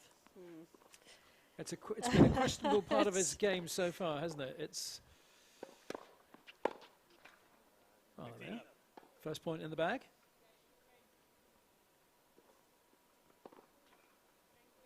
He does need to just get these first serves in, I think, in this game, just to get some of his confidence back. Well, then allow himself to play the ground strokes that the rest of his game looks pretty useful.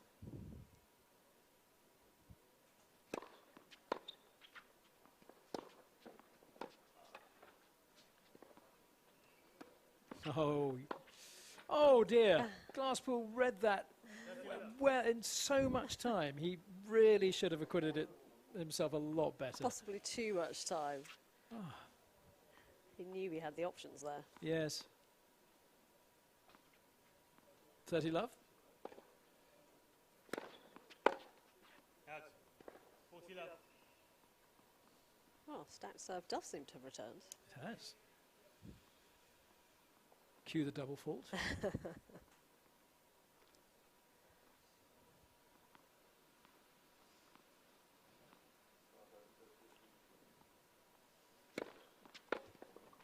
Game, Stout. Glasspool leads 5 games to 2. Second set. First set, Stout. Well, a confidence-boosting service game for Isaac Stout. A few more games like that. You might not have the chance for a few more games like that, because we're probably very much still looking at the match tie-break, particularly on the Glasspool serve, if he can hold there. Interesting to see how Glasspool plays this, whether he carries on with his original serve and volley style, coming to the net as much as possible, or whether he's just keen to get through this one game, having dropped his serve when he was 5-1 up. Glorious afternoon here at the National Tennis Centre. 3 o'clock local time, British summer time. Clear blue skies. Our summers are always like this. Which part of the country do you live in? Well, at least one day in every summer. Normally around May or September. Yeah. No, we had a glorious April, didn't we? We did have a fantastic and a pretty April. good May, and then it's been a bit questionable. And that glorious April led to an awful lot of people playing tennis. Just as we came out of the first bit of easing from lockdown, the numbers of people playing tennis went up hugely. Well, wasn't the LTA's electronic booking system, I think they trebled the number of bookings they had on the same time last year. Oh, that was almost a terrific rally, but a disappointing end. That volley that we've been talking so in such glowing terms about. Absolutely. Love 30. Strange old match, this.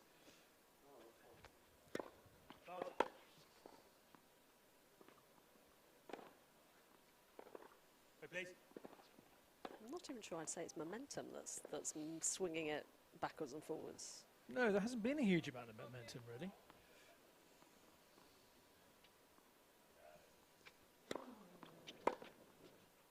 That's Yeah, talking about the number of people who have been out playing tennis, one of the LTA initiatives is the Play Your Way initiative. It's just saying, well, look, it doesn't matter how you score, where you play, just pick up a racket and a ball. Beautiful. That's more like the Glasspool we know. Just pick up a racket and a ball, invent your own scoring system, tie-break tens, which we had last week here in the Progress Tour. Really simple scoring system. It's nice and quick and fun. Just get people out on a court. Yep. Which is interesting because when Wimbledon was cancelled, the thought was without seeing Wimbledon, people wouldn't play in the usual way, and that could affect grassroots tennis. But the opposite seems to have happened. Yeah, indeed.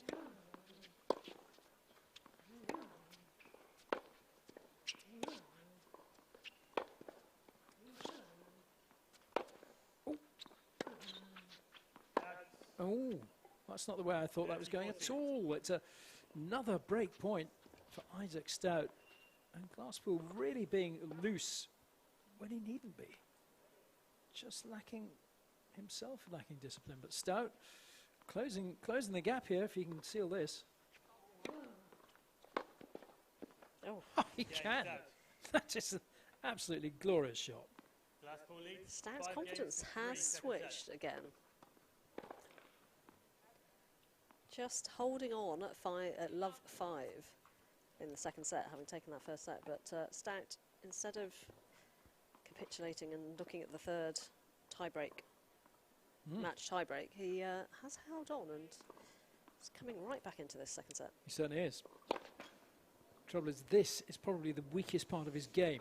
I always find that slightly inexcusable in tennis, because I think the service is surely the one part of the game you can practice on your own. Oh, that is equally inexcusable. I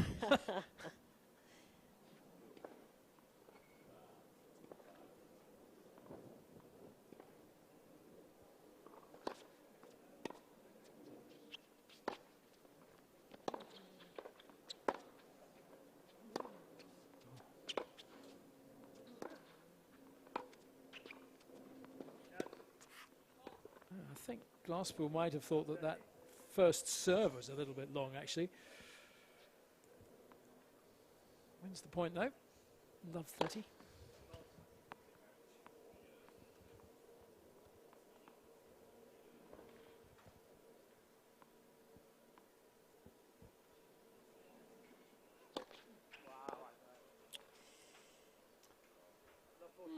Back to the problematic serve.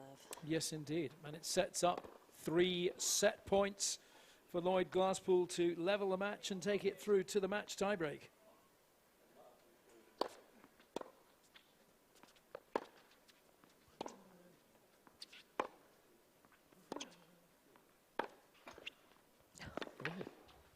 Is that in?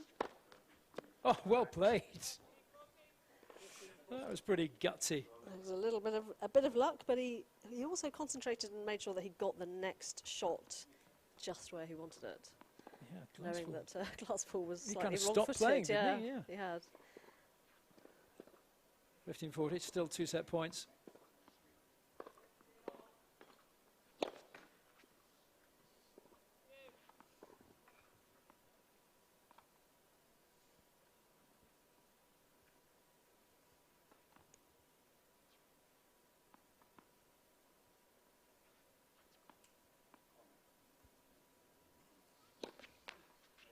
Oh dear. Well, that pretty much epitomizes Stout's game. He loses that set on a double fault. I've actually lost count of double faults. I don't know. You seem to be making an awful lot of notes there. And squiggles. You've got a number of double faults. I think it's almost into double figures, I'm isn't going it? to go 7. Yeah, I think that's pretty spot on. Well, disappointing from Isaac Stout. He did so well to win that first set, but Glasspool levelling it up then. It's 1 set apiece. We're into the match tie break. Just a reminder, that's first to 10 by a lead of 2.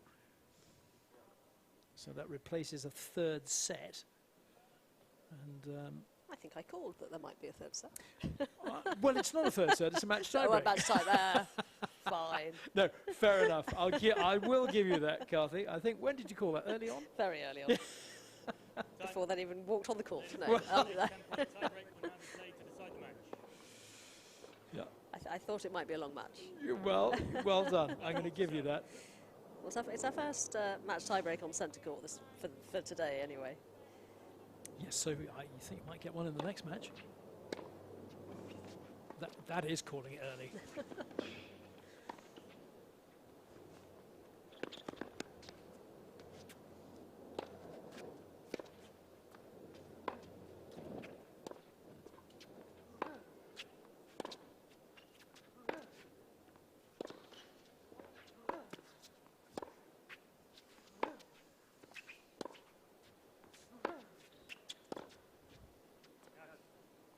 Possibly the longest rally of the match so far, and Stout did really well to get back into that rally.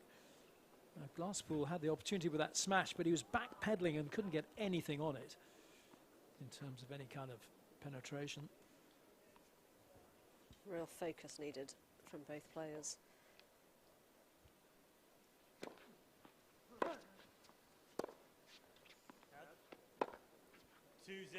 Glasspool. Having seen them both go to the net quite a lot, I did wonder if they might do that during this match tiebreak.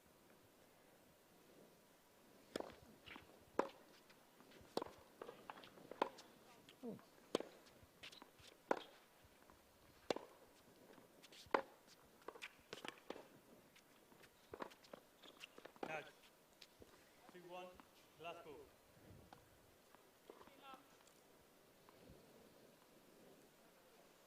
Shot, that approach shot from Glasspool, not really played with any conviction.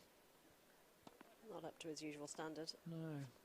Going behind Stout, he could have perhaps been a little more effective.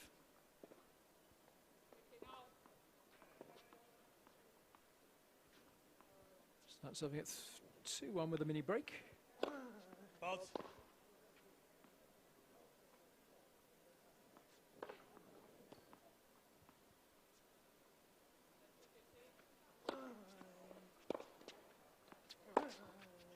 Cut.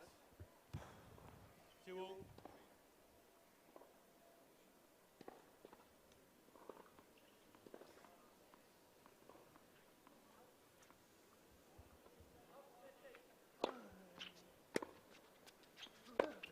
Oh dear, oh dear. 3-2 Stout. Seen a couple of slightly wild shots from Glasspool. Yeah, I'm not quite sure why that's happening. Doesn't seem to be really any need for it. I do sense he'd like more pace coming at him.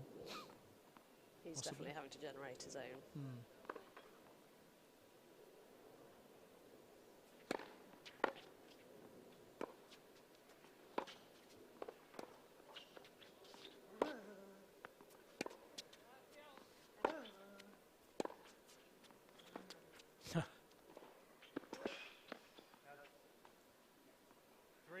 Sort of knew that was going to come. He just loves the opportunity. Does Glasspool.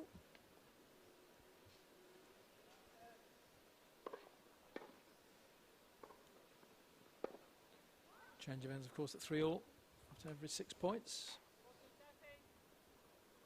I think if Glasspool doesn't come through this, and I'm not saying he won't, but if he doesn't, I think he'll be asking himself a few questions. His coach probably will be too. It's been a loose sort of match from him. Yeah, I think definitely, and from that first set particularly, and how he let Stout come back into the second set.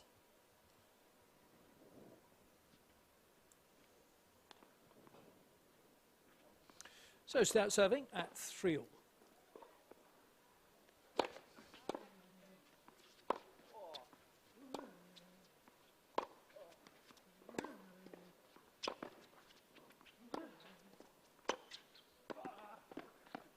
Oh, 4-3 Glasspool.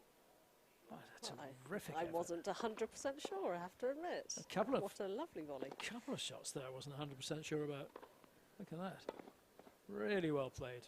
Full stretch. Plays a winner. You sense he's been looking for those opportunities to get in. He just hasn't quite managed it that much in this match tie-break. Oh, 5-3 Glasspool. well, that could be the point that in essence wins in the match. That's a super shot.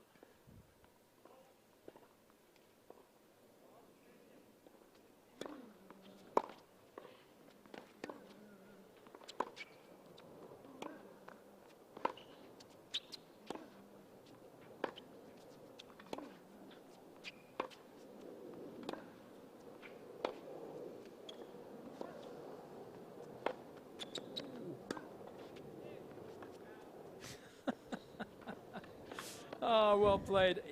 It's such a brave and difficult shot to execute effectively, isn't it, from the back of the court? That little drop shot. Glasspool seems to get the better of it between these two. Yes, he has been, and he's been throwing them in at mostly the right point as well. He's very good at following up very quickly. Yeah, finishing it off nicely.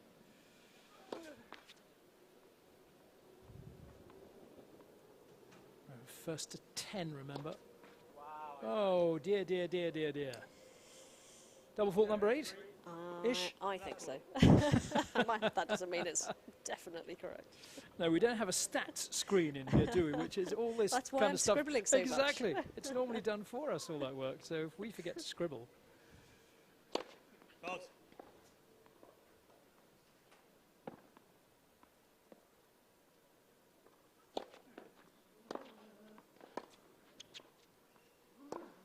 Oh, 7-4 Glasspool. Glasspool will be keen to finish this tiebreak as quickly as possible, particularly when he's got the serve, get those points in. I feel he probably knows he could have wrapped this up about 20 minutes ago.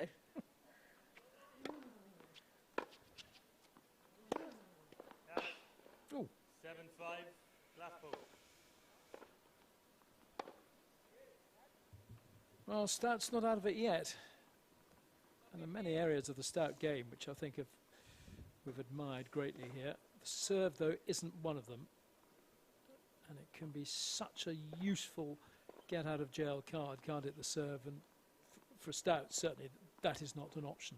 It really hasn't been working for him particularly well, whereas Glasspool, it's one of his favourite shots, and when he gets that in and can follow up as well straight up to the net, it makes such a difference to his points and the execution.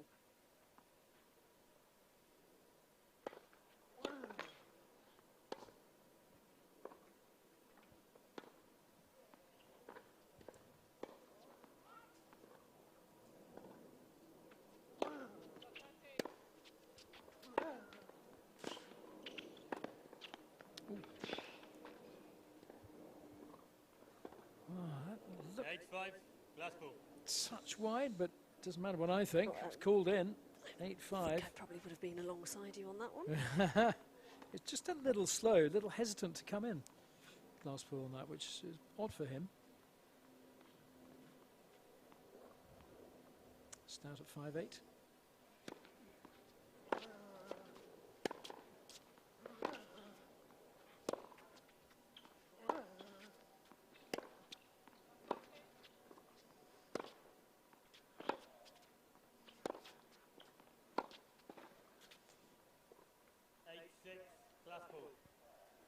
Points on serve have been hard to come by for Stout recently, but Yeah. making sure that he just holds on to them at the moment.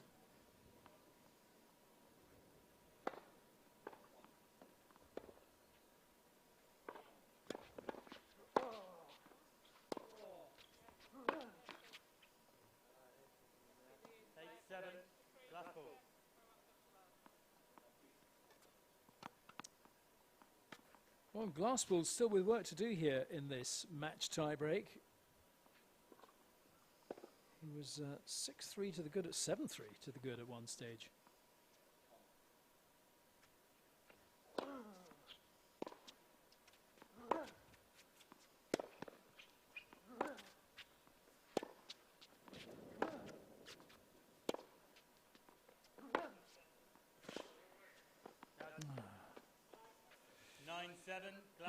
He was playing those early exchanges, Stout, from so far behind the baseline.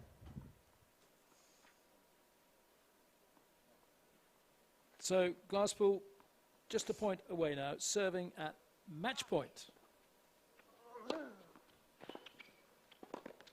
set match, Glasspool. And how fitting. 2 sets to 1, 3-6, 6-3, 10-7. How fitting that he should win it with, I think, what's been his best shot of the match, coming in and volleying with a backhand at the net. But Stout, I thought, had many promising areas to his game. Serve let him down probably in the end. Far too many free points for his opponent. But it's Lloyd Glasspool, the #1 seed, who is through to round 2. But it wasn't a convincing performance from the #1 seed. We all know he can do a lot better than that. But Glasspool is through to round 2.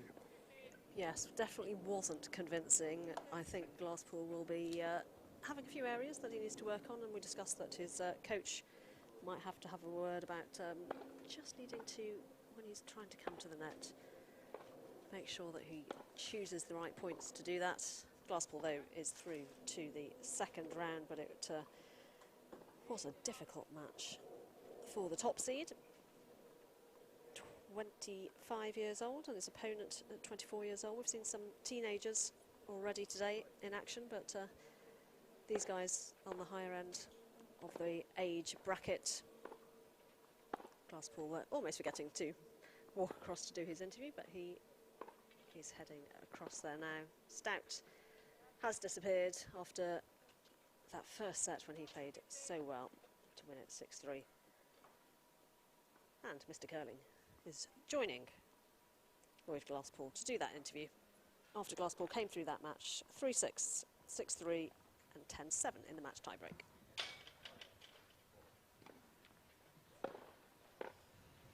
Lloyd, many congratulations. Through to round 2. Did Thank you you. struggle just to get into that match a bit, do you think? Yeah, probably. I've been 2 weeks inside. It's a lot slower out here, different conditions, so I guess a little bit of a slow start there. Yeah, but your net play came off 90% of the time, and you finished it off, which seemed to be your favourite shot, certainly in terms of this match. Yeah. Yeah, I mean, that's my game style, coming forward, play a lot more doubles, so it's kind of what I'm used to doing, and it's a good way of finishing the point. Don't stay out there too long. Would you rather be out here playing doubles? Yeah, definitely. Because? I retired from singles last year, so I'm just all doubles right now. But doubles doesn't start till Sunday, and my ranking's still high enough to get me in these singles tournaments, so it's just good to hit a lot of serves, returns, get some matches. It's very clear to see your strengths in this game, and there was some superb play out there. What about Isaac? Where was he causing you problems? I mean, he's pretty quick. He gets a lot of balls back. Yeah, unfortunately today I think he just missed a little too much for his game style. But yeah, he was tricky. Heavy forehand and flat backhand. Got loads back, yeah. Yeah. Well, well done. Some Thank terrific you. stuff out there. You're through to round 2. Best of luck. Thank you, appreciate it. Well played.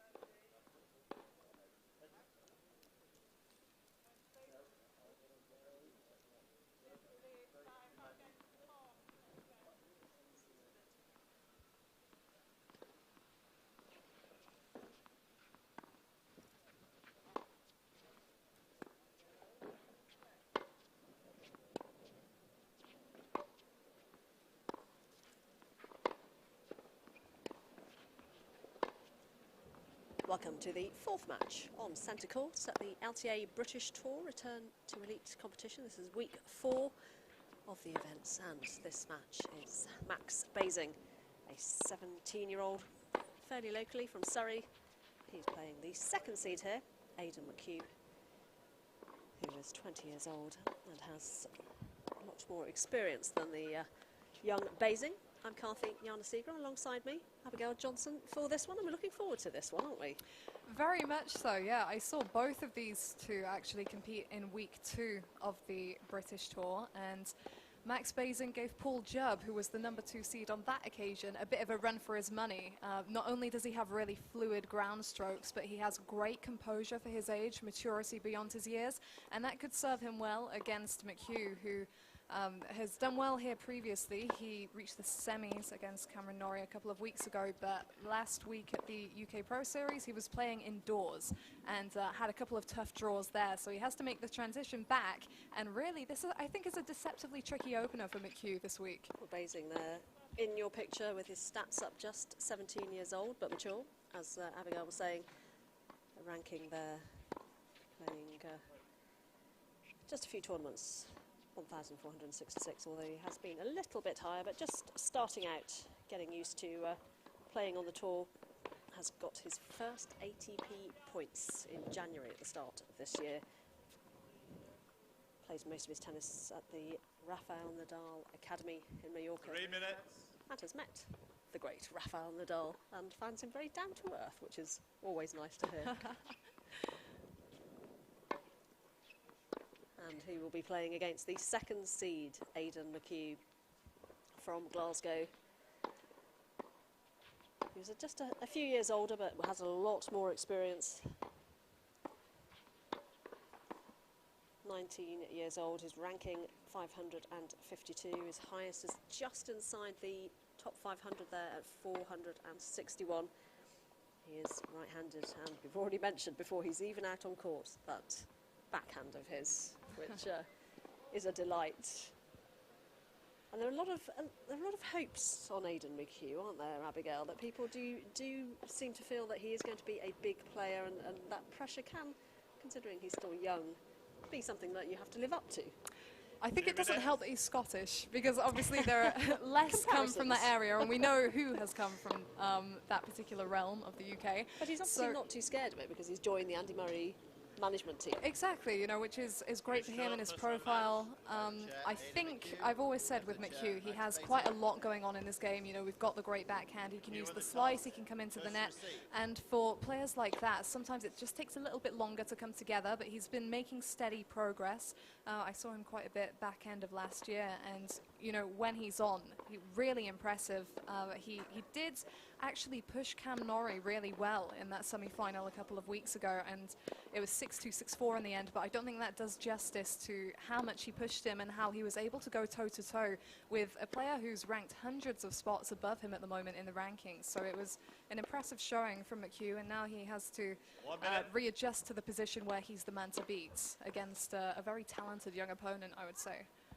And the second seed here, we just saw Lloyd Glasspool in the previous match playing Isaac Stoughton, really being pushed into that match tie-break, and definitely not having an easy ride to get through to the quarterfinals here, which sometimes maybe can focus the other players when you see somebody that you expect to do quite well having a bit of a struggle. Yeah, it's a good point. I feel like, you know, with players in this kind of rankings bracket, you know, we're going from around kind of the top 300 all the way down the rankings here. They can all hit a great ball. I think for the majority, if not all of the players in the men's draw, they all hit really well, and they can probably all rally toe-to-toe with each other. But it's all about who has the mentality to deliver in the biggest moments, and who has a plan B for when plan A isn't going quite the way it could go. So I think we've got two players here with the ability to mix it up, and who are ready to make this one a close one, potentially. And I think that will be particularly interesting from Basing's point of view, being just 17 years old and getting used to all of this environment and experience that we are having at the LTA British Tour. Return to elite competition. This is week 4. We've had the British Battle of the Brits to start off with from Jamie Murray. And then we've got these 4 weeks of competition. This is the final leg, and this is a first round match between Max Basing and Aidan McHugh.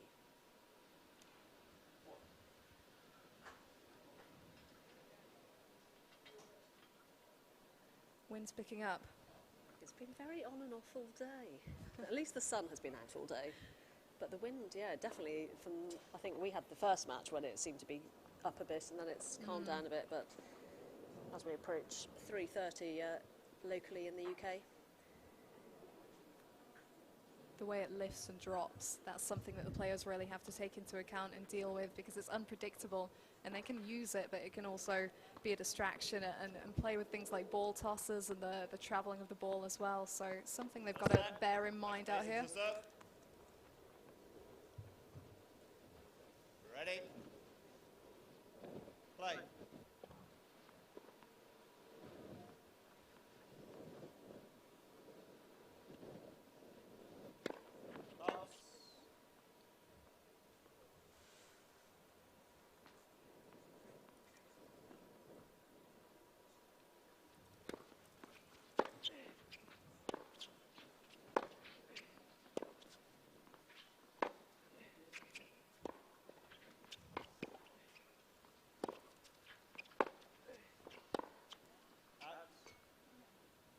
15.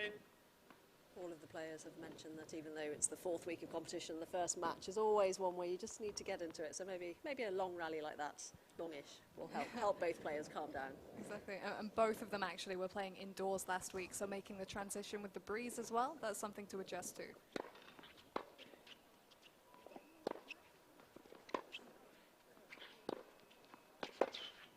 Out. 15 all. Nice to see the proactivity there, moving in. McHugh isn't afraid of a long baseline rally, so might be an idea from Basing to keep things a little bit shorter.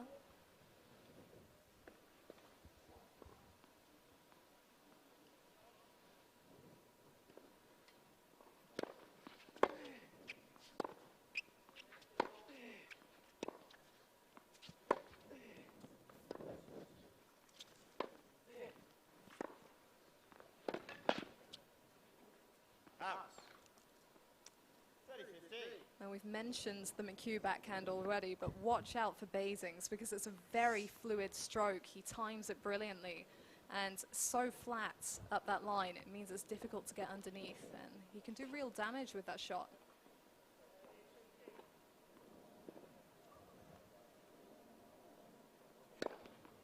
Confident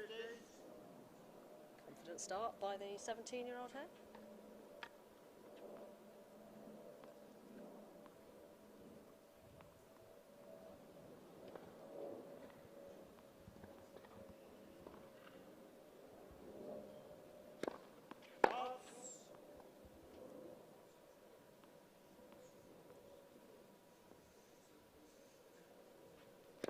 Off.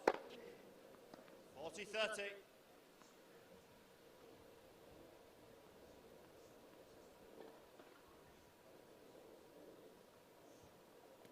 See that a lot in tennis, an ace followed by a double fault straight off. I don't really know how to explain it, but it happens. I'm not sure if that's mental or physical.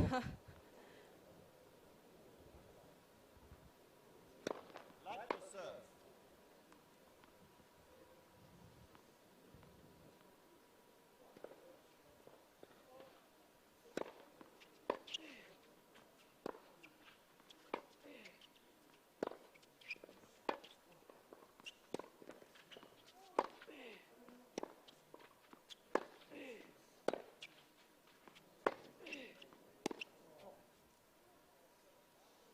That's a shame. I was enjoying that rally. I haven't seen many frames quite like that one. I have during no the idea where British it went Tour. as well. You could just see the pace accelerating. He was so eager to keep driving deep and get that rally done. Ball came flying back at him. They make it look easy.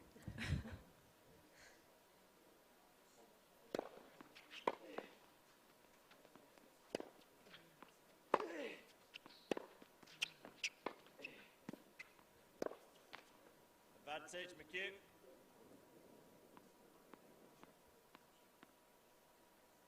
With the way both of these two hit, this could turn into quite a fast-paced match, and Basing has to make sure he doesn't let that carry him away.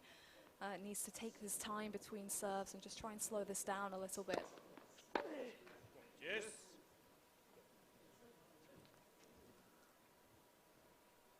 I'm liking the focus from Basing, particularly in this opening game, even if he's had break points against him.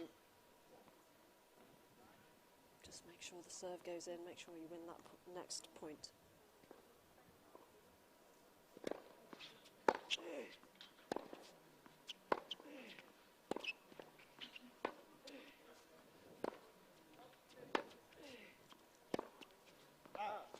Advantage, McHugh. Well, we saw his moment to strike cleanly through the backhand there. And Basing's going to have to work a little bit harder if he wants to throw him off his rhythm.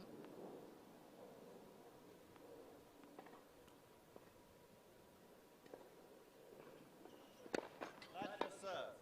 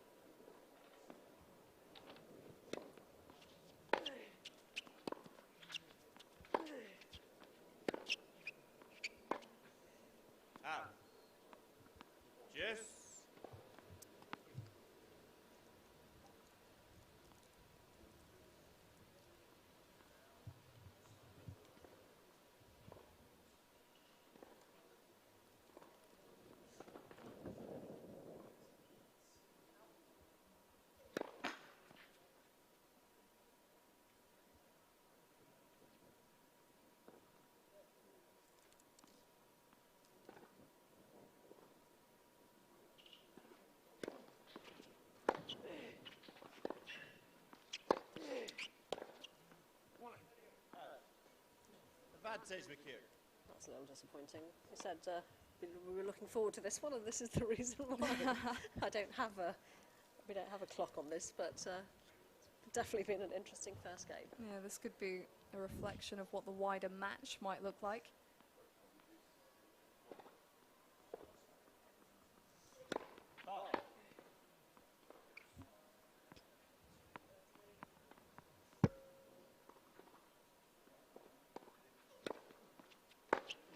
Out. Juice. Well, you could see what he was going for. If he'd drilled that deep to the feet and it landed in, Basing wouldn't have had much of an option. But with the breeze picking up, both players, I think, still just finding their range out here on centre court.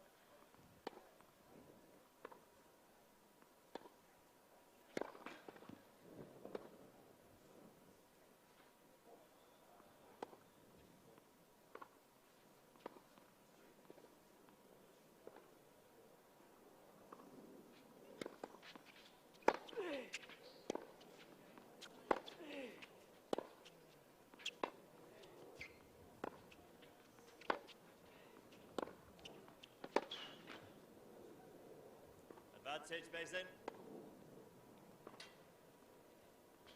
McHugh shuffled round to get that second serve on his forehand wing for the return, but it just didn't have the depth on it to do enough damage. Basing finally straight with that into it. advantage as well now, on his own serve in the first game still.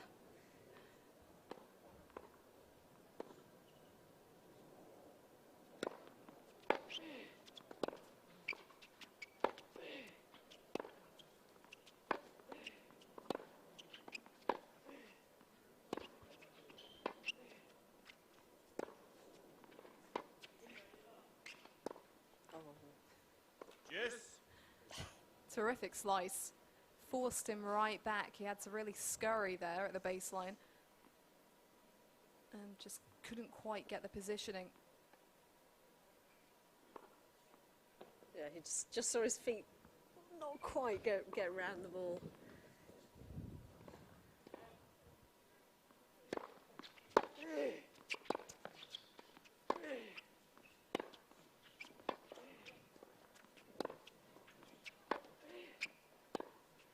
Out. Advantage, McHugh. And so they played on. 4 break points for McHugh in this opening game of the first set. I think the longer it goes, the more important it becomes mentally for both players, really. Left. First serve.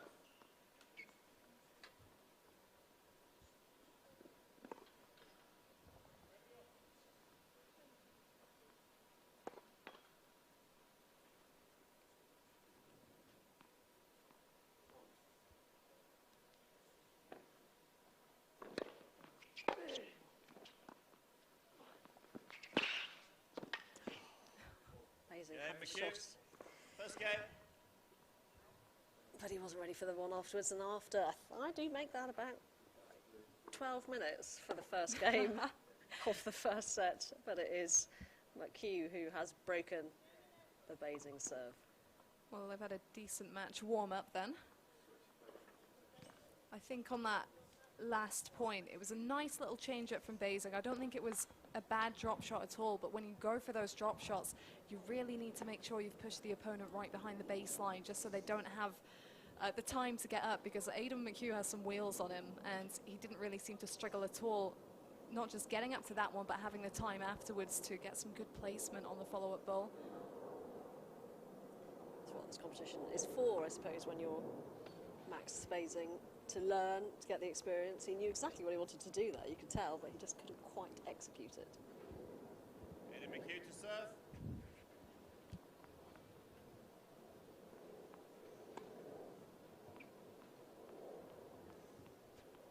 So McHugh has a break in the first set, and he serves.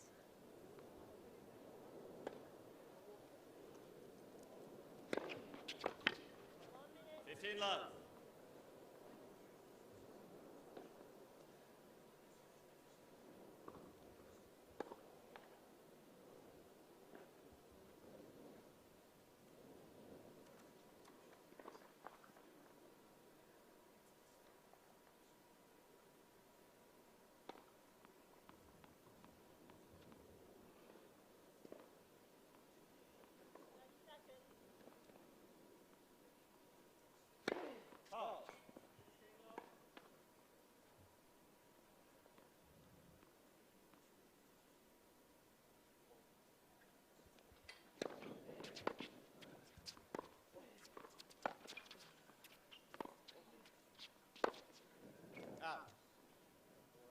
30 love.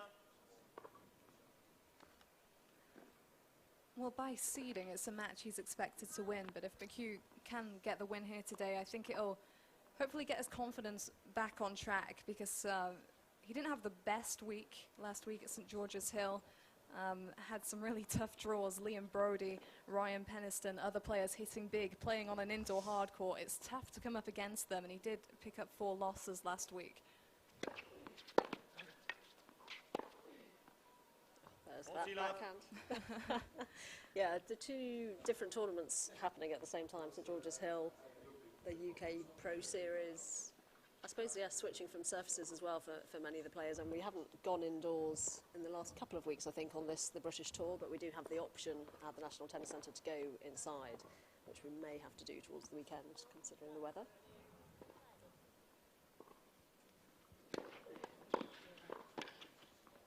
Up. 40-50. Well, that's what you have to do when he's at the net. Get him low.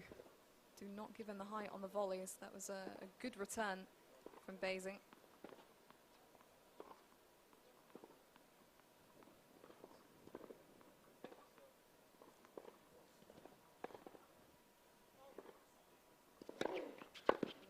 Game McHugh. McHugh leads by 2 games to love.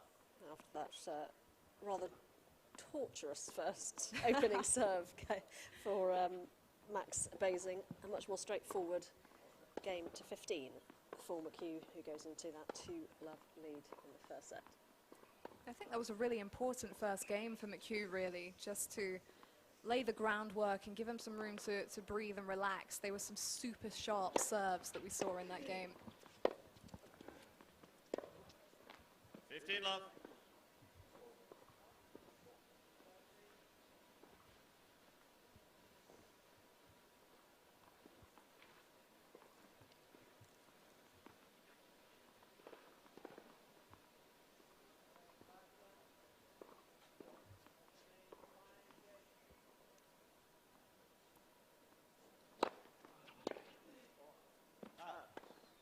Sorry, love.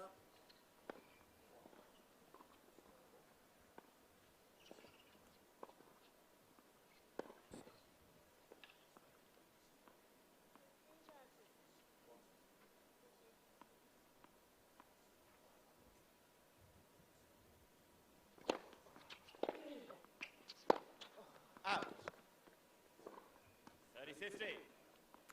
Right idea, but overly enthusiastic. He was a little too anxious to get that forehand in. And you understand why, because McHugh's coverage at the back of the court is so quick, puts the pressure on to go for that extra little bit more.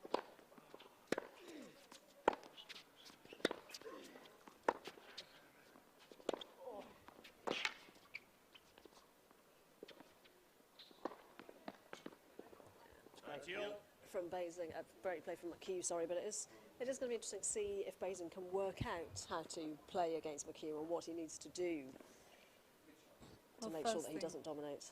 First thing is to not let him get on the front foot like that, because the way McHugh positioned around that ball, to the last second, I thought he was going to hit the off forehand, and then he went down the line, and it was just great the way he was able to disguise it. 40-30.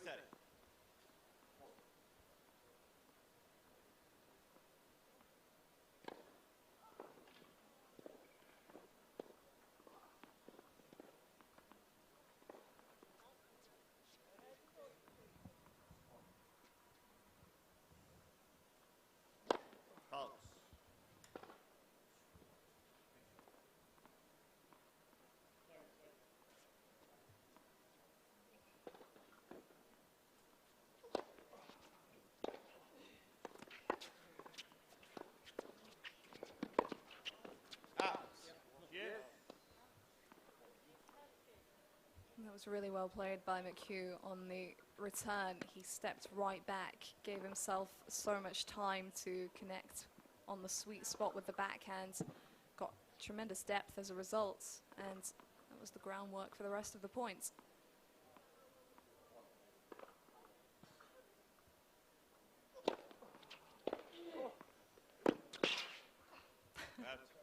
One heck of an angle.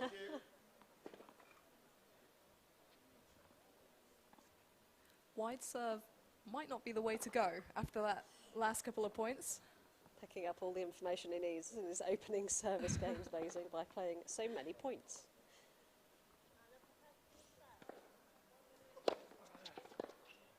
Yes. Hey, he went for it Yeah. again and it works out. Fair play. Don't listen to me. He is being made to work on his serve though, Basing.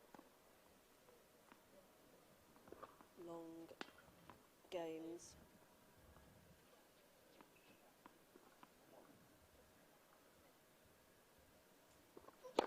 Pulse.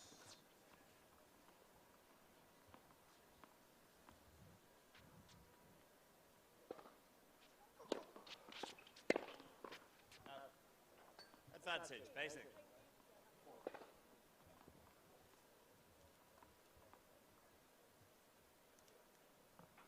I feel it is really important for him to hold on to this one. 2 mammoth long service games now.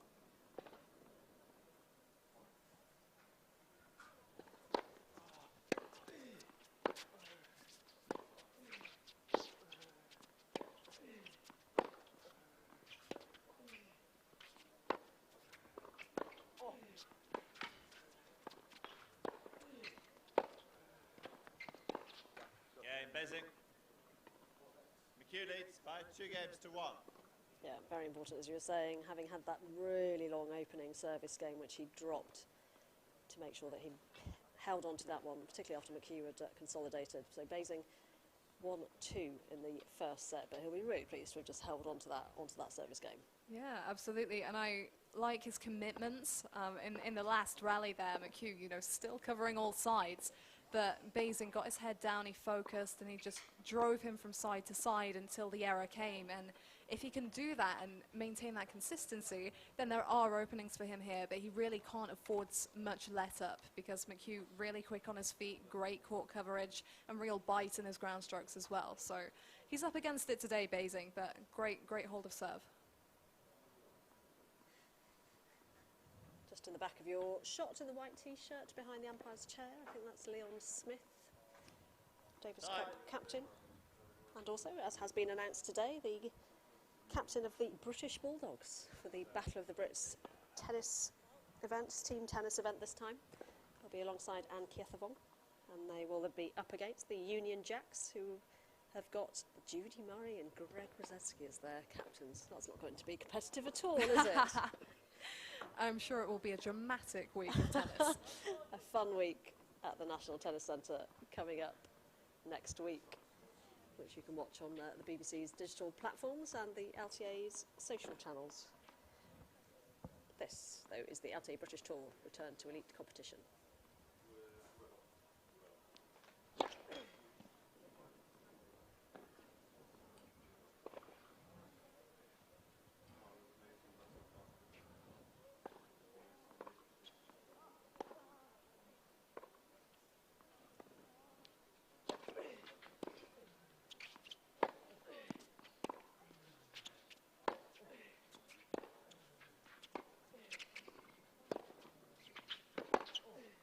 Out.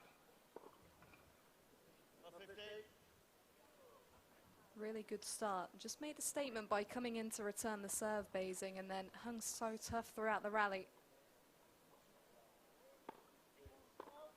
Yeah, he's definitely let McHugh know that he's not going anywhere. He's going to fight for every point, which is an important point to make from Basing's point of view, isn't it? 100%. You know, if you can't make an impact in the physical game, you know, you can show with your body language, with your positioning, that you're here to play, and that can actually rattle your opponent sometimes. Halt. Oh.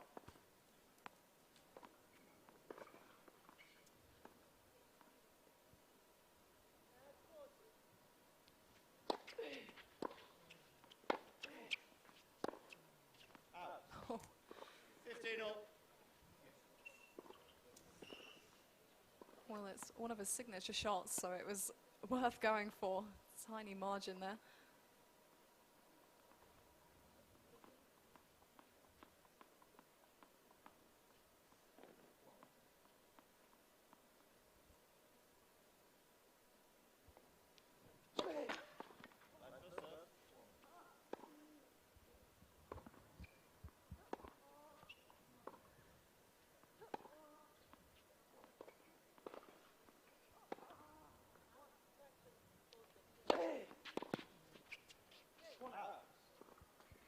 30-50. Speaking of the Battle of the Brits team tennis event, you can just see in the bottom corner when McHugh serves the stand that's been put up ready for play next week. That's where the coaches will sit.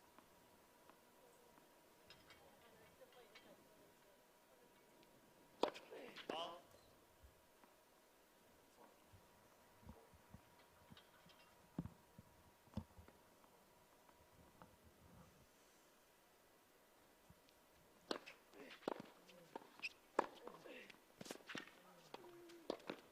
Oh, wow. 30 all. I mean, it was the exactly right thing to do. You know, the off forehand was driven deep. I think some players, I've seen it today a few times actually, they come in and their momentum is still bringing them forward as they strike the shot, and they just need to do the split step, you know, take it back to basics, halt and smash. And yeah, it's so important to have that balance at the net.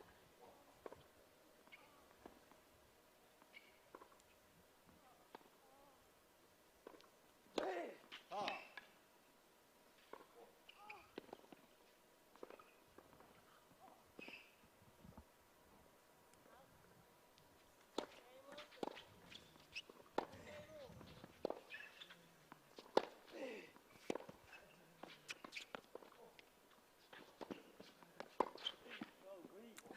Well prepared. 30. Made him run all over the place, which Basing can do quite easily, but it's just the final touch in that from McHugh. It was so essential. He was ready for that final forehand. Drop shot wasn't a bad choice of shot, but Basing was already on the run, so his momentum was carrying him up to the net. McHugh had to be ready for that, and he didn't flinch. Great stuff.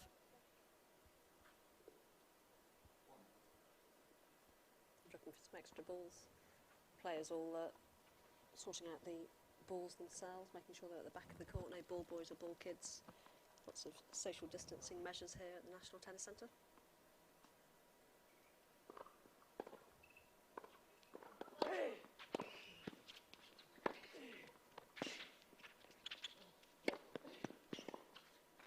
Game, McHugh.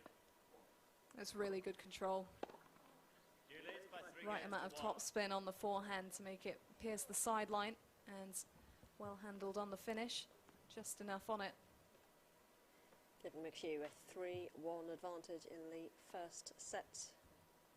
This is week 4, the final leg of the initial 4-week swing of LTA British Tour events. They have just announced 3 more Tier 1 events coming up in August and September. Basing serving, 17-year-old, needing to keep himself in this first set, just keep his confidence up by making sure that he holds on to his serve.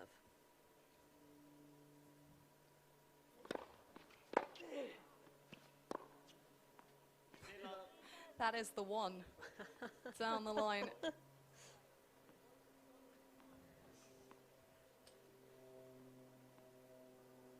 So ready.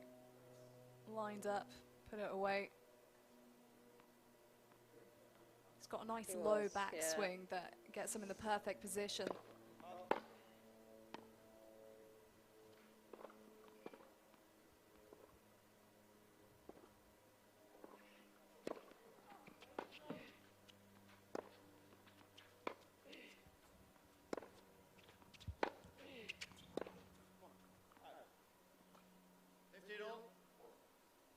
Having said that, his backhand is quite a flat shot, which means that on cross-court angles like that, when there's a little less space to play with, he needs to be careful that there's not too much on it. Maybe try and apply the extra little bit of topspin to keep it within the confines of the court.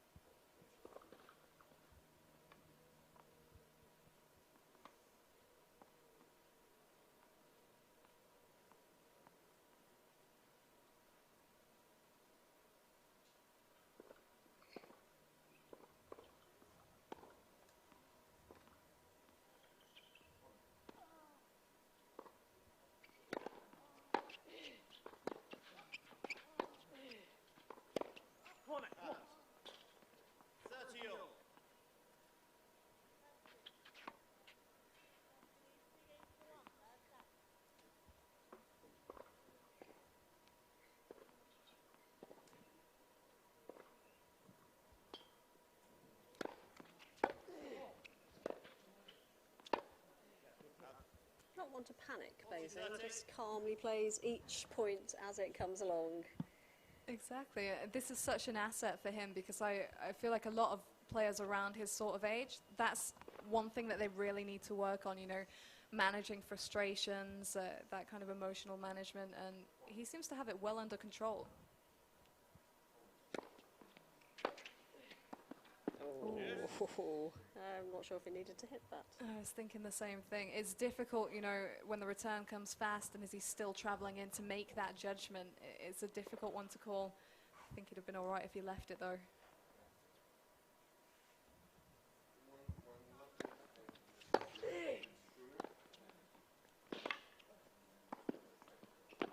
Once again, just hits the reset button. I wonder if that's something he's picked up at the Nadal Academy, how to just put everything out of your mind and play point by point. Well, Nadal is the perfect example for that, you know. He's a mental machine, really. Competes for every point as if it's the first and the last.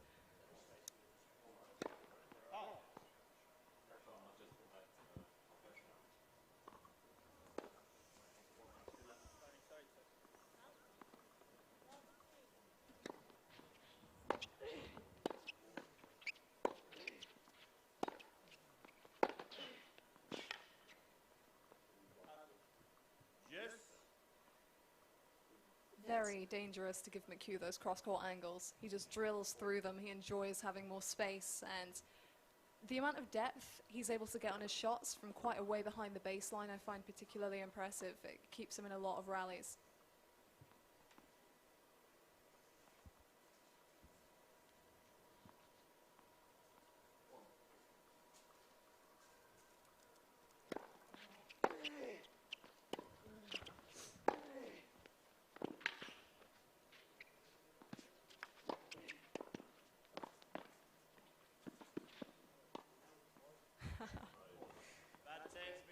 A great point from both players there. Just Basing again, running everything down, making McHugh play one more shot. Absolutely, and he nearly had him there. I wouldn't have been surprised if, you know, McHugh had been dragged off balance in that rally, but he did well to maintain and hold his position.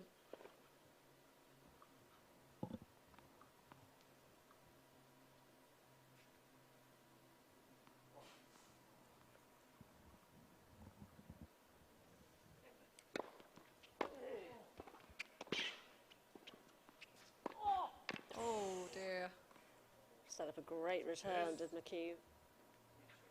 But again, we just see Basing, who's faced break points in every one of his service games, not being phased by anything. Well, I thought that return was sailing past him for a moment. I think he actually did well to get a racket on it, and once again, McHugh stumbling as he raced into the forecourt. It's difficult to come to a halt, it would seem.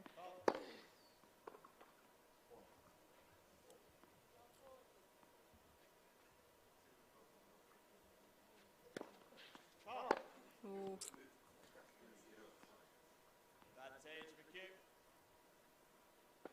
It's the first real crack we've seen from Basing. You know, he's faced break points, but a lot of them, you know, he's gone toe to toe and he's just not come out on top. But you can understand why he feels the need to go for more on the second serve, because McHugh's ripping some deep returns here.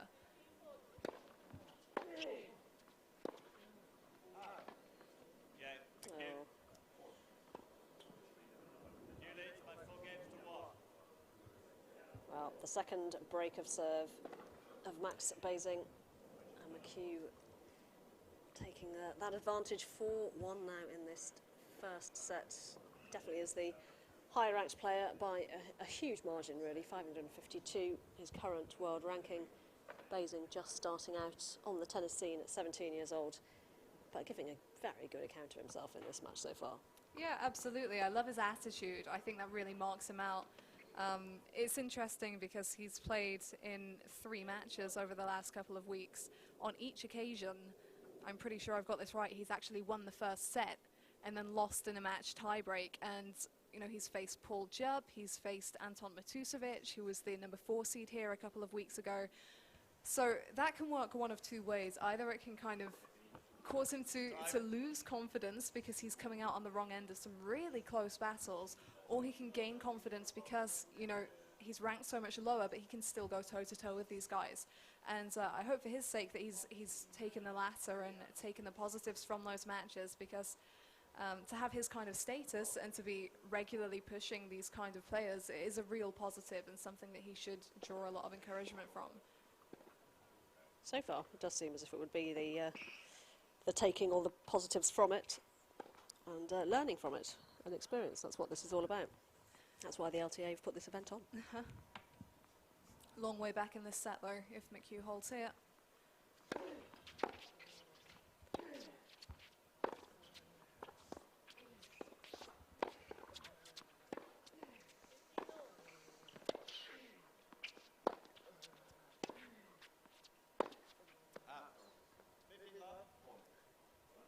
It's just so quick to get under everything, McHugh.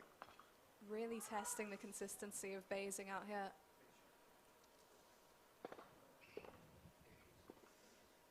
A lovely style, McHugh. Nice, just it's very pleasant tennis to watch, and I think we were looking forward to this, thinking it would be a good match, which it is.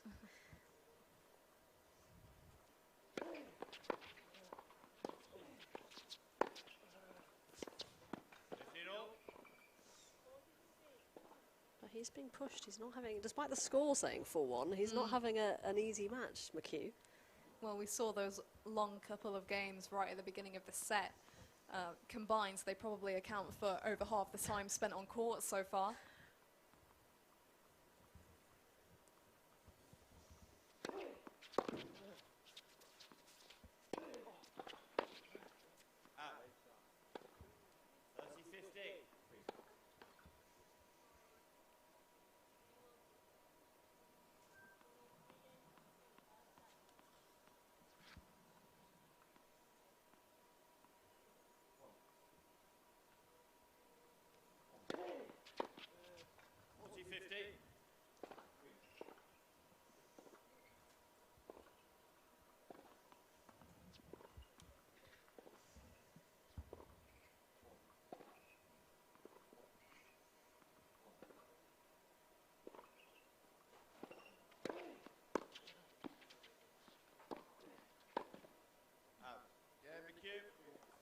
Great use of the body serve to finish. We haven't seen too many of them, to be fair. A lot of players have been either going wide or going up the tee. But you saw that went straight to the body of Basing, and all he could do was block it back, giving McHugh the high ball to finish. And that's a pretty emphatic 5-1 advantage on the scoreboard. It is, although, as we said, it's not quite how the match seems to be playing out in terms of the standard between the two, but Basing does need to pick up some service games. Serving now to stay in this first set.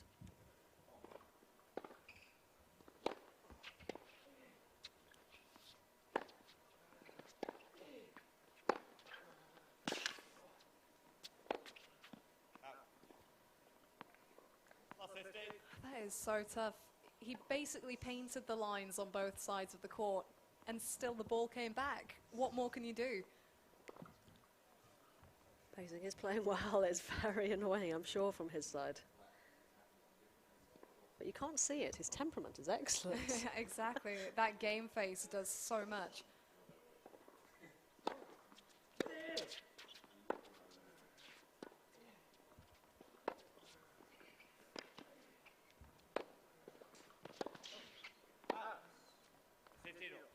Barely.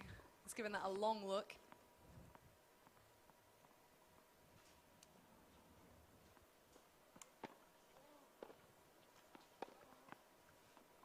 He just needs to take 1 point at a time now, Basing, because when someone's on a streak of games like McHugh is now, it's all too easy to almost stop playing with your eyes closed and just whacking every ball and getting everything back, and you go into this kind of zone. Every point that Basing can get will help to stall that momentum.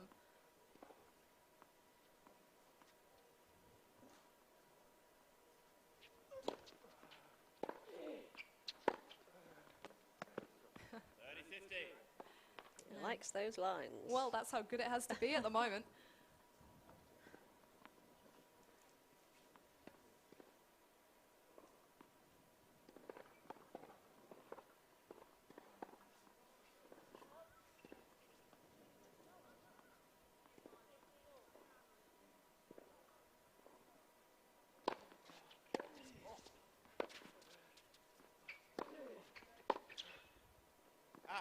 Cool. That's you. That was his only option, really. The And there was forehands a came chance with it was going pace. to drop in. It was very close.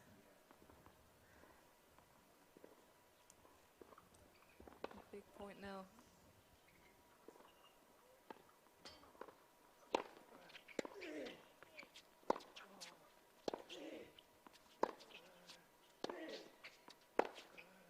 Out. 30-14. Would like to see him going to the McHugh backhand a bit more. McHugh's getting a lot of returns on his forehand. He's holding up well off that wing in the rallies. And it really is time for Basing, I think, to try something a little bit different. Maybe now's a good time. Here's set point down.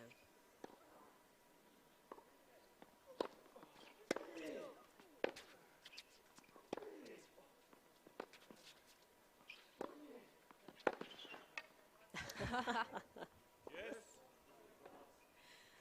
Well, usually they'd apologise for a net cord, but I don't think he needs to for that one. Not at this point. Those passes, so essential that they're kept low, and that's about as low as you could get without it finding the net.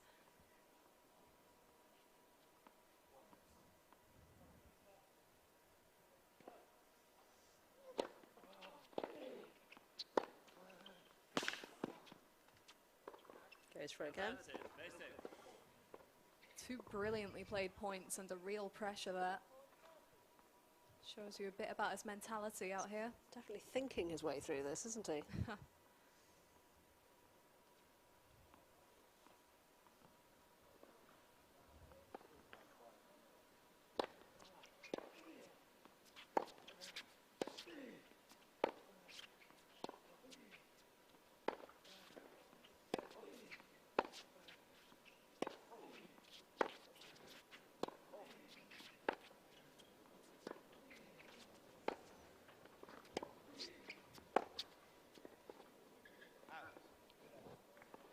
Yes. The return did come a bit shorter off the backhand, but once again, McHugh wasting no time in getting himself into a neutral rally. And once the ball's on his forehand side, he starts to drill it. Basing breaking down more often of the two.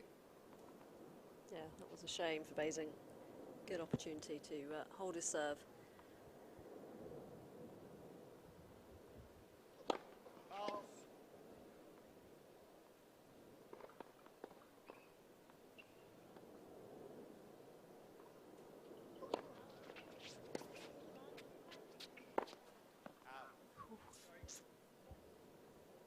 That's it, McHugh.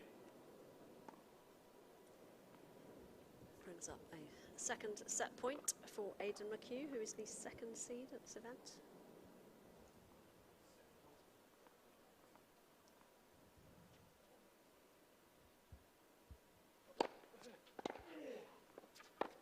Games are set. McHugh. 6 games to 1. This time McHugh takes it the top second seed. We've already had the top seed at Lloyd Glasspool, who went through to the second round a little earlier on. This is the second seed, Aidan McHugh, who I said was 19 earlier. He's actually 20 because he's just had a birthday. He is 20. You know, he played on his birthday here 2 weeks ago, and he was right. very close to defeat, actually. We Oh. were a little bit worried for him, but he did come through. And he'll be really pleased with that set, I think. 3 breaks of serve, and particularly if we look back to the beginning of the set, and so hard he was pushed in the opening few games, and we see now the real significance of getting that opening break. He just asserted himself, got himself up on the scoreboard, consolidated with ease, and really it was pretty much one-way traffic in terms of which way the key points went from there. Yeah, you were saying at the time that first service game of Max Basing was going to be important when it went to 12, 13 minutes. Mentally important for both players, and it was Aidan McHugh who broke that and has gone on to take that first set 6-1. McHugh, who's one of the LTA's Pro Scholarship Programme players. Really important to help the players to get into ATP or WTA tennis. That helps with their travel and their hotel and their food. Conditioning coaches. It's the highest level of support that's offered to the developing players by the LTA between the ages of 16 and 24, as we mentioned a McHugh, right in the middle of that age bracket. And those with the best chance of getting to the top 100 within 5 years. So he knows the trajectory that he's on. Does Aidan McHugh, currently seeded 552 in the world. And a lot of support behind him from the LTA to try and help him get there, with particularly the expensive nature of playing on the circuits and the ITF tournaments these days.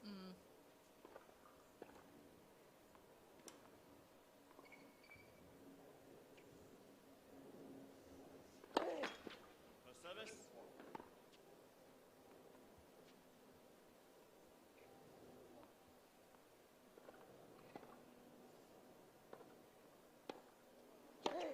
First service. It's only going to get probably more expensive because there are going to be fewer tournaments for them to try and get to. Oh, I know, it's tough times. So great that these kind of events are being staged.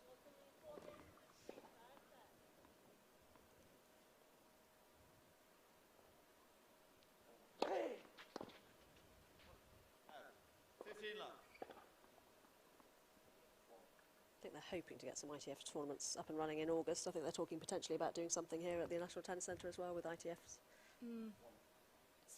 It's really a waiting game at the moment, isn't it? Fault. Ooh.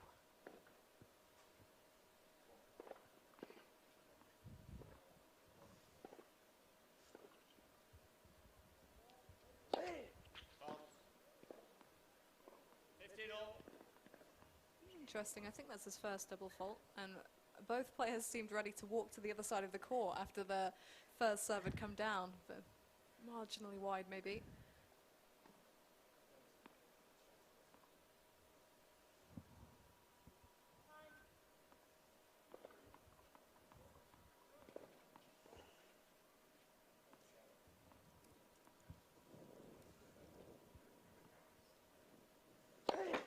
First serve.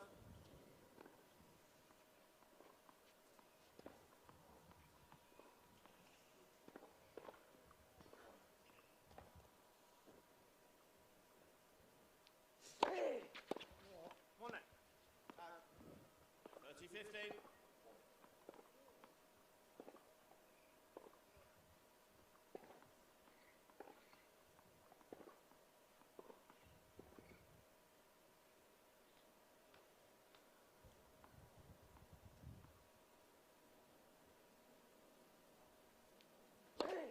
Fault.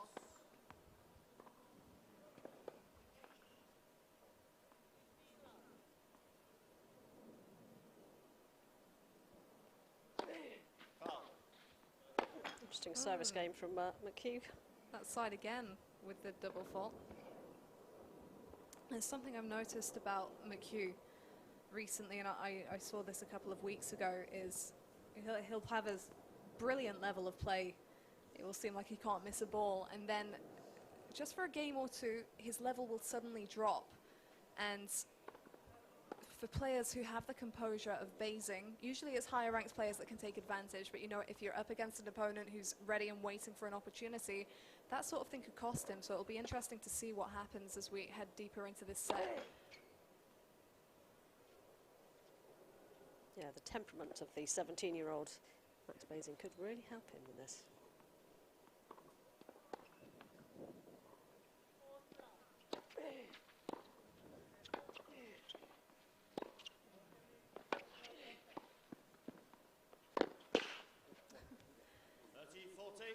It's really good to see, trying something different, moving up, and he's recognized that he's not having the best of fortunes at the baseline, so switching it up and shortening the point, really good move from him.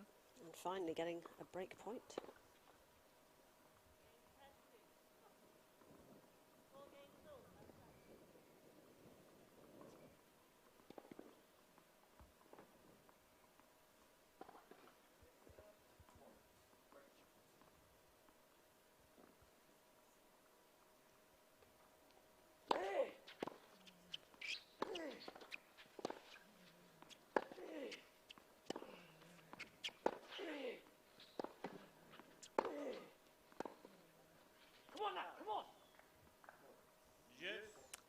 The intensity in that reaction tells you that he's feeling it in this first game. Yeah, we haven't heard that much actually of people sort of shouting at themselves, I suppose, today on the first round, but you can tell. Just trying to pump himself up a little bit, Aidan McHugh.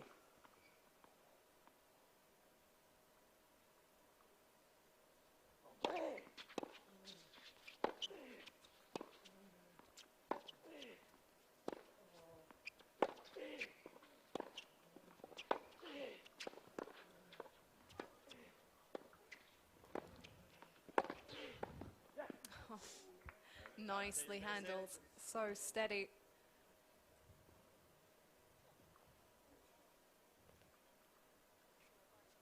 And the pickup from McHugh, it really was pretty much off his feet. There wasn't much else he could do with that slice, and the moment it dropped short, Basing was on top of it.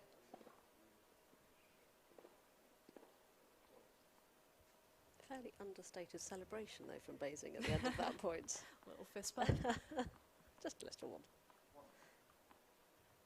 Don't want to expend too much energy on the celebration when he's having to work as hard as He this. is having to run an awful lot.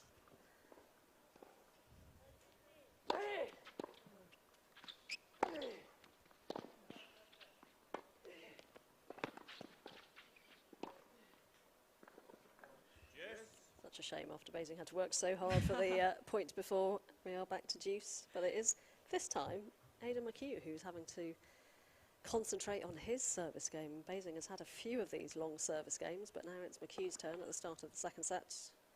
Even though that scoreline 6-1 for the first set doesn't quite represent the play that we saw. No, it was closer than 6-1, particularly at the beginning. That was a really tough few opening games.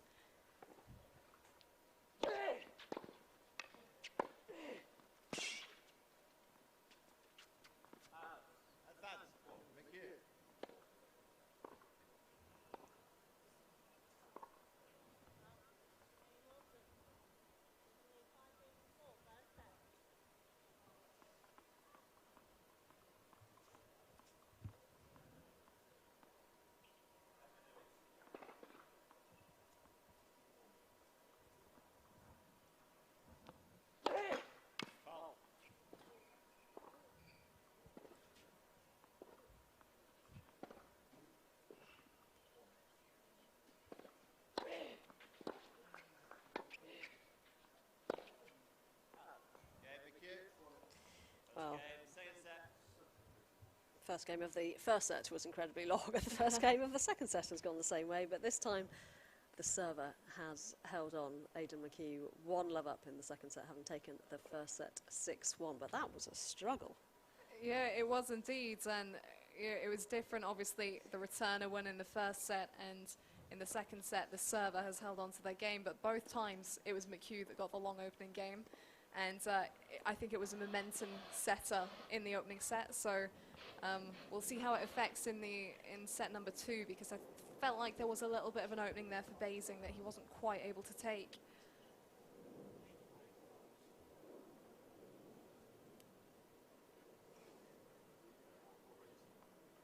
Yeah, Basing certainly does not seem to be a player who worries too much, lets his tennis do what it needs to do.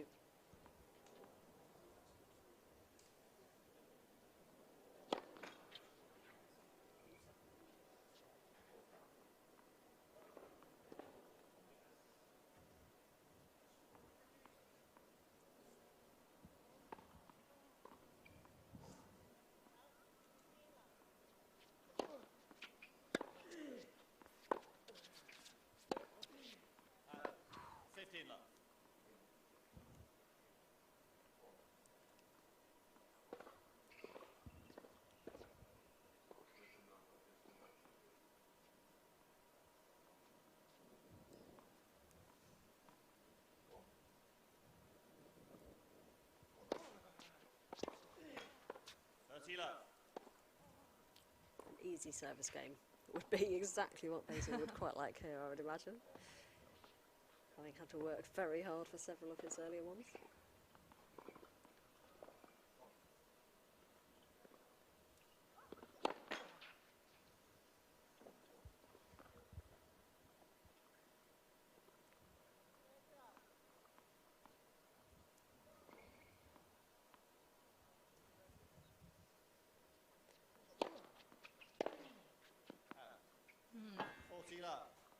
of a gift on the second serve return. Haven't really seen a rally in this game, and that's great for Basing because the serve is the one thing that's actually completely on his racket. So if he can place it well and get those cheap points, he can get back to the business of trying to break through McHugh.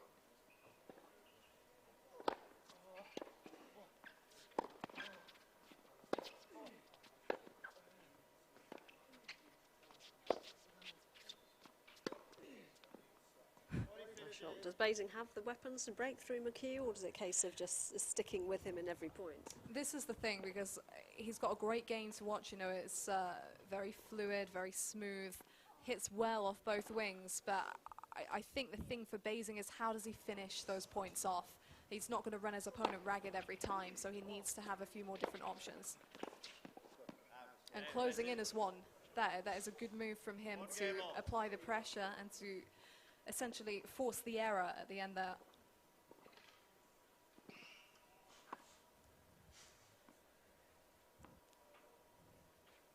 Making sure that he holds his serve this time. 17-year-old Max Basing, who is playing in his second British Tour event of this 4-week swing at the National Tennis Centre, just down the road from Wimbledon, southwest London. Aidan McHugh, though, with a set 6-1, and it is now 1-1 in the second set.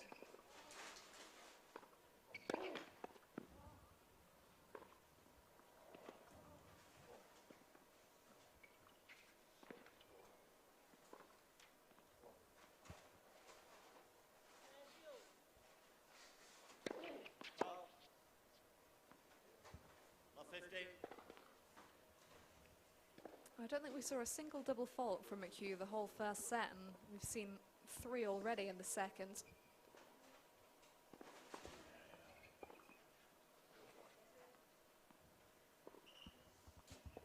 You mentioned that his level just drops off every now and again.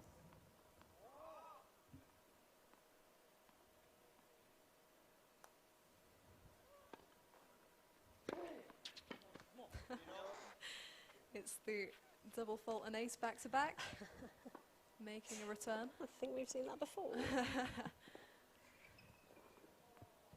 Better when it's that way round, ace after the double fault.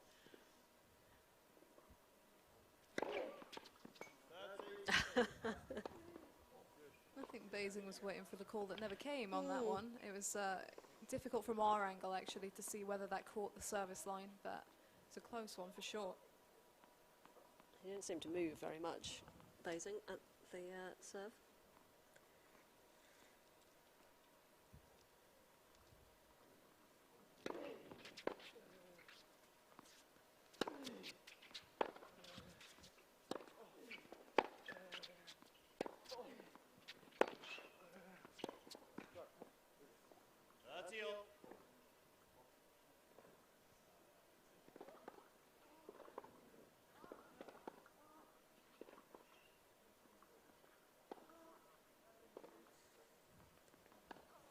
Towels not being held by ball kids is going to be something that I think we're going to see when the tennis tour returns.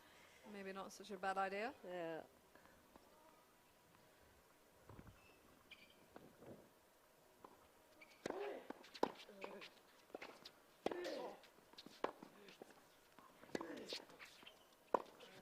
Ah.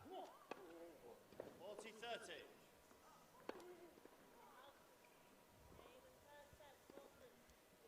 It's the first time we've seen a tiny bit of body language from Basing, getting a little bit frustrated with himself.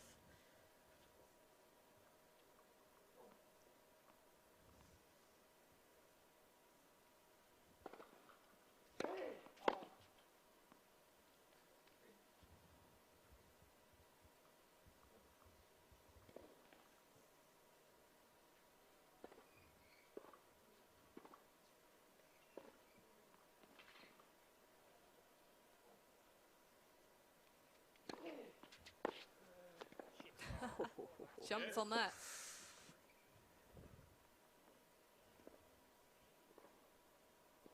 I think that was the frustration of the previous point coming out. It was well timed. He was stood a little way in for that.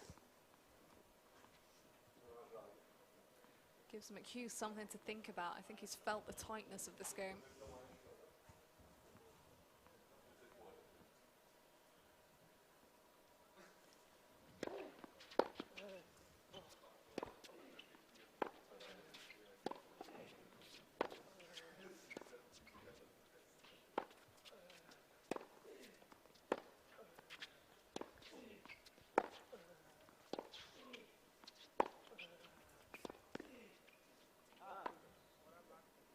Advantage, basic. Hanging tough at exactly the right moments, Max Basing, and has really earned this opportunity to break through. Couldn't quite convert the break points in the opening game of this second set, but he has another opportunity.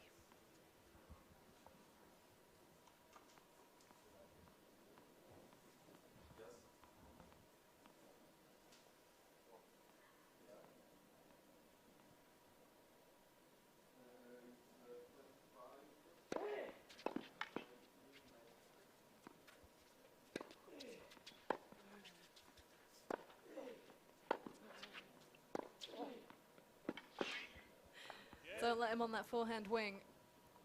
It was well controlled. He had the really slow ball that came deep to the baseline, and he kept focus, stayed over it, timed it well. One-way traffic from there.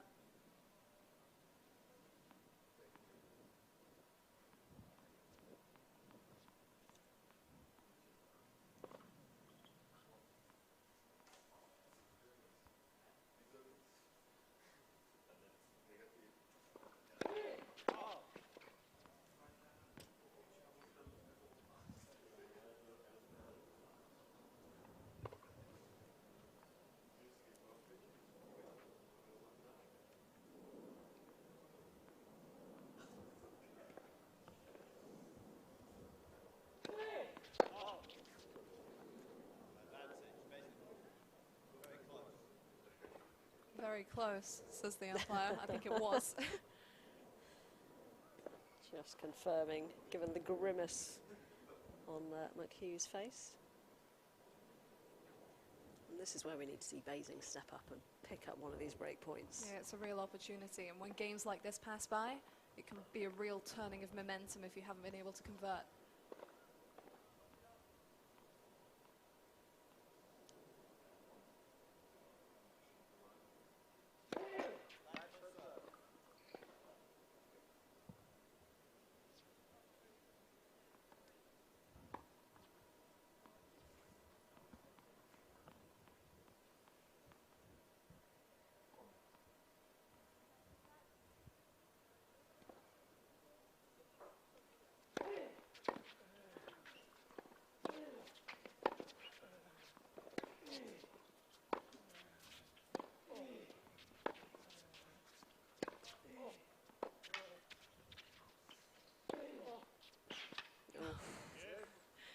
Orchestrated point from McHugh, very similar to one earlier in that game. The margins are so fine. I mean, look at this one. Pickup from Basing that honestly, it was a good pickup. It was all he could do, and it was, I think that just caught the back of the baseline, that forehand.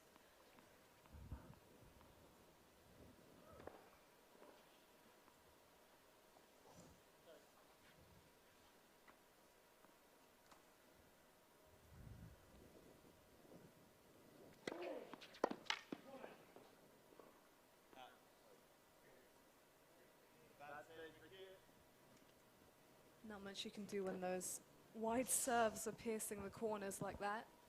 It's going to take a while to get that ball back, though. Nobody around to help, or nobody's allowed to help, I think, more importantly.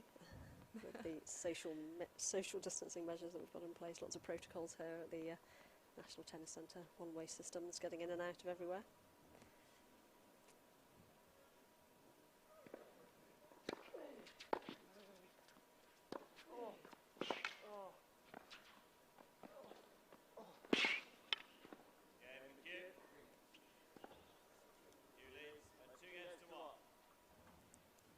Really well dictated, great choices of shots. He could see that he'd stretched Basing out at the baseline there and then exposed his positioning with the short drop shot. Key game to come through. He heads off to get the tennis ball that disappeared outside the fencing. Several courts here, individually fenced. We have 16 men and 16 women playing in the 4th week of the LTA British Tour, return to elite competition. Matches happening all around us.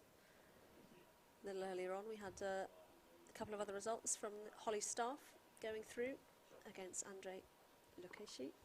7-6, 7-6. That was a really long match actually. That was still going on when most of the other matches had, from the first match on court had finished, and we were well into the second match on each court. That match was still carrying on. Wow. And Annalie Olival also 6-1, 6-1. That was a pretty quick victory over Danielle Daly a little earlier on. This is centre court that you're seeing around the National Tennis Centre with that large, beautiful tree. And just a few people around. It's been a fairly busy day. Everyone making the most of the fact that it's actually summer now. Would you believe it? It hasn't felt like it for a few weeks, but had a really nice, proper summer day today. No crowds here, of course, behind closed-door events here.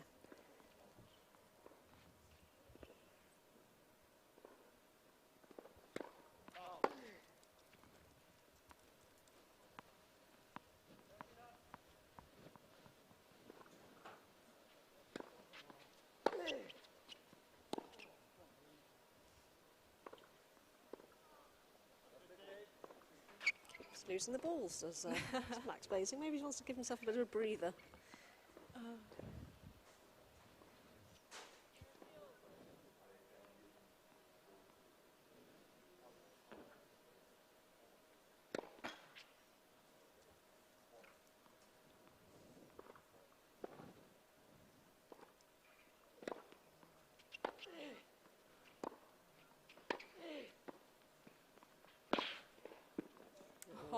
That is a good point from McHugh. Such a shame for Basing. It was a really difficult volley. Not only did it come low, but it came at his body. So all he could really do was defend himself. But then you have to give the credit for McHugh for finding his target and then following up with the pass that had great height on it.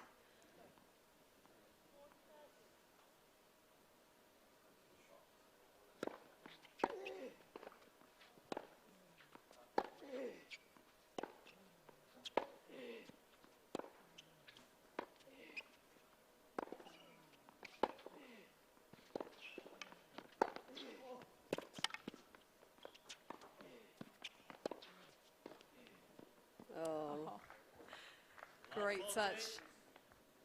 And when McHugh manufactures the point, it's excellently executed as well as being brilliant to watch. Yeah, absolutely. He went for exactly the right shot with the forehand hard down the line when he saw Basing on the skid in the other direction, and that gave him some breathing room to work the rest of the point. But great touch on the drop volley.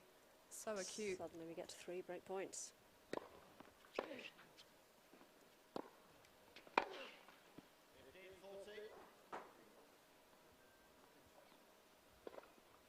He's not letting it show, but it's got to be so frustrating for Basing because I feel like every marathon game in this match, without exception, has gone the way of McHugh.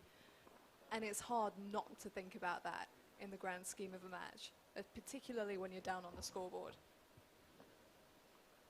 Yeah, it's just the odd point here and there on those long games that Basing has lost out on.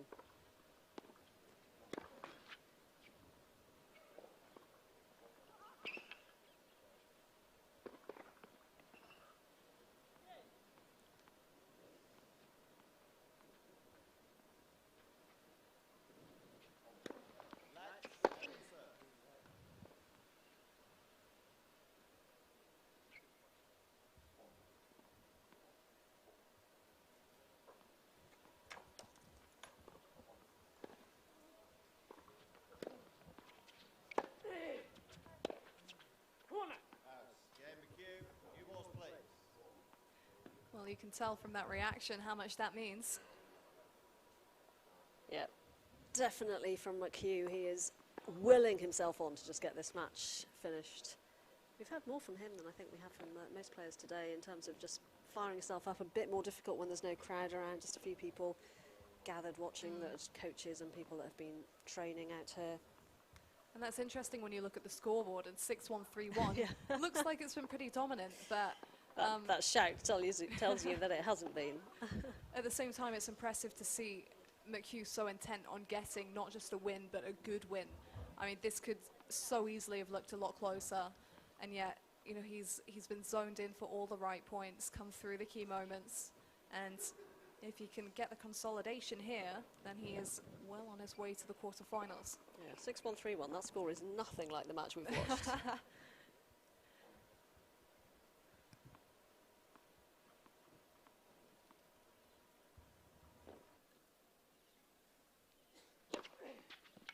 Love.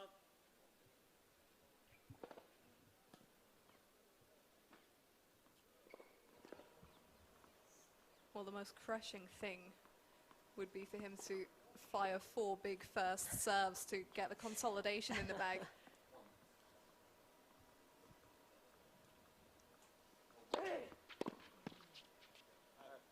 McHugh has had the harder service games in this set, not in the first set, but this time he's had break points to face in each of his service games. So, yes, going for the opposite this time around. Well, dare I say it, I think he might have come through his dip for this match. I think that might be in the past. Oh, this is interesting.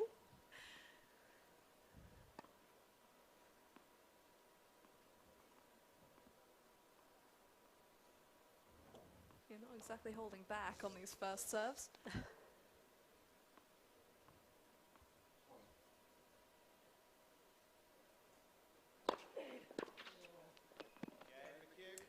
And it was the 4 big serves that saw him through.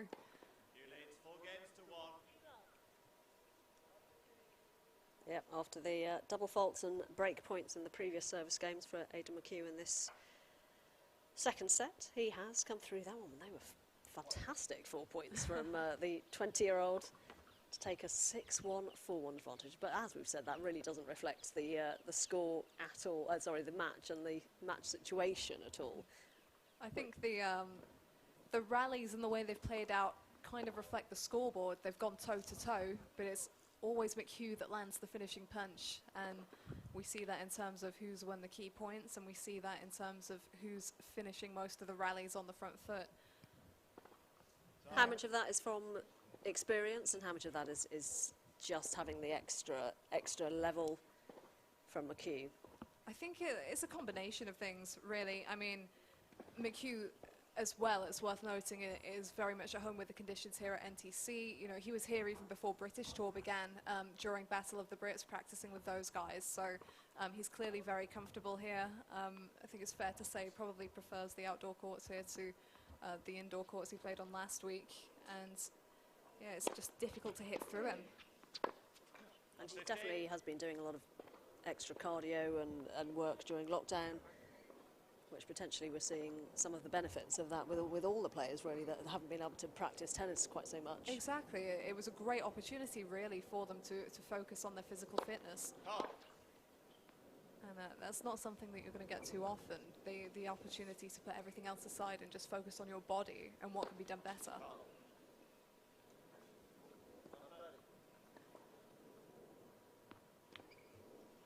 As well as he composes himself, I feel like this might just be slipping away.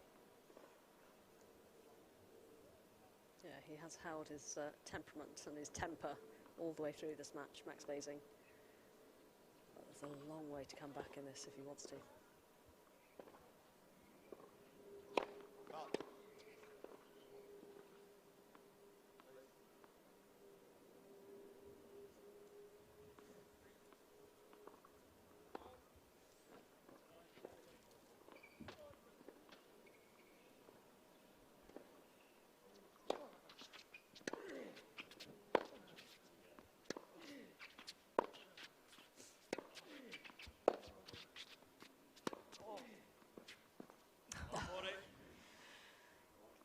Well, that forehand kind of dropped in. It was almost as though Basing hesitated as to whether he actually hit it or not. Breeze has picked up a bit again. He slowed down there, knew he wasn't going to get his racket on it. I think McHugh can sense the finish line here.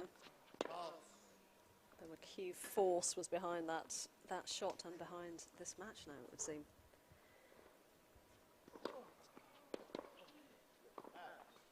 15-40.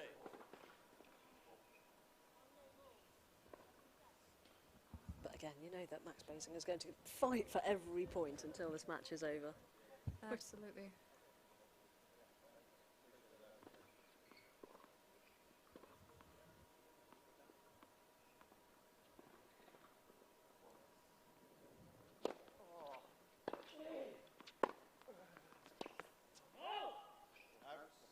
He's going about it the right way. Yeah, he has to stretch him out, and that's a good combination, the wide serve, dragging McHugh off the court, and then down the line, even if McHugh gets under that, it's going to be a lot more difficult to put it back in play.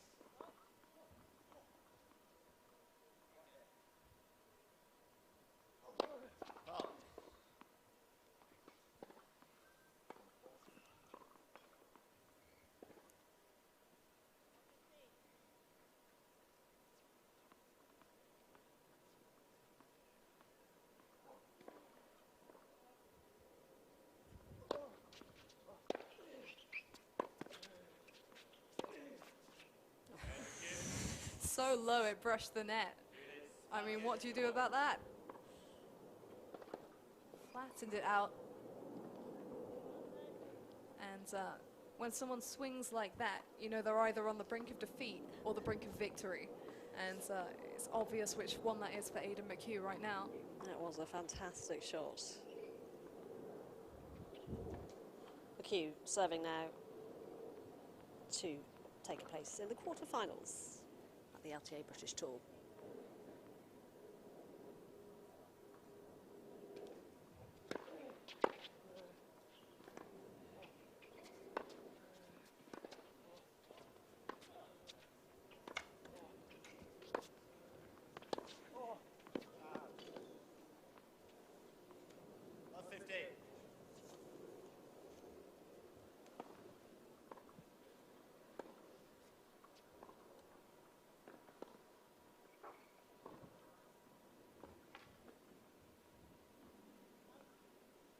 Well, it's never over till it's over. At this point, Max Basing just has to think 1 point at a time.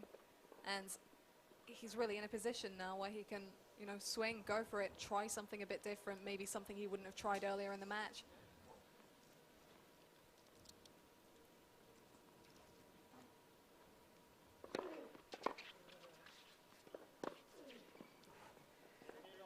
I would love to see him try and rush the net after the return, just to see what it does to McHugh, see if it rattles him, puts him off positioning. You know, if you're not making enough impact in the rally, just merely where you are in the court can sometimes have an impact. We haven't seen him change his style too much, I suppose, Basing, when he's been on the back foot.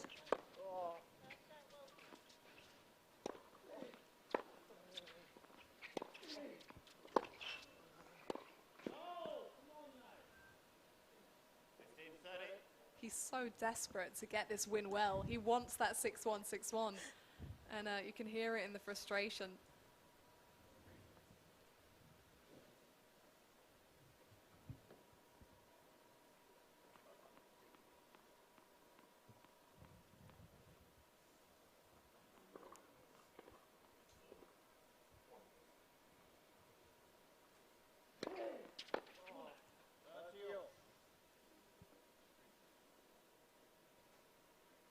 Yep, Aidan McHugh just pushing himself those final few points, knowing that a place in the quarterfinals is 2 points away now.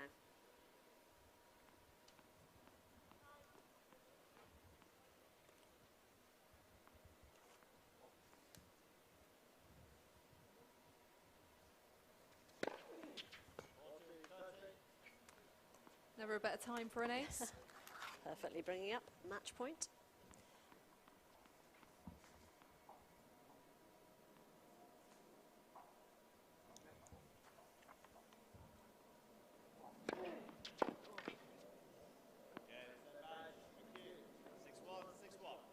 That's a shame for Max Basing, but Aidan McHugh showing the little tap there at the net between the rackets, but Aidan McHugh showing that he is the higher ranked player, the second seed here, His ranking is 552, and motoring through that match, even though it didn't really feel like it. It felt like it was a proper tough match, but the scoreline 6-1, 6-Hugh. It is Aidan McHugh who is into the quarter-finals, beating Max Basing. Yeah, there were enough marathon games in that match just to slow Aidan McHugh down a little bit, but when it came to those key points, he was right on top of things.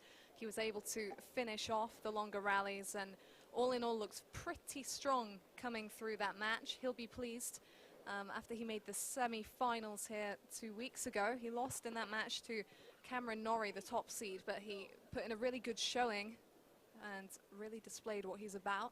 Got straight back to business in this first round, and his quarter-final will actually be a rematch of his quarter-final 2 weeks ago against Henry Patton. Now that was a 6-4, 6-3 win for McHugh, but closer than the scoreline suggests in the second set. And not only that, but McHugh did face Patton last week at the UK Pro Series and lost that match. So bit of a grudge match maybe, bit of a chance to get some revenge, but McHugh moves through. I think all in all he'll be really pleased with that performance against a very young, talented opponent who knows how to hold his nerve and his composure.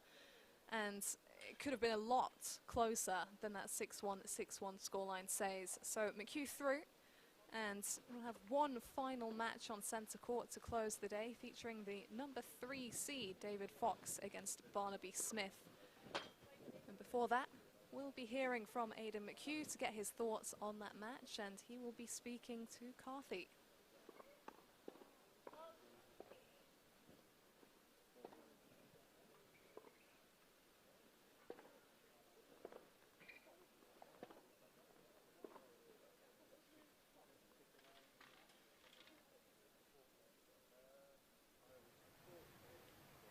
Aidan, congratulations. The scoreline was 6-1, 6-1, but did it feel a bit closer than that?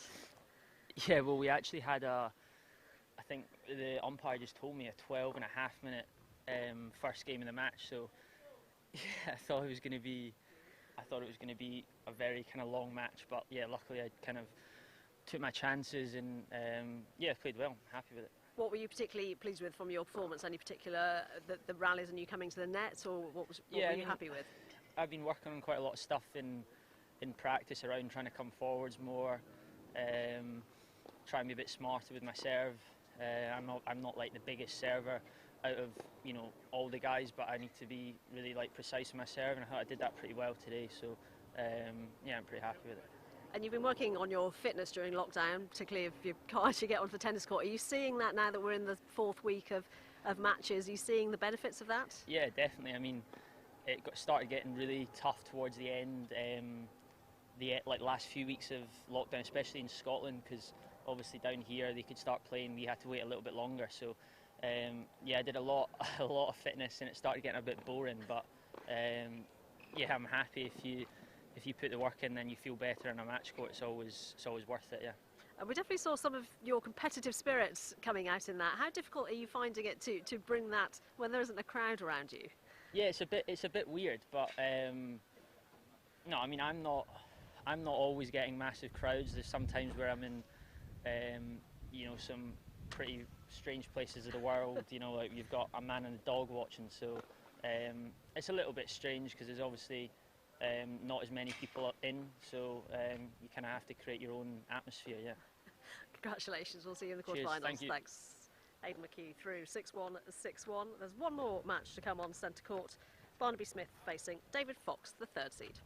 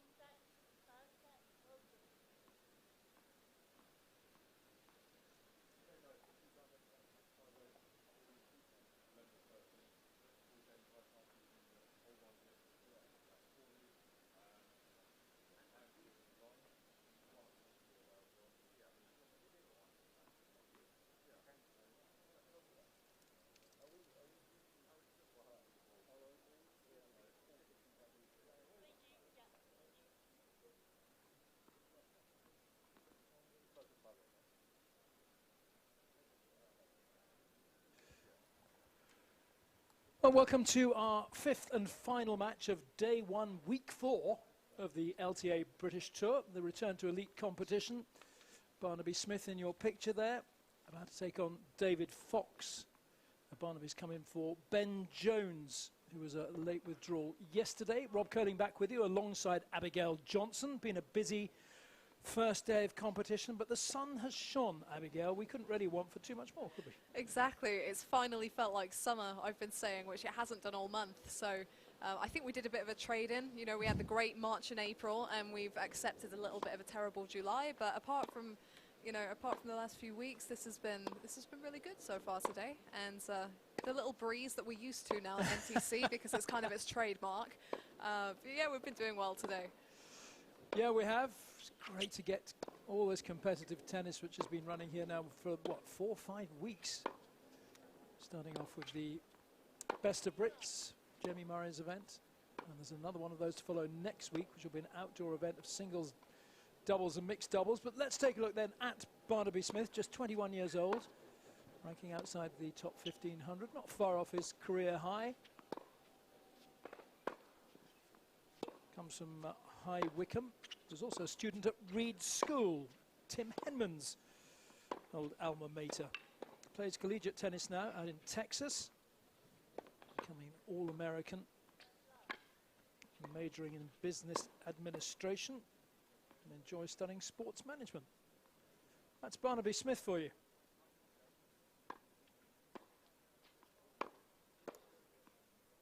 So he's been playing obviously a lot of his tennis out there in the United States, less so back here in the UK.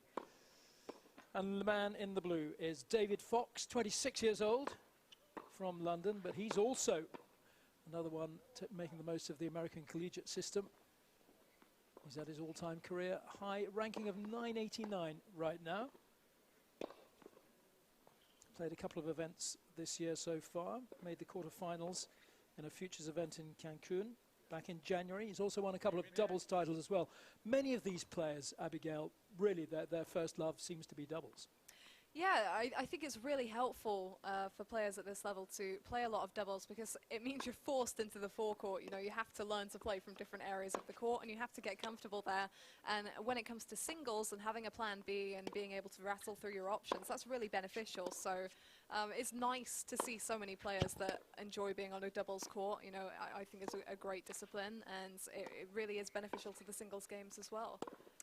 Yeah, it is. It makes you, I'm sure, a more rounded player as we take a look at Jacob Miles, who's in the chair for this. Huge responsibility for these umpires at this event, because they are calling the lines, no line judges, because of the COVID-19, so as fewer people on court as possible.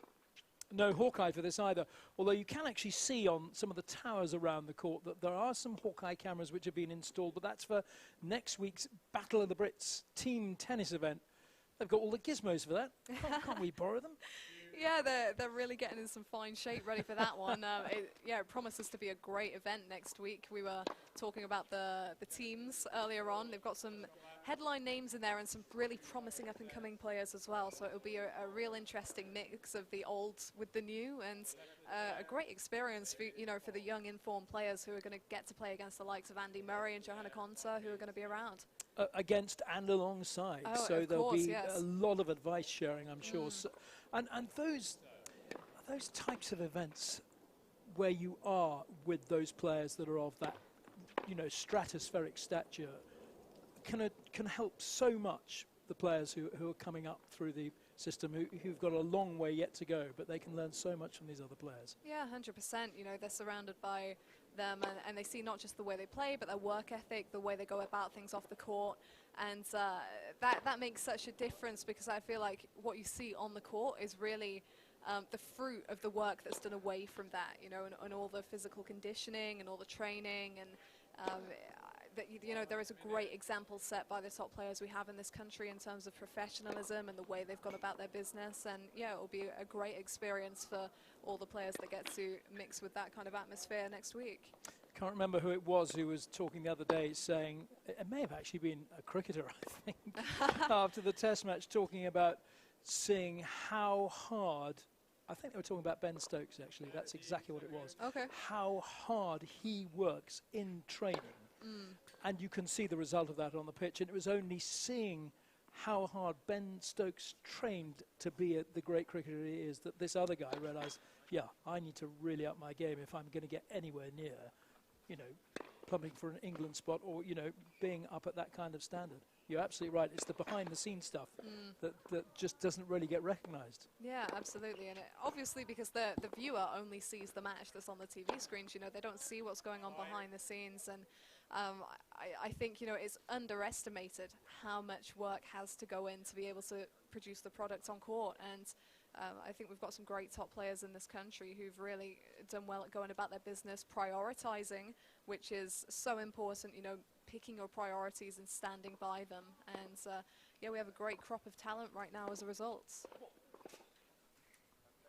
Yes, indeed. Some of those documentaries, I think, about Andy Murray, I think began to bring it home actually as to how much these people train, because Andy in the early days did struggle for all kinds of fitness, didn't he? I mean, fitness on court was, you know, was difficult for him. Yeah, and I mean, over the years as well, more recent years, work in the gym and stuff like that, your diet, it's all become more of a deal than it used to be in the game. It's become such a physical arena, and so, yeah, players are really having to raise the level off the court.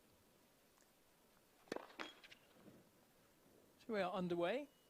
It is David Fox serving in the blue.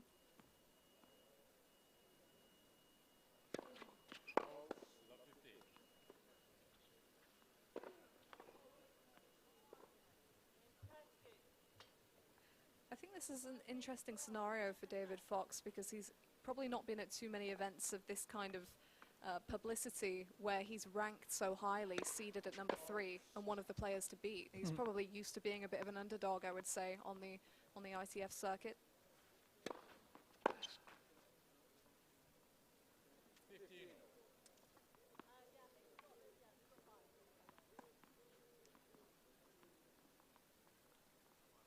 Every chance these two players will never have met either. Yeah, that is a thing, you know, with the players that go out to train in the college system, you know, they're kept a little bit separate to other players in the country.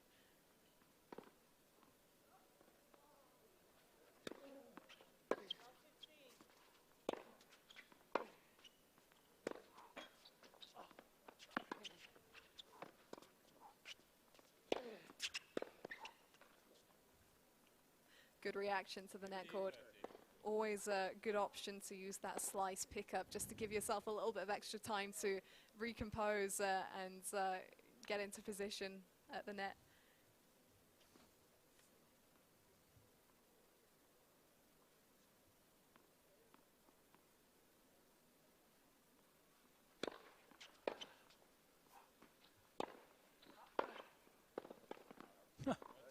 Well, hitting it straight back to his opponent seemed to pay off.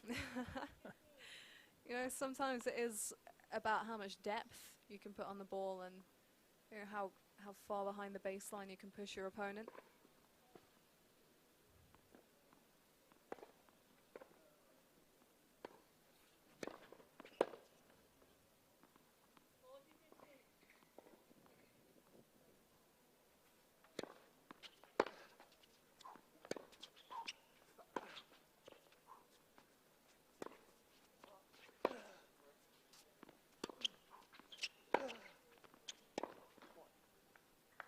Oh, as the first shot after the serve from Fox, I thought was going to help him to see himself through that point. Wasn't to be.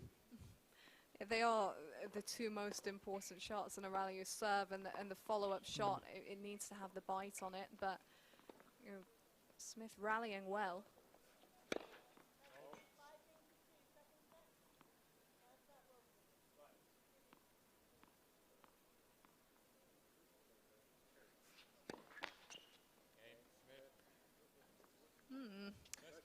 We've seen rather too many double faults from players today, Abigail. I always feel that's slightly inexcusable because it is the one part of your game you can go out and practice on your own, surely. This is true. I mean, I go the other way and I think, well, there are so many things that you can overthink during a match. Like, do I need to go for more to stop them, you know, attacking the second serve, where am I placing this, etc. It's just the match conditions. Actually, I was talking to Katie Swan a couple of weeks ago, and she was telling me about the difference between match practice and match play. And she said once you've come back to match play, your whole body aches because of the stress of the match conditions. Just the fact that you have to be so mentally focused. And, you know, you can play the exact same match in practice that you do in an official match, but it's the mental side that actually makes your body feel it more. And I think it's very much true with the serve. You know, they could rattle down these serves in practice, but when you're facing breakpoint, it's a different story. It's a hugely mental thing.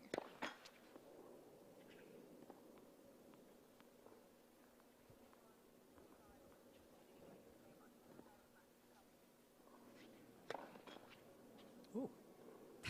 Well, I think this is your fault, Rob, for mentioning it. I mean, that was, the direction was off, the line was off.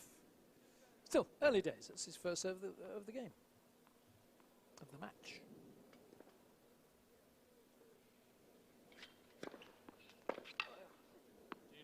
It's more like it down the tee, making his opponent stretch for the return.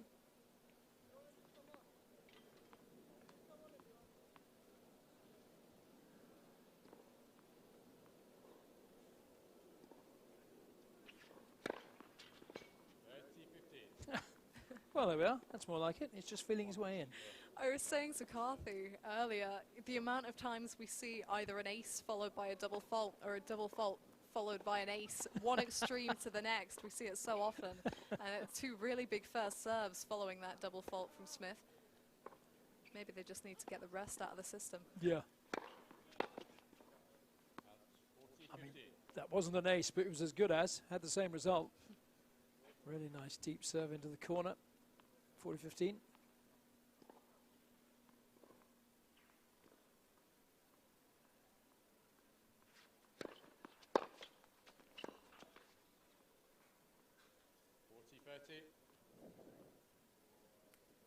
This is the first time that Smith is playing at the British Tour, even though we're on week 4 and playing at NTC. So, you know, it has its own little set of conditions here, as we've been saying, you know, the breeze and the way it picks and falls and, you know, outdoors. There's a lot of things to take into consideration. So it might just take him a few games to really settle into things out here.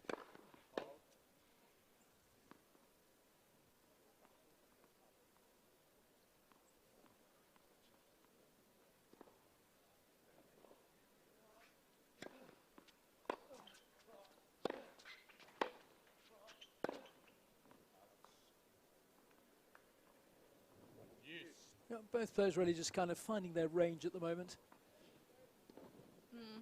You can see the idea there. He was targeting the backhand, but the issue was with Fox's positioning, there wasn't much space to target the backhand, so he crept further and further to the edge until he had no space left.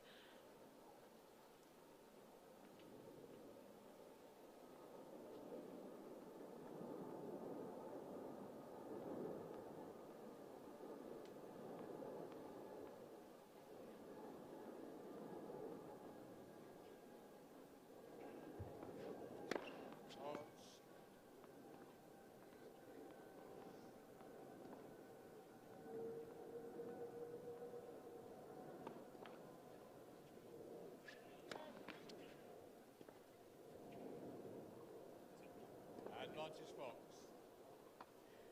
I'm waiting for your comment, Rob. Well, I'm disappointed. Probably not as disappointed as he is.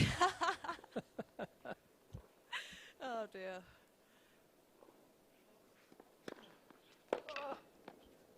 Yeah, that's a really nice way to come back from that disappointment.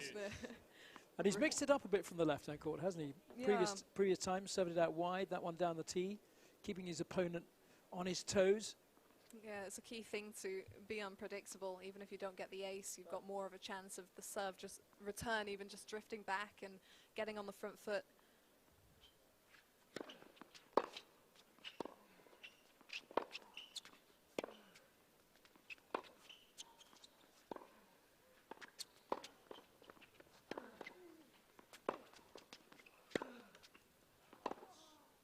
Just pushing that long. Advantage Fox.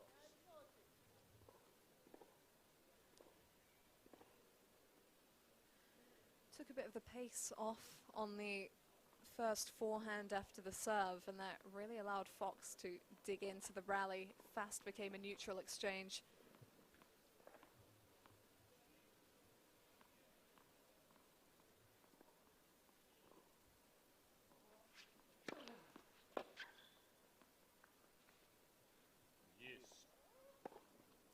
Looks like that serve could see him out of a few tricky spots, though. Yeah, once he gets his rhythm going, I think you're right, because he's certainly got the weapons there. I mean, when it's firing, that serve's going to be quite good, isn't it? By the looks of it. Quite good. It's going to be very good. Yeah, of course, very good.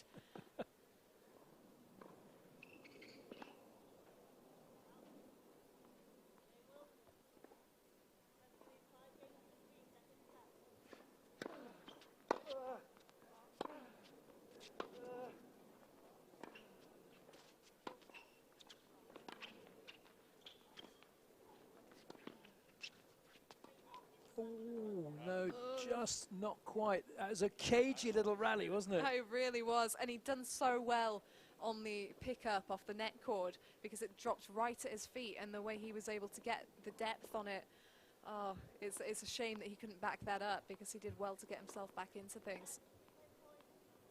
So Smith with a point to go to love.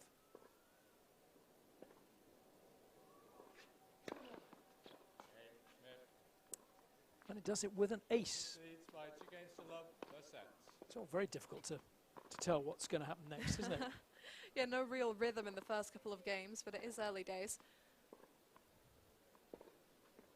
Certainly we can see that Smith is quite a heavy striker of the ball, and once he's got going on that serve, it looks like it could be quite the weapon out here. So Fox really needs to hold here to close the gap. 15 love. Nice serve from Fox. And I think Smith just looking at the umpire. Do you want to call it out, ump? No, thanks.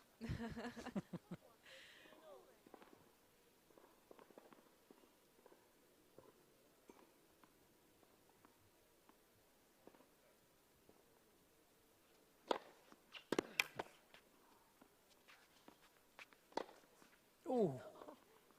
30 love. We'll talk about slim margin. Wow. Glad I wasn't calling the lines there. I think I'd have got it wrong. Yeah, just clipped the outside edge on that occasion. Phew.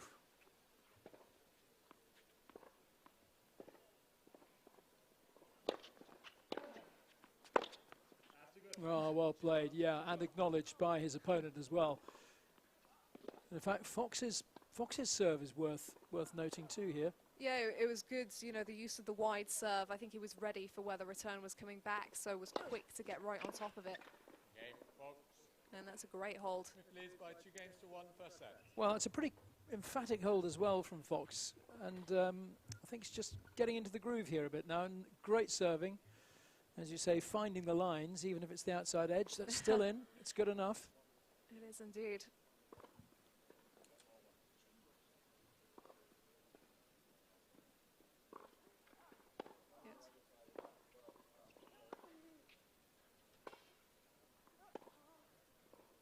So Barnaby Smith with the lead at the changeover.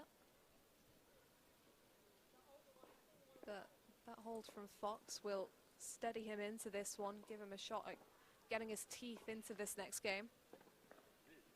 It's the last match of the day on centre court. We've had a really full day, 4 matches preceding this one, but only one of them went the distance. Lloyd Glasspool, the top seed, taken to a match tiebreak. So what are the odds of this one, Rob, going all the way? Well, it's early days. I thought the previous match might have been a bit tighter, actually. But in answer to your question, I haven't got a clue. Well, it's an honest answer, you know. A non-answer, but still an answer. Well, they could cancel each other out. If the serves really begin to fire from both these players, that element could cancel the other out. So that might make for a tight game.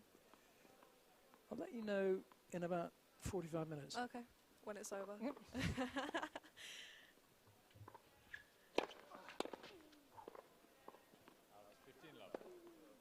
It's a good serve from Smith. I think we're going to be saying that a lot For for the, for the next 20 minutes.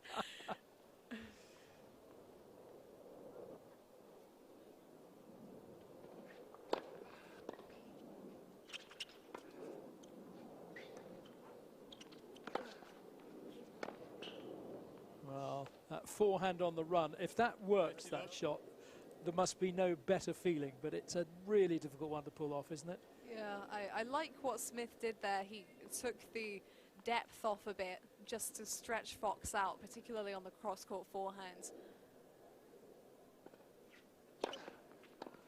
40 love.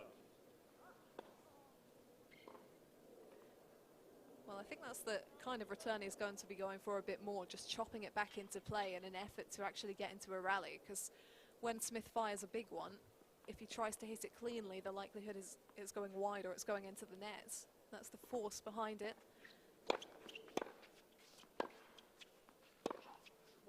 Oh, yeah. Smith leads by 3 games to 1. It's a very nice shot from Smith. Sort of having to get down on his knees to play that one off the baseline, but very effective. Yeah, it was a really good return, hit cleanly to the feet and well responded.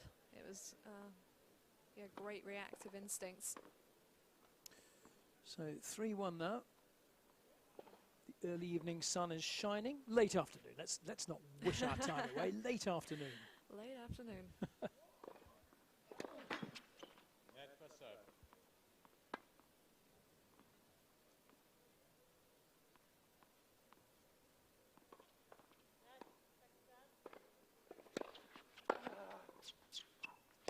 No. No. Love 15. Bit of a spin catching him out on that? Yeah, and I think he framed it, hence the long loop. Yes. Very much off the frame.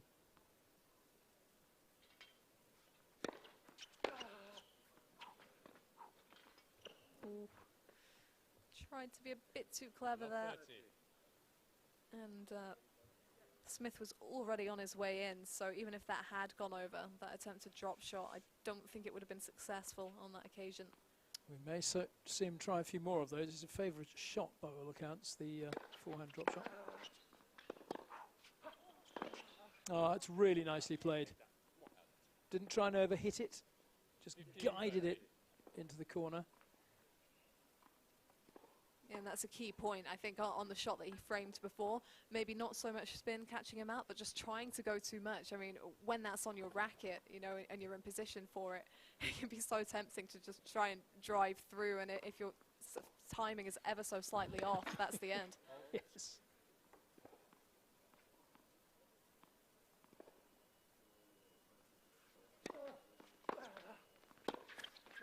Oh, that return came zinging back, didn't it? It skidded off that line. Yeah. Proper skid, that one. Almost like it was a wet court. Yes.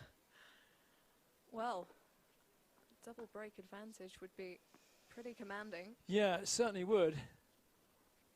I think Smith would be pleasantly surprised by this. So 15-40.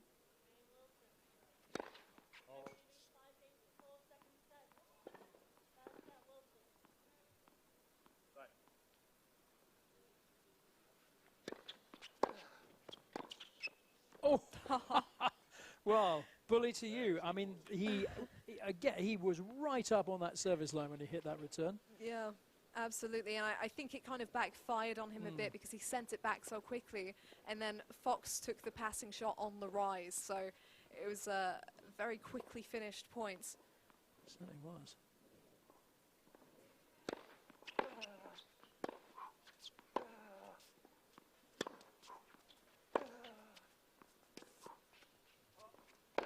Oh. Yes. And all of a sudden, here we are at deuce. Yeah, it's a big change around, isn't it? Yeah, very much so.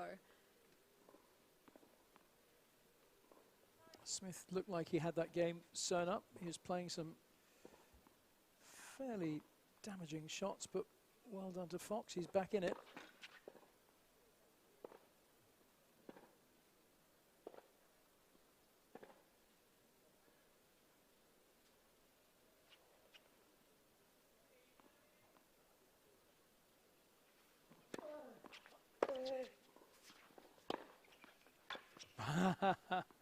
Clever. I expected him to go the other way. I wonder if Smith maybe had an inkling that he might have done. Yeah, potentially, because honestly, like, it wasn't as deep a forehand as it could have been. But when you've got the element of the surprise, it doesn't really matter. So, yeah, well done by Fox. Oh no! Snatched at it. And that's the danger, you know, when the points are being played so quickly. I've said it before, sometimes you can let the pace of it take you away. And he could have afforded to give himself a little bit more time on that one, added a bit of extra topspin.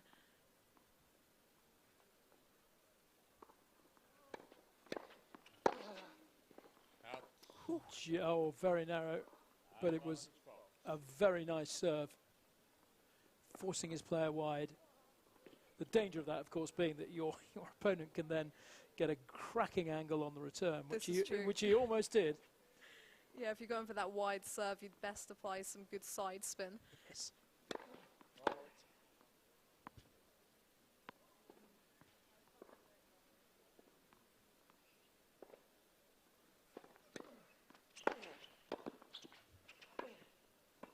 No, well played. Their return was an absolute thump from Smith. He was attacking the player coming into the net, but Fox holds to close the gap to 2-3. Some good signs here from both players. Yeah, I think so. Really good control from David Fox on that last point, and we've seen, you know, there's potentially some real potency in the Barnaby Smith serve, but Fox's net play in that game, we saw some really good stuff from him. You know, he's been very solid, very well balanced, and no problem finishing off. So if he can find roads into the net more often, he could very well level this up. But, I mean, that could be an incredibly crucial game. He was on the brink of going 4-1 down with the double break, and now 2-3. Still pretty much anyone's set. Yeah, he's working out how to cause his opponent a few problems here.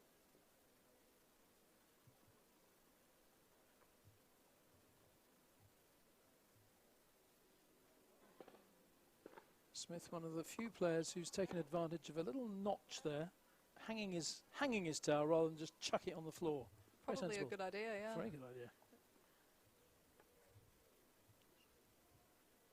Perks of going to college, maybe.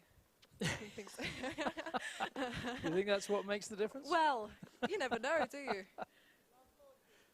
Serving at 3-2.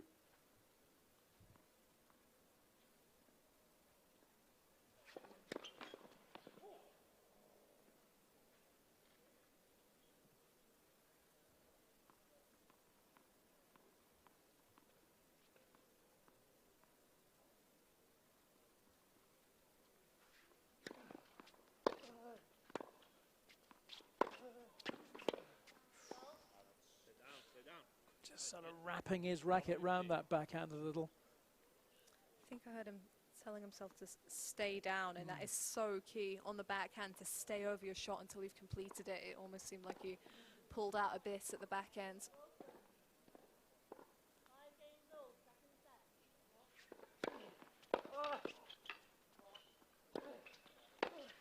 Oh, make that, come on, buddy. 15 all.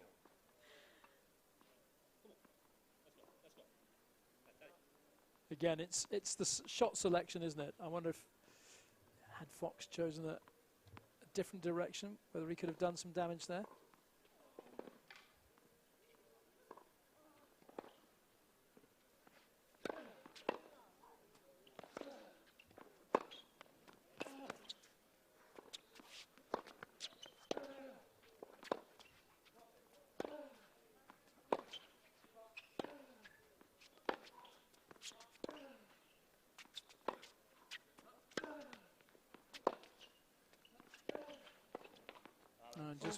Just wondering there, Abigail, but pretty much the second shot of the rally, Fox had Smith running really, really deep at this end of the court, and the ball was just pretty much lobbed back to him. Why he didn't come in and volley it and end the rally an awful lot earlier than it did there? It's a good point. I think maybe he was unsure himself of, you know, how it was coming back.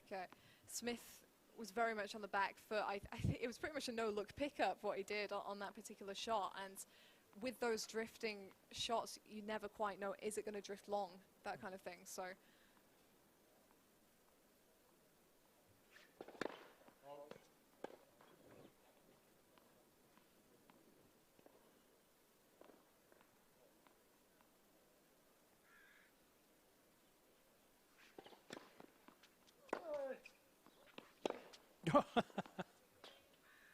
Sorry, it's rude to laugh, but 14. it's just when a ball does go absolutely, tonked for 6 in no particular direction. It's, you can see both of them, neither of them are the biggest hitter, and therefore there's so much opportunity for each of them to really dig in, early in the rally. And I think, with the little bit of the breeze as well, it can be difficult to time those follow-up forehands. And seen that again there. Always seems to be from that side of the court. Maybe it's the thing from that side. Maybe it is the breeze, yeah. It's 2 break points, yeah. Out.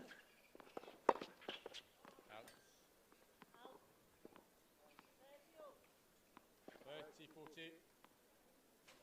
Still break points.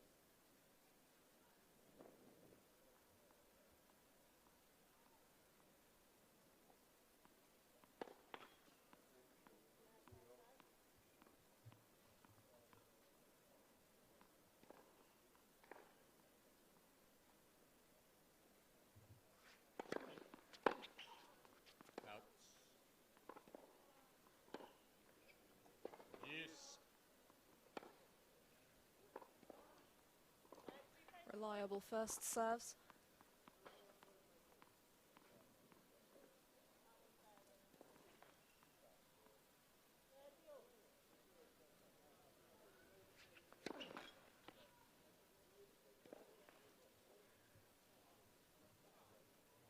Going for the angle, but not easy. And you can see why.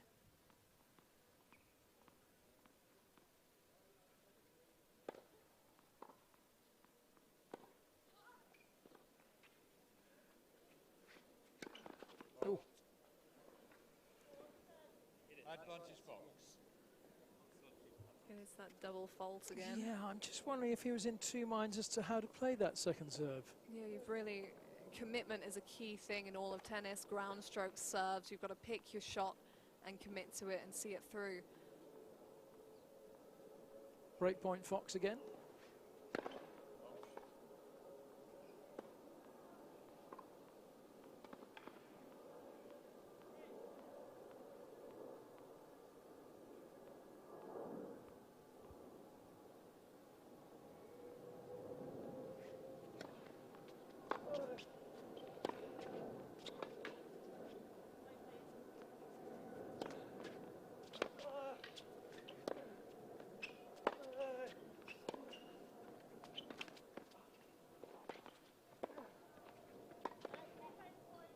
No, good lob.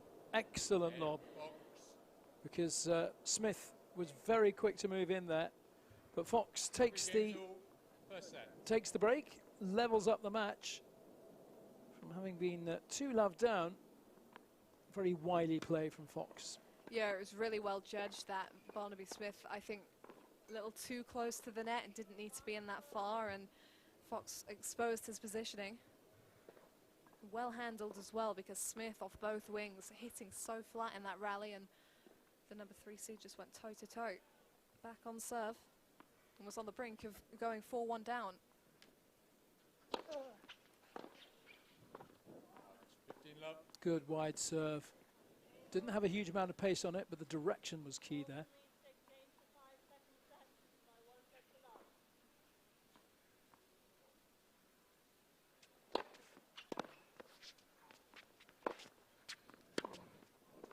Out. 30 love. Love.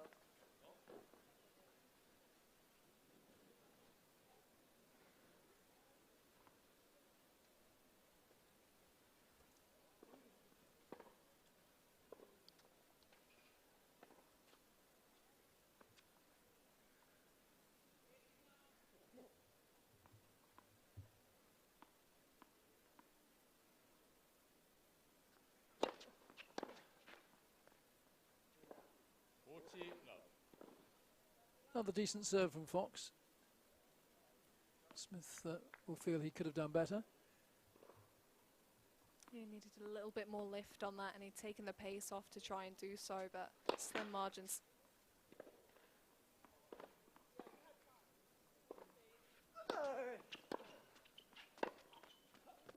Oh, Game. Fox. well, that kept low, and that's 4 games to 3. First set. very convincing service game from David Fox. He's turned things around here from love 2. He now leads 4-3.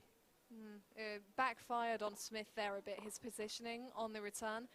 He did slam that return back and he was well inside the baseline, but because it went so fast and Fox responded by eating up the pace and driving it down the line, he then didn't have time to recover. And it's so key, you know, to be ready to hit that next shot. And sometimes, you know, it's not always smart to smack that return. You know, if you're sending it straight back to your opponent and they're handling it, then you have to recover very quickly, and all of a sudden what you've thrown across the net is turned on its head. So really the key is, if you're hitting a pacey return, strike it away from the server. And yeah, maybe a little bit of a lesson learned there in the last point. Yes, indeed. And you'd think Smith might be quite good at working out those things. He's a keen chess player. Oh, is he? Yeah, always comes in handy. Yeah, it's stuff like that, you know, we have a little bit of a laugh, but it can actually, you know, it works your mind, you know, and strategically tennis is a sport that you have to think through, you know, and look at your options and work out your placements, and genuinely, you know, it might be a little bit of a helping hand. Indeed, because you always have to think a few moves ahead in chess. So if you can think a few shots ahead in tennis, might just help you on your way. I always thought Radvanska was someone who did that so well. Oh, yeah. Such a crafty player. Oh, wonderful, wonderful. So here we are then. Smith serving then at 3-4. Out, 15 love.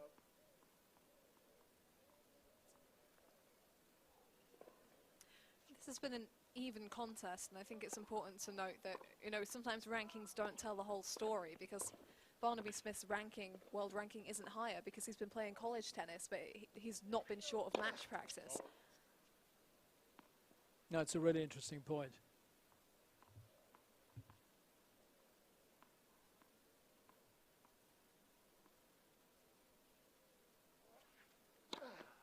Cool. Is that a bit of an in-swinger? He's a keen cricketer too, by the way, so I'm assuming that's exactly what that was, or a bit of reverse swing. Well, I'm not as much of an expert in that field, so there was definitely a little kick on that. There was.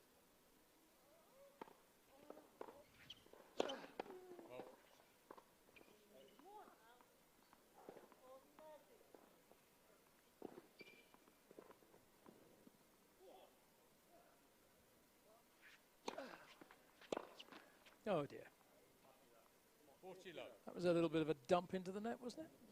We've seen quite a few short points in terms of either big first serves or returns not going where they need to.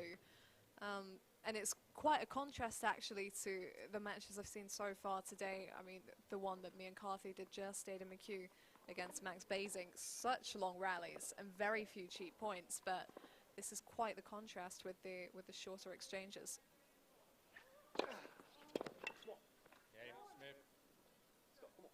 Good serving from Smith. First set. That serve down the tee has worked so well for a number of players. Actually, we've seen that today, how effective it can be. It's not always about pushing the opponent out wide. Even using the body serve can often be quite a potent weapon, of course. Yeah, definitely. It really takes away the angle and pretty much guarantees a softer return back. So if you're ready to take advantage of that, it's a great option to go for.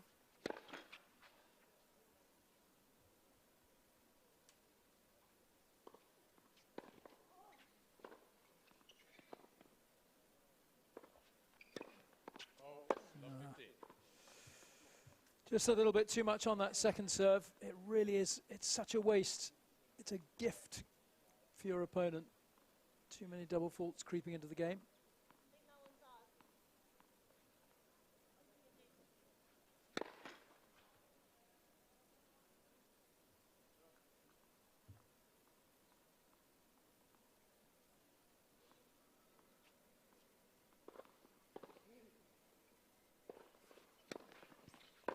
Oh, and another exactly the same. What's he doing wrong here, Abigail? I think, you know, again, it's the mentality side of things, probably feeling the need to go for a little bit more. Smith has been working away on the return, and you know, you can see him shaking his head. He knows it's completely on his racket.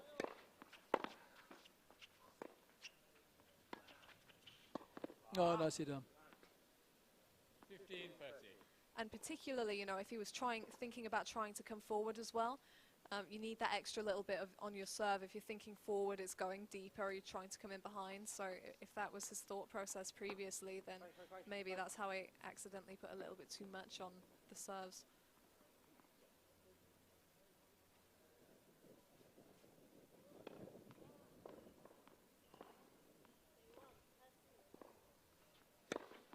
Oh, it's a super serve. Real mixed bag. It really is. I'm not quite sure what to expect. Ace, double fault. What's going to happen here?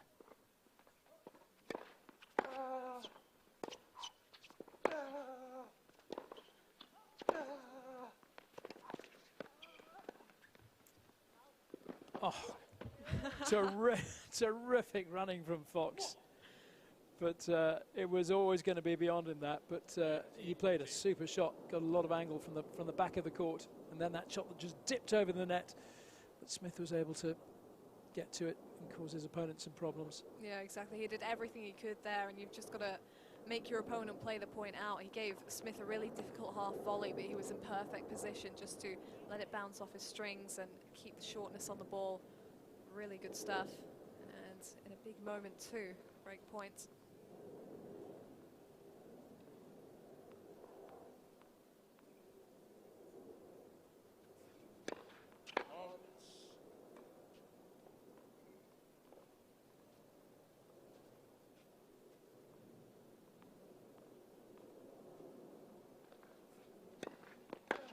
Oh.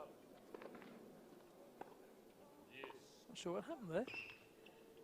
I think he tried to attack on the return, but there was not much lift on the serve to attack, I don't think.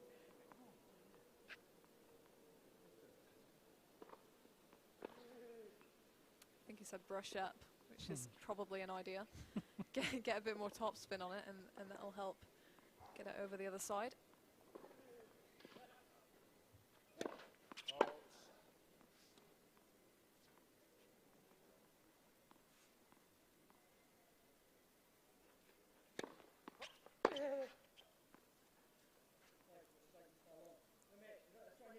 Oh dear. It's right on the baseline. Oh, I think it was out. Again, though, it's that far sideline. That's Yeah. the very difficult one to call, and because it actually... Oh, he's given him the point. That was good of Smith.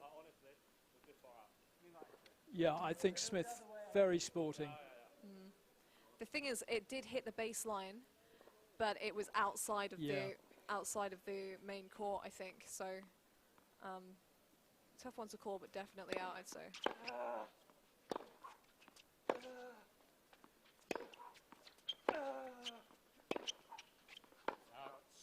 Yes.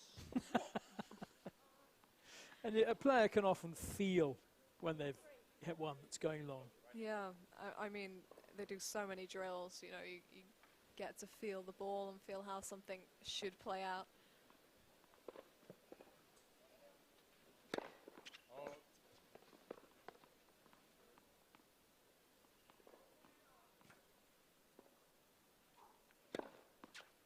Oh, it's the same one. Same one. Yep. Stay down. Advantage Fox. I think that's what we were thinking. We've seen that just once or twice too often from Smith. But you can see that both of these two have been quite vocal, and that's the frustration displaying itself. And when you've got that frustration, it does make you tighter.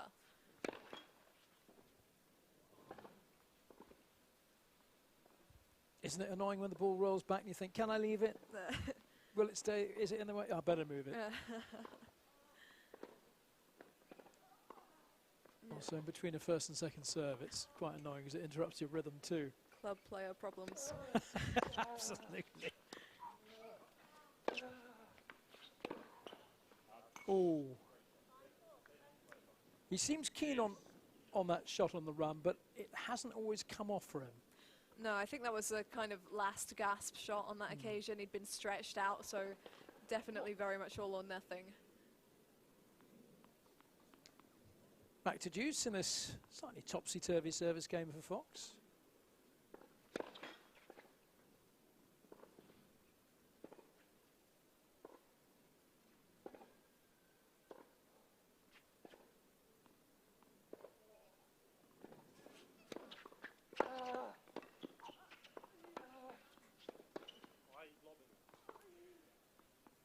Nicely played Advantage Fox. by Fox. Dominant behind the serve. You love to see the serve and volley, and that one was pretty low, you know, behind the height of the net, and he was able to guide it nicely, chopping through. Yeah, it forced him to push it up a bit. I'm sure more than he wanted, but he's still... Oh, yes, well done. Game Fox. And a clenched fist Fox leads by 5 games to 4. First set. in celebration as he serves that one through, but the serving is very inconsistent here. Yeah, it's really hard to tell whether they're coming or going, you know, and good for Fox that he could bring the good ones out of the bag when he did in that game. He was in a little bit of trouble there, and you know, you could sense the frustration building for Smith with the lack of returns that he was putting in play. He knows he missed some opportunities there, and for that reason it's going to be really interesting to see how he responds in this next game. Pressure on his shoulders, serving to stay in the set, and it's going to test how well he can stay in the moment, because what's done is done. You know, you can't stand around and regret it. You have to move on and focus on the fact, hey, I'm still in the set and I still have opportunities here, because, you know, they're on service. Still could go either way as long as he, you know, gives himself those chances. Side.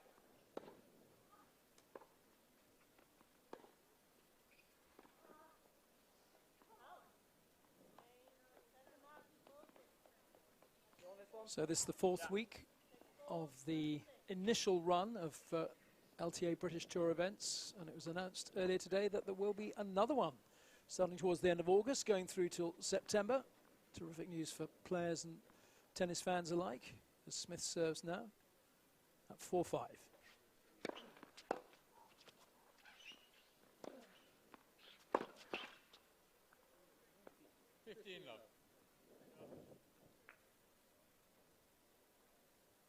It seems such a basic thing, but just getting that first point on the board when you're serving to stay in a set is huge, just to settle the nerves and give yourself that little bit of breathing room.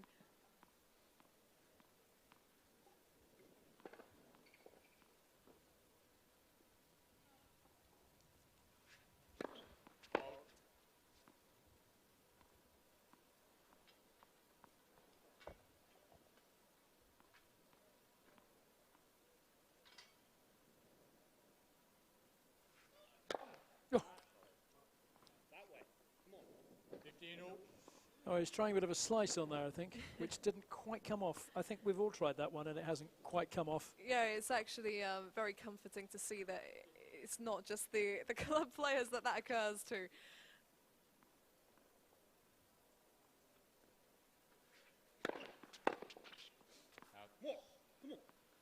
It's a particularly difficult one to do that. So left-handed doing that out-swinging slice, which I think is what he looked like he was trying to go for. Yeah, you've got to hit it in a certain way and it has to be exactly on point. 40-15.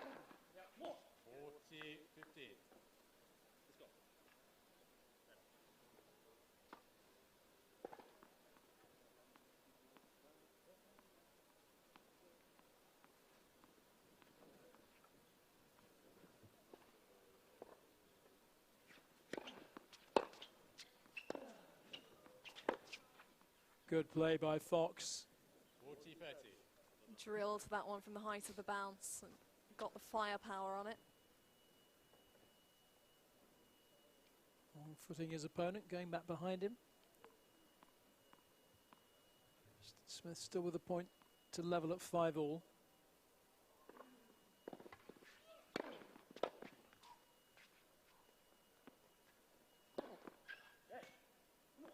Game Smith. Very confident. And levels things up 5 at games all. 5 games all, as you hear there. No, I'm not a betting person. I don't know if you are. Absolutely not, Rob. I'm going to ask you anyway. Oh boy. Which way is this set going to go?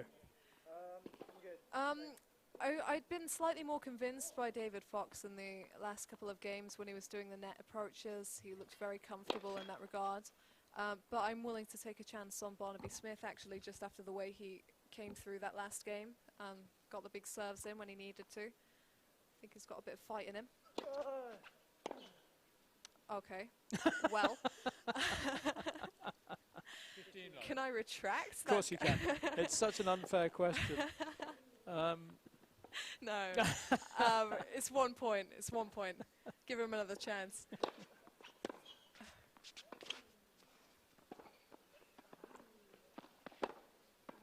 Yeah, I should have gone for that magical lob that he did a few games ago, David Fox. Well, it was very much a point dictated by Smith there. He was calling the rhythm of the shots. And a good finish, nice angle on the volley, which looks easier than it is to execute, for sure.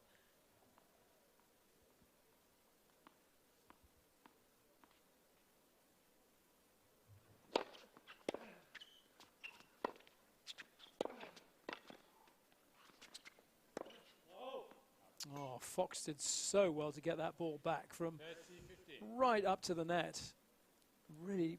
Really shouldn't have been his point, but a loose shot there from Smith, handing it back to Fox. The disappointment for him because it was the right shot choice. Fox was getting his balance back and was still kind of stranded in the middle of the court. Backhand up the line was the way to go.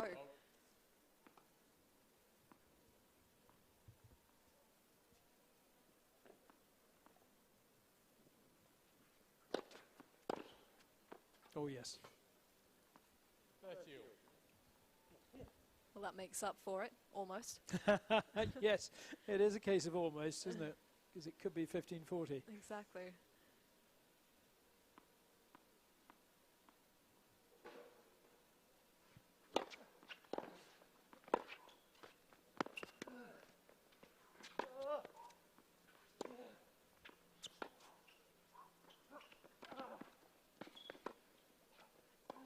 Yeah, the lob, not enough that time. Sorry, Foxy, I know I suggested it a couple of points ago. No, really well played by Barnaby Smith, though. The follow-up shot behind the serve from Fox down the line, he had to race back to get it on the backhand, and here it would have been so easy to be thrown off balance as momentum was still carrying him forward as the lob came, and that high backhand volley is one of the most difficult shots in the book. Not easy, is it? And he wasn't in the perfect position to play it, but he has break points.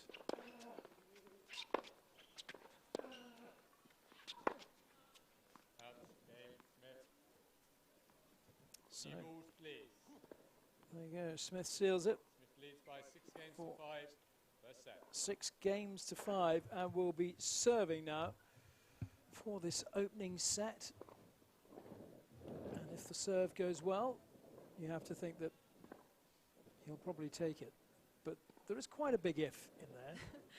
Pretty much, yeah. It's been a back and forth set here, and these two pretty much going toe to toe. I think both of them will have frustrations from this set, things they feel they could have done better, but you know, second set still to come, maybe even a match tiebreak after that, so there's time. But you saw the little shake of the head from David Fox there. He knows how close he was to maintaining his lead. Yeah, he was 5-4 up, and on serve, if the serve was firing, he could be a set-up by now as well, but that's not where we are at all. So it's going to be Barnaby Smith who's going to be serving for this first set. So 10 minutes to 6, British summertime here. It's a lovely, gentle summer's evening. Fair bit of cloud, wispy cloud, bit of blue sky, bit of a breeze.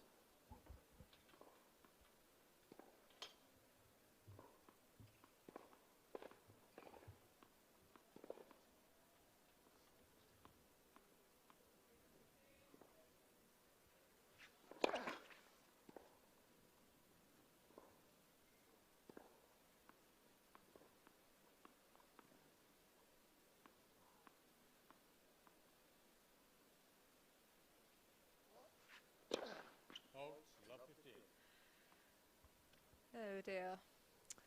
Yeah. I'm sure he's as immensely frustrated by it as we all are. Definitely, and it is just that match tightness.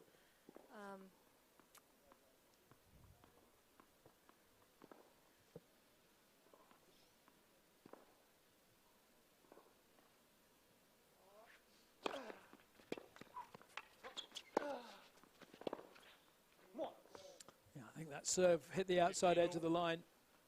Yeah, Absolutely, much needed as well.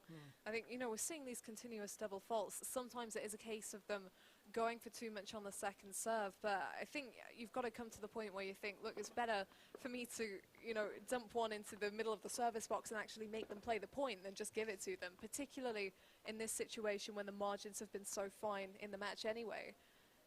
Don't want to give him any gifts.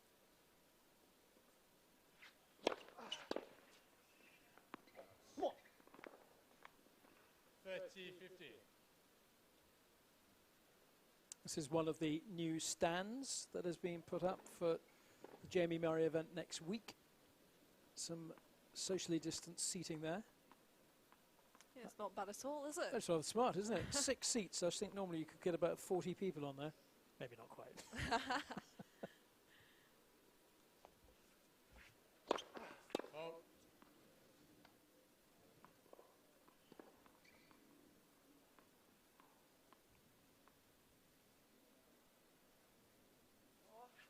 Oh, oh.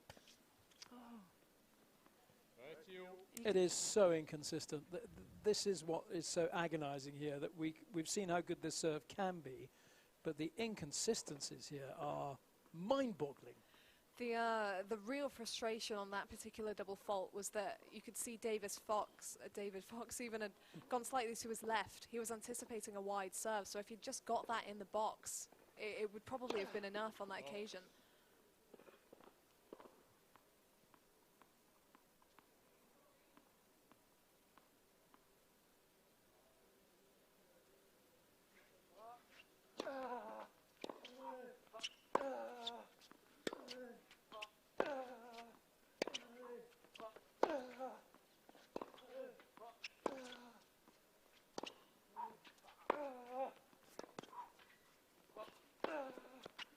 Oh, yeah.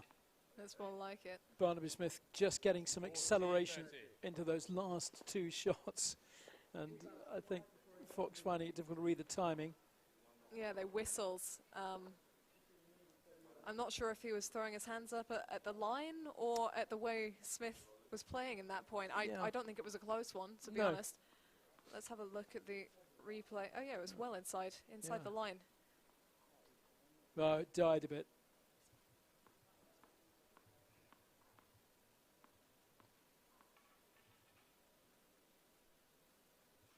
Oh.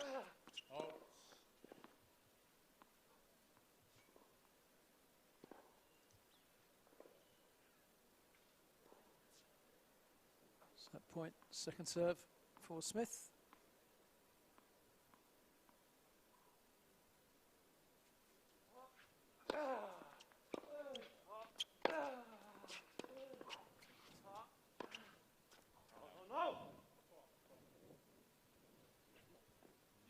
I'm confused as to why he would try a slice approach on set point when it's not something he's done, I don't think, for the entire set so far.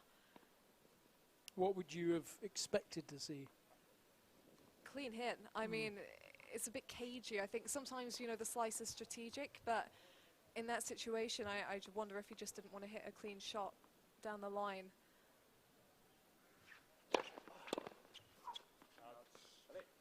That is a massive serve. Advantage Smith. Well, the return wasn't far away from Fox, but Smith gives himself another set point.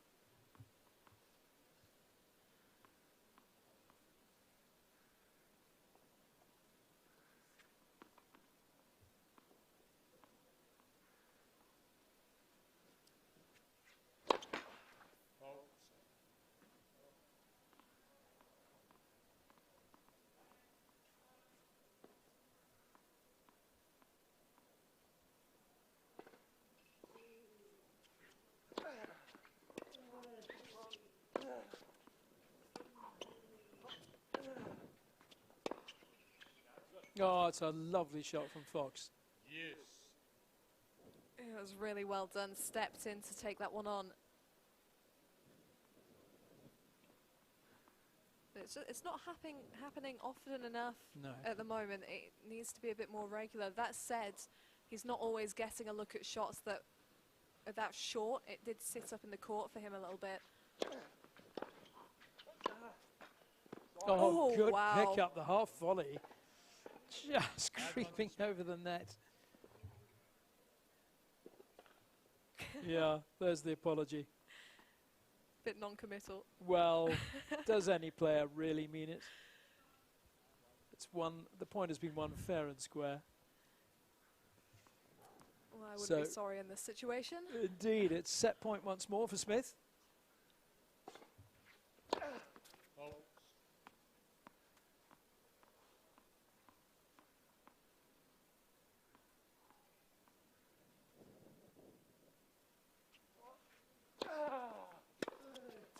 Out. Ooh, Yes.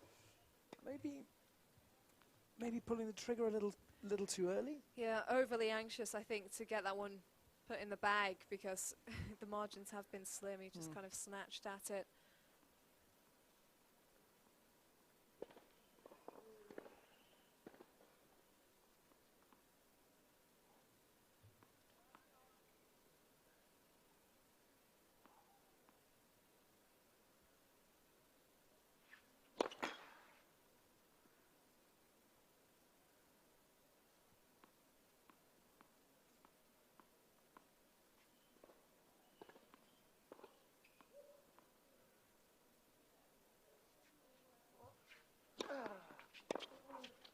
Out.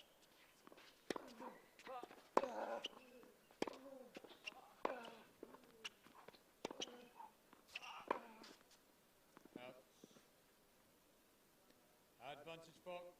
Well, he'd be very annoyed with himself if he sees this game slip away from his grasp, Smith.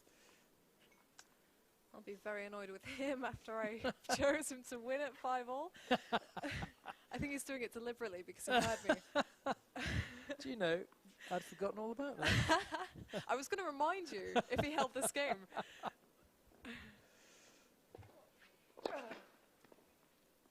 Well, at break point, second serve, we could be looking at a first set tiebreak here.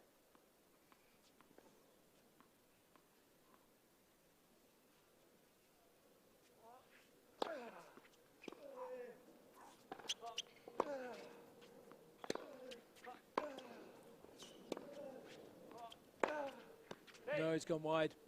Well, Yes. called good. Oh. I did think it just clipped the sideline. Living dangerously, but had to finish it somehow. And I think to begin the rally, that was one of the better second serves that we've seen into the corner, so got enough length on it. Boy, it really was close, though, that forehand. So as you say, back to deuce. Advantage. Smith. Oh, it's so difficult, this, isn't it? This is why we need Hawkeye. There's no chalk, of course, to fly up. Or whatever that stuff is. Oh, it's interesting that he bemoaned the call on the serve, but not the forehand down the line on the point before. Yeah. Well, maybe he saw it in. Maybe he did see that Maybe. in. Pick your battles, eh? Yeah, okay. Set point.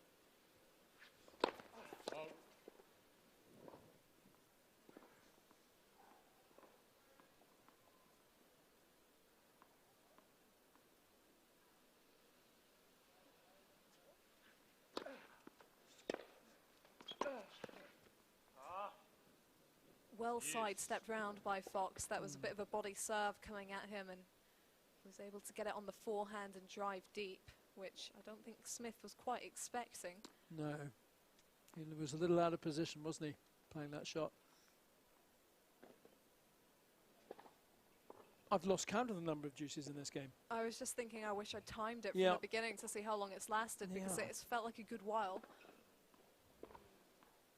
We had a 12-minute game to launch the last match between McHugh and Basing. Wow.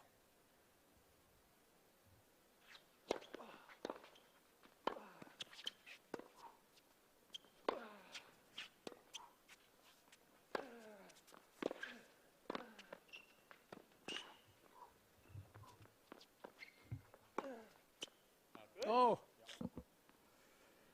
Well, that's an odd one to have missed from Smith. A very good lob from Fox. You know, the players do it so often, running back to get those ones at the baseline, that they make it look easy, but actually, you know, getting your balance again after you've run back and then getting in position to hit the shot is pretty difficult. And, you know, Smith, I think, probably felt like he'd finished the point when he hit that really low volley. It seemed to almost be enough, but Fox just able to get underneath, and that's how it goes sometimes. Oh, he's broken. Fox. 6 games all. First set, tiebreak. So we're into a first set tiebreak, as you hear there, from Jacob Miles in the chair.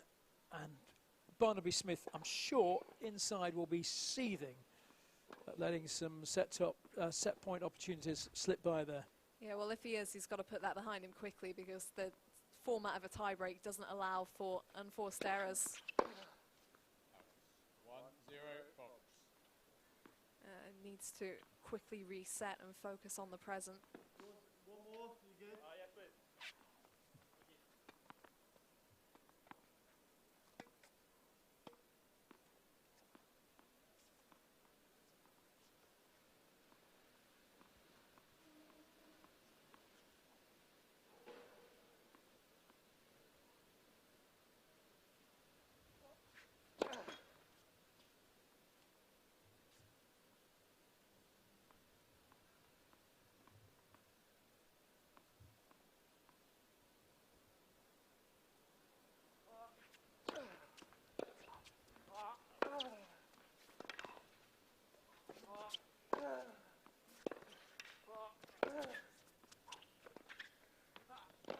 Oh, amazing. Yes, there was a terrific backhand 2-0 Fox. from Smith early on in that point. Fox hanging in against the odds. Yeah, and that was taking that point. spirit crusher from David Fox. Really tremendous scrambling, and looking quite comfortable as well, being pushed out wide. He was utilizing the slice, and that can be really effective when the other player is at the net, because it drifts so low, and that's what ultimately drew the error. Fault.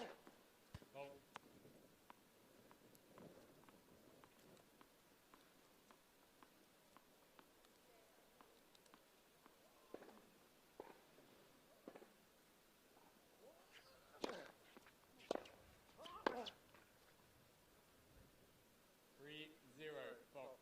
Looked a little hurried on that shot. Not quite sure why he would have been. Well, wouldn't be surprised if he feels a little hurried now by the scoreboard. Love 3. It goes very quickly in a tiebreak, which is why it was so key for him to have reset from the previous game. Tiebreaks are unforgiving. Oh, clever. 4-0 Fox. Going back behind the opponent. Possibly the easier shot to play, I don't know, but it was a good one, very effective. Came in quickly to the net here. Very well played by Fox. Probably caught Smith off guard a bit as well, because it wasn't the obvious serve to come in behind, but great from him to look for every opportunity to reach the forecourt. Ooh. 4-1 Fox. Well, it's good that he gave himself a bit of breathing room for that.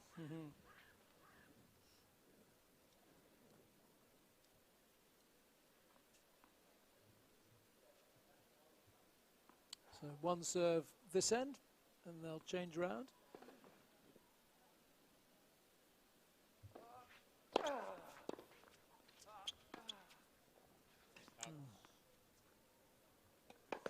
Yeah. 5-1. You can understand the frustration. It was a not a well executed slice. Yeah, absolutely. He's given himself an awful lot of work to do here. Yeah, that was gift wrapped. And, you know, 2-4 at the changeover would have looked so different. Yeah. Very quickly gone away. And unfortunately, you know, he's come out in this tiebreak and done exactly what he didn't want to do. Quite a few points that have been handed over fairly quickly. He's kind of let the pace of the match take him. And if Fox can just look after his serve here, it should be his set now, having faced set points in the previous game.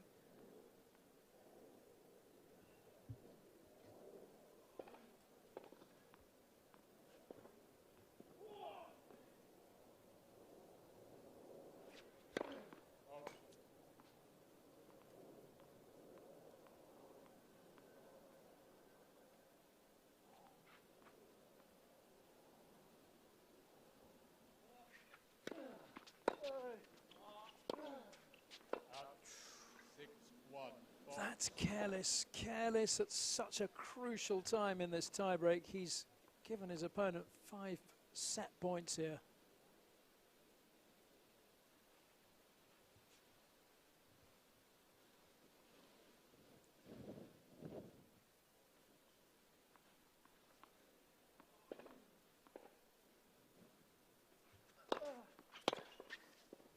Okay, first set, Fox. And 7 Fox takes it games to 6. at the first opportunity. Well, as you say, Fox was set points down there in the previous game, took it to a tiebreak, stormed his way through, taking that tiebreak to 1. Yeah, it was well handled from David Fox mentally.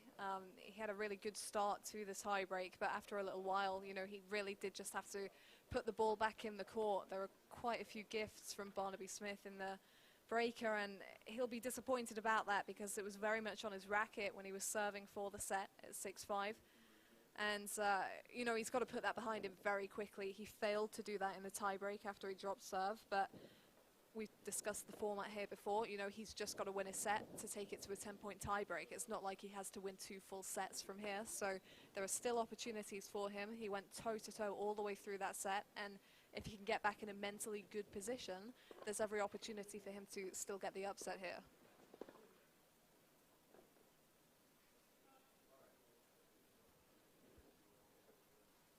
Remember, this straight knockout, so winner goes through, loser goes home, metaphorically speaking. That was the first British tour prediction I've got wrong, Rob, so I'm going to make you predict What, this all though. Every time throughout the British tour? I've been asked, it's been fine up until then, so Really? I'm holding you That's personally impressive. responsible. Yeah. And it's your call on the second set. I won't put it to you until later in it. That's generous. Yes. That's kind of you. I appreciate that very much. You're welcome. Yeah, I'm a little bit surprised at the outcome of that first set. I'll give you that. Okay. I mean, set points, hey? I pretty much had it. Yeah, you did. you let it slip. Yeah, you're lacking a little bit of concentration, I think. So here we go. It's Barnaby Smith to serve then. Get the second set underway, trailing by a set to love.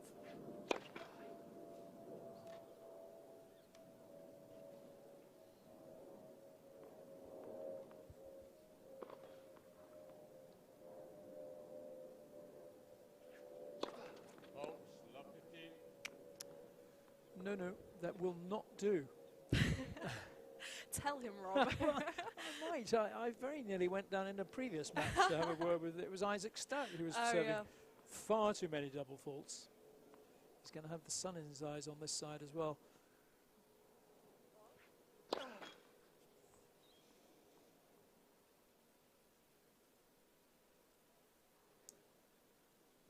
This is the thing, you know, we give them a lot of stick, but sunshine, breeze, match tightness, it's not as simple as just raining down serves in practice. It's a whole different ballgame. Oh, come on. Good second serve, actually, 15 all. from Smith. Managed to get a little bit of spin on that, bit of slice. You've got to think there's a reason that they have 2 serves instead of just the one. If it really was as simple as just doing it in practice, surely they'd just have the one serve instead of the second. Well, there are people who are trying to advocate that in tennis, aren't there? They can take a seat.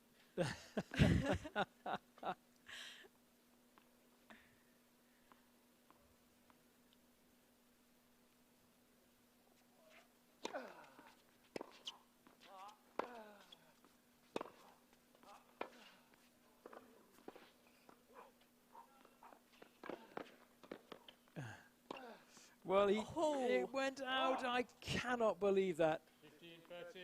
Because I thought Fox slightly telegraphed his intentions there. I think he'll be pretty relieved, I think, that that smash went wide. Once again, you know, really fast pace, a lot going on. And maybe the smash didn't have to have that slim a margin on it, but, you know, it's difficult because he was right at the net and his opponent was right in front of him, so what space does he have? Hit the opponent? Well, it's legit, isn't it? Yeah, you could do it if you were in the mood. He's down on the scoreboard. I think he'd have the excuse.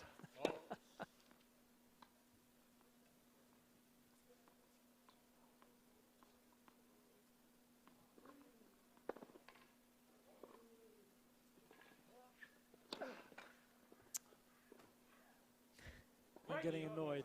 Are you going home, right? I'll finish up here. I just feel so sorry for him because he's better than this. And, you know, some of his serves have been absolute corkers, but it just isn't consistent enough. Too many errors on the serve. And I'm sure he's got the sun in his eyes. Yeah, it's very bright out there, to be fair. It's getting towards that time of day.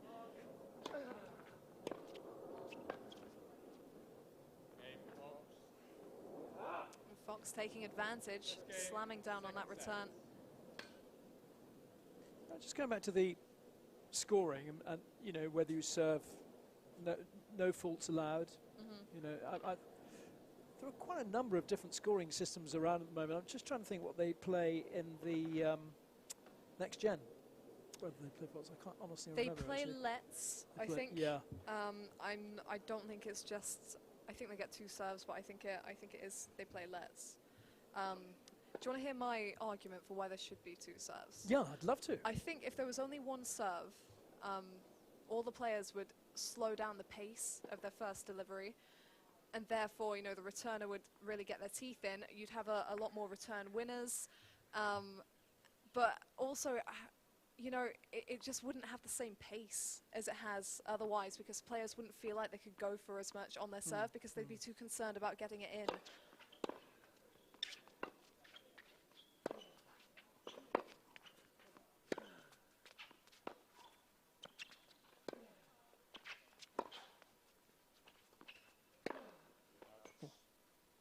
Little overhit.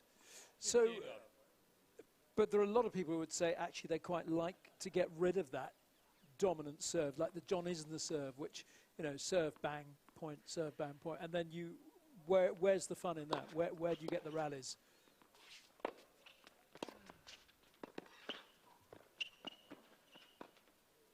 Beautiful rally. Nicely handled. You can tell where he's comfortable on the court. Yeah. The thing, who decided that the serve was any less a part of tennis than the forehand and backhand? People look at the big servers like John Isner, etc., and say that's not proper tennis. But who decided that that was any less a part as the rest of the game? I think originally the serve was could be regarded as just something to get the rally going.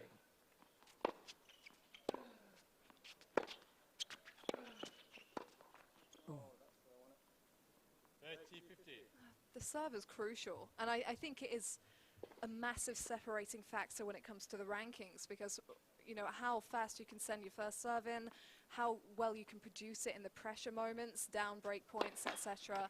I think it really does separate players, and without that, it's a bit of a leveler, and I'm not sure that that's a good thing. I think the serve really tests you mentally.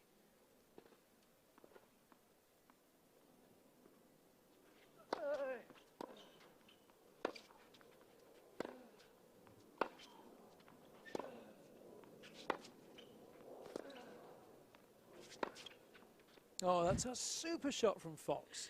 He really played that beautifully. He's looking in total control here. Stepping up, hitting that one from the service tee line. Beautiful winner. Yeah, really easing into a groove here. Brilliant wrong footer, well disguised in the way he got around the ball. You know, he was ready and prepared to hit it whichever way he wished, and chose exactly the right mark on that occasion. Actually, he was only just inside the baseline when he hit it.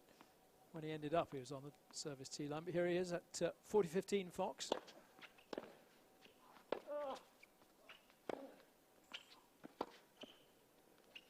Oh, another exquisite lob. The Fox lob, except on one occasion, Fox leads by 2 games to love, second set. has worked extremely well. I think he was quite late on deciding to play that, wasn't he? Maybe not. I think maybe he just disguised it a little bit. That was wonderfully placed right at the baseline, and had all the right height on it just to ensure that Smith wasn't able to guess it. Now Smith with a little work to do here. Set down at love 2.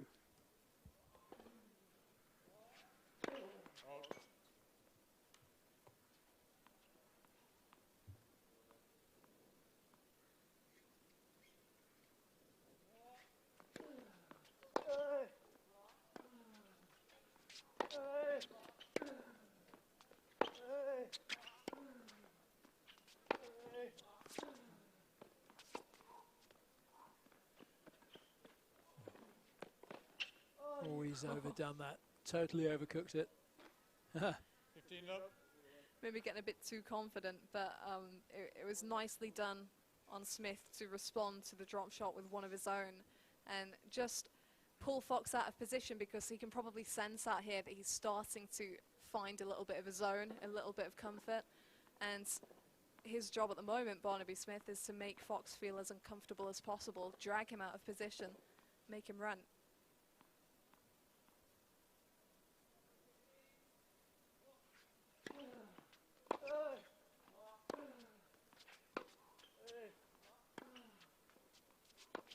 Oh. 30 love.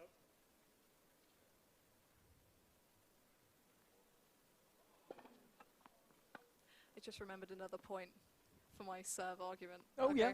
This Yeah, is loving this is the most important Go point. on. Okay, so we've seen even today how many first serves they've missed. Okay, so unless they fully strip a lot of their pace off the serve, they're going to still be netting so many serves. So you're not going to see more tennis anyway, because it's going to be fault, fault, fault.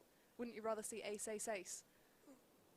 I'm not sure if I totally agree with that argument. Go on, come back. Well, only because that serve as a point starter isn't going to be so aggressive, and therefore is going to be less likely to be an error, isn't it? I didn't really structure that sentence very well. I got what you meant. 40 love. Yeah, just outside, just wide from Fox. Now here's my point. So if you go for a big first serve, it's more likely that you net it or it goes wide. But then if you take the pace off it, the returner's up inside the baseline ready to attack, and, you know, point start or whatever, point over. You know, like, it's pretty much already in the bag. So Yeah, I hear what you're saying. That's good play. Game Smith. Smith back in the set. Yes. Fox leads by 2 games to 1, second set, and by 1 set to love. Yeah, Smith just urging himself on a little bit here. Yeah, I'm not advocating it at all, by the way. just playing devil's advocate here. Exactly. I'm just interested to hear your arguments for and against. Yeah, I probably didn't word them as well as I could. No, you did well. You did well. Oh, I thank understood you. everything you were saying. But yeah, also going back to the scoring, of course, I think this is the final week, isn't it, of Ultimate Tennis, which is Patrick Mouratoglou's Oh yeah, over in little France. brainchild over in France. Yeah, that's coming for a bit of criticism from various sources. I mean, these things always do. People don't like necessarily sports and their traditions being meddled with, but I think you have to recognise that there are, you know, you've got to always be looking forward a little bit. His system is very much sort of against the clock, isn't it? Yeah, it's. I think there's a difference between, you know, small changes and then complete revamps. Yes. I mean, you know, tennis, you know, is viewed as a traditionalist sport, but it has had small changes over the years. For example, you know, best of 5 sets used to happen at Masters 1000 events. It used to be more of a common thing, and now it is just at the Grand Slams. And we have seen changes over the years, but I think it's different when, you know, Mouratoglou's event, you know, fine for an exhibition. Yes.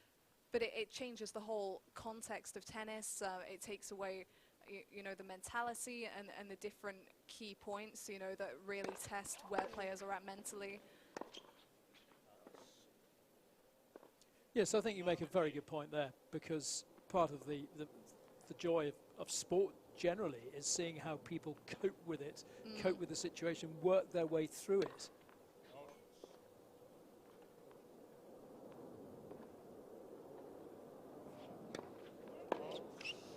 Love 30. I think a point as well that Patrick made in regards to his event is he wants to see tennis appeal to more fans. I think he mentioned becoming as big as soccer, football, whatever you want to call it. You know, every sport is unique, and I think when you're just chasing popularity, you enter a real danger zone, because, okay, if you want it to be as big as football, then why not just put 2 nets either side and start playing with a leather ball, you know? There's, And kicking it. Exactly, you know, every sport is unique, and I think tennis has proven that, you know, over the years it will always have fans as long as it stays true to what it is.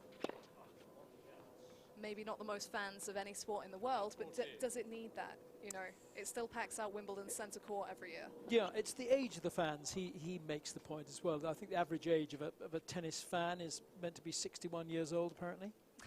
I'm not objecting to that at all. And it's about appealing to the younger generation in order that tennis should have a solid future. Well, I fell in love with tennis at the age of 10, so... So did I.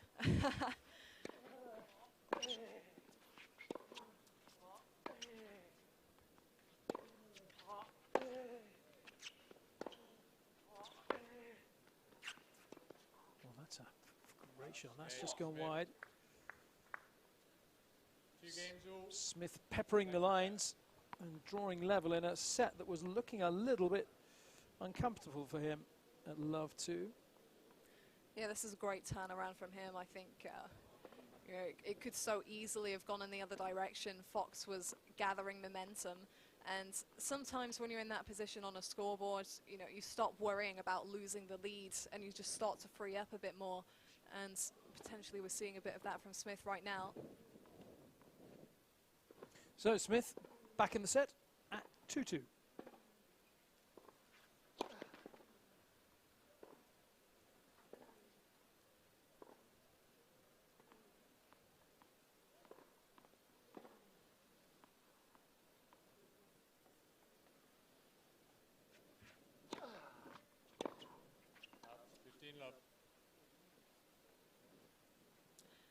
Yeah, he had the lead a couple of times in the opening set, Barnaby Smith. He was almost 4-1 up, and then he was serving for the set, and both times he didn't really seem comfortable with playing with the advantage. So we'll see how he responds here.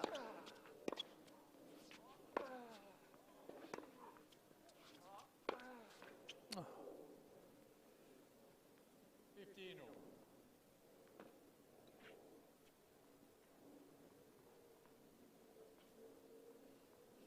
Yeah, we're playing no lets on the tiebreak 10s Yes. last week, and in fact there was one at match point. Oh, wow. I think it was Emily Arbuthnot who served a let and consequently won the match because the ball just literally crawled over the net. Oh, Wow. And she was so apologetic and embarrassed by it. Oh. It was lovely.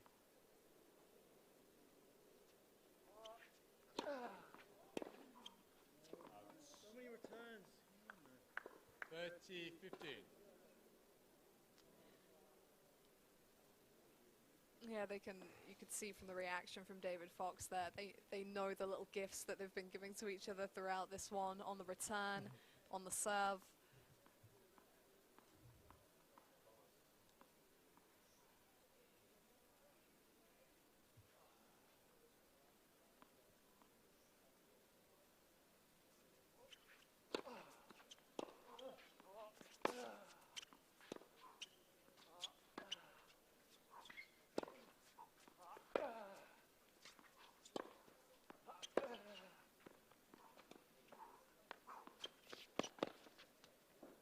Ah, well played, Smith.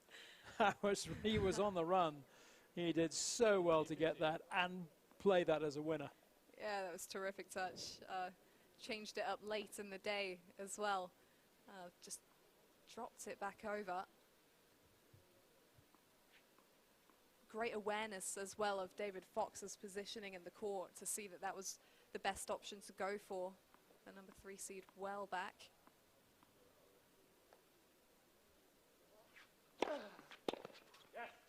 Game, Smith. Smith leads by 3 games to 2. Second set. First set, Fox. Better from Smith. Still the consistency is lacking. I'd say from both players, though, that's the case, isn't it? Yeah, definitely. I think, you know, it is a positive for him that he's got that hold. It's the first time he's been back out in front since the opening set, which he really let run away from him at the back end. And yeah, it's good for him that I think that he's serving first, because he can take a real crack at this return game without having to worry about, I'm out in front, I need to hold, it's on my racket. Maybe just needs a little bit of a swing to see what he can open up. He only came in late in the day for Ben Jones, who withdrew yesterday, Barnaby Smith. I wonder how much that works against you as a player when you're called up to an event you're not necessarily expecting to play in. Yeah, sometimes I guess I know of players that have been called up late and they literally go out there swinging because it's, you know, it's a bonus for them. Yeah, and I think that is the way sometimes you have to view it. Obviously, view that there are opportunities for yourself, but don't suddenly walk out there and think, wow, I've got to win this match. You know, you've got to take it as a real bonus, a real opportunity. And it can be difficult as well because for the seeded opponent, you know, David Fox didn't really know what he was coming up against today. And you can view that as an advantage, the kind of unpredictability.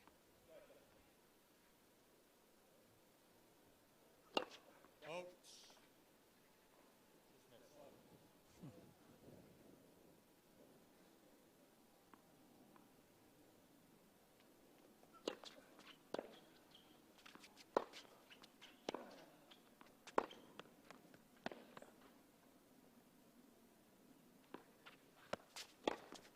Ooh.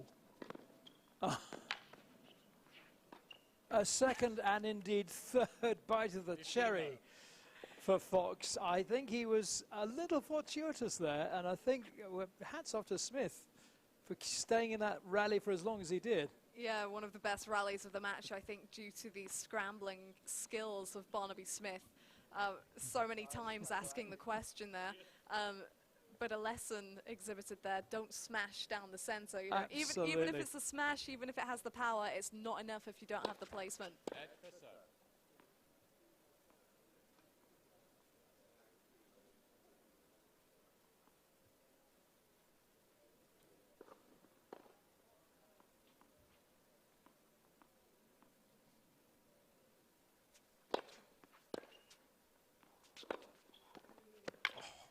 Absolutely rifled that backhand down the line. And Barnaby Smith in the end nowhere near that one. Yeah, that whistled. There have been times where there's been such quality in his ground stroke game. There's been real bite on the finish. But then it just suddenly disappears. And it's been a real seesaw ride for David Fox so far.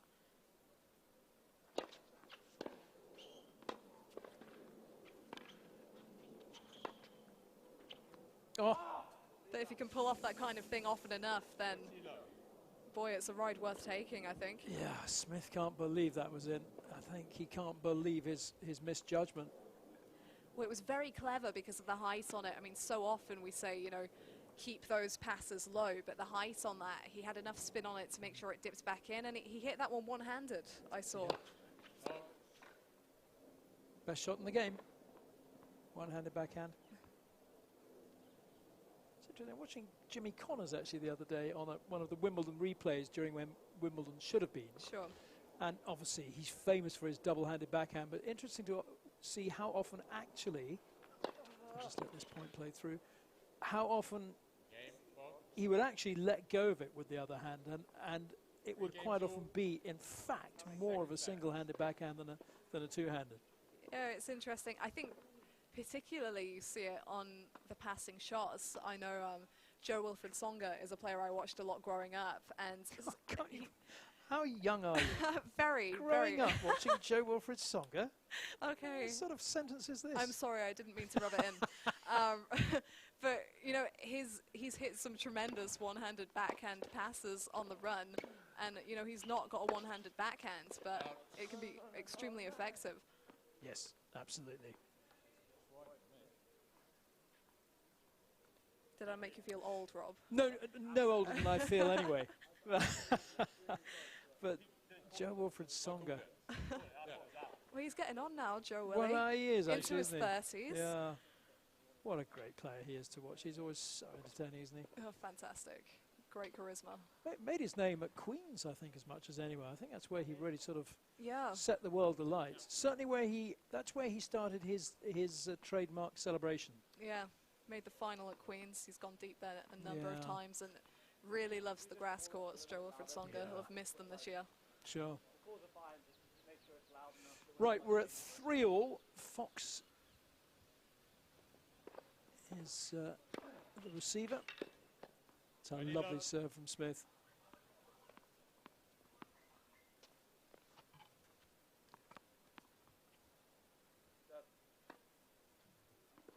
Yeah, it was the trademark celebration of Tsonga, which he started at Queen's back in the day, before your time. Yeah. Out.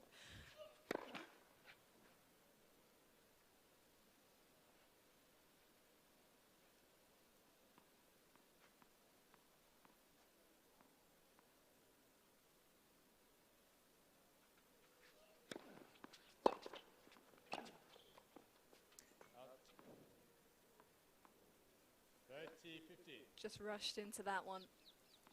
Should have held back a bit to take it, but you could see he was focused on moving forwards, trying to get into that baseline.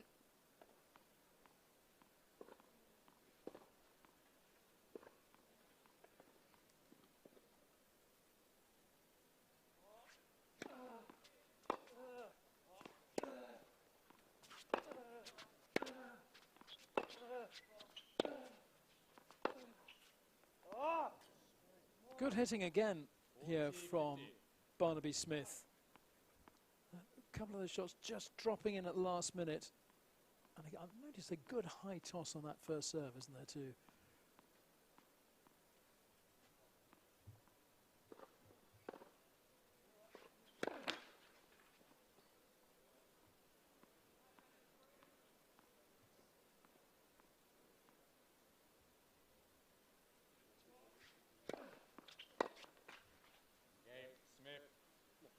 That's a pretty aggressive second serve. By 4 games to 3, second set.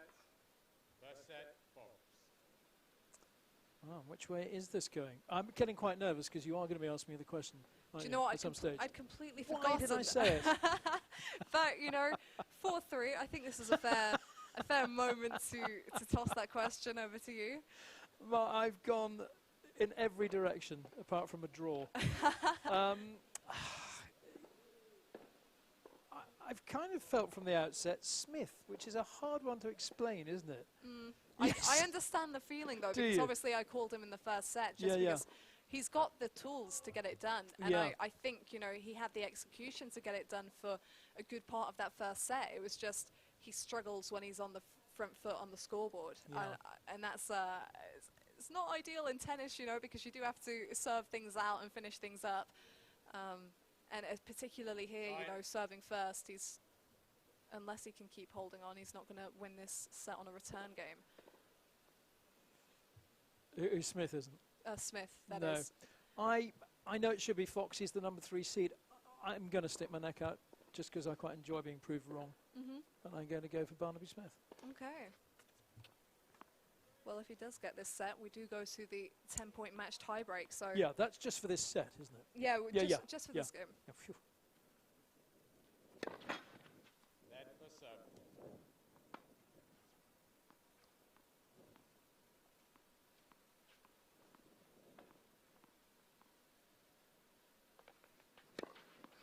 Oh. That's a beauty. You're really curled wide, that one. Great spin. Yeah, can't beat a good curling shot. Says Rob Curling. It's pathetic. Isn't it?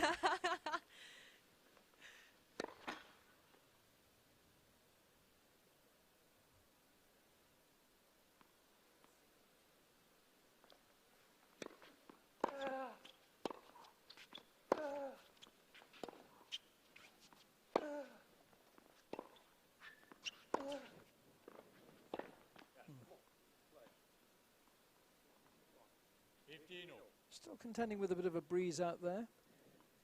Yeah, it's cool of the early evening now, and you can still see those tree branches waving. Yeah. I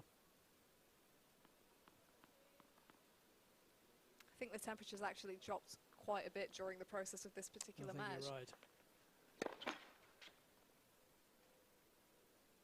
Does mean the sun's no longer an issue, I don't think, on the serves. No, there's quite a lot of cloud out there now. If it comes back, it might be, but that's a long serve. This is, yeah. 15-30. I could sense that was going long, David. I'm sure you could. I think he's just frustrated, isn't he?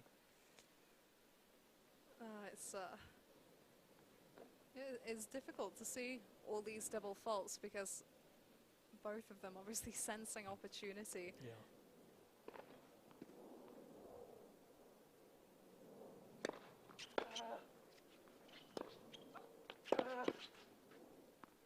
that's how you reset. Radio.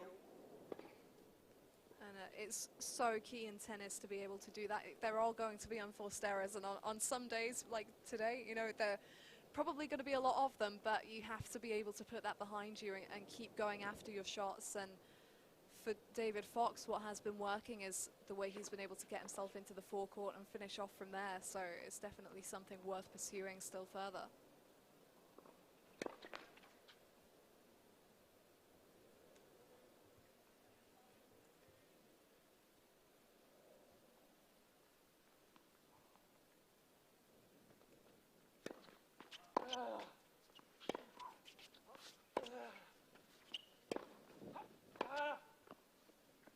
Really swung at that one, Fox.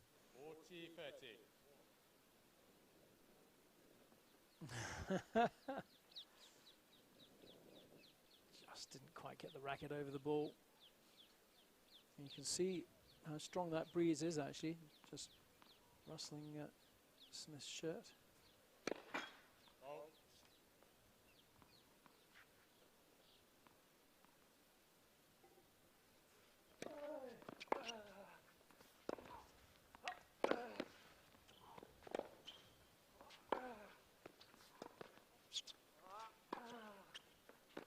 Oh, that's good play from Smith. Really mixing it up, mixing up the length.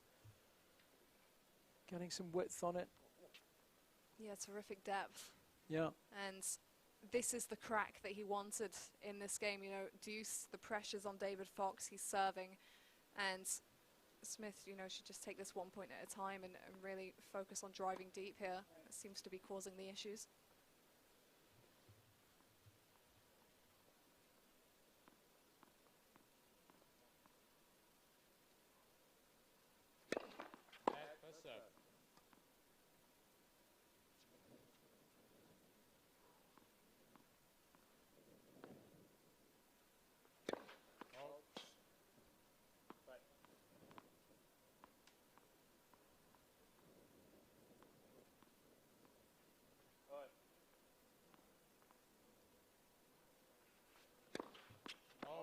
Oh, nice try, but perhaps a little overambitious. Yeah, the margins are slim, and you can understand why he went for more on that second serve. And I feel like I'm saying this a lot today, so apologies if I sound repetitive. But you know, Barnaby Smith has been drilling deep in some of the past few points, and you know, if you were to take even a little bit off that second serve, I'm pretty sure that he would dig in. So it's difficult to judge. In the process, though, he has handed his opponent a fairly important break point for 5-3.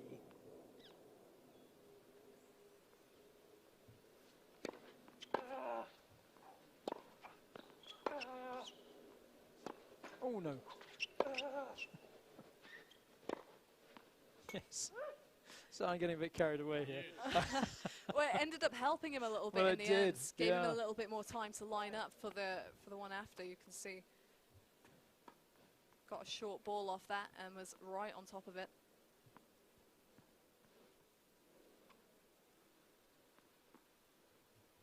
It's not always been the case today when they've had a slower one. It's so easy to mistime and misjudge them, but well handled on that occasion. Deuce.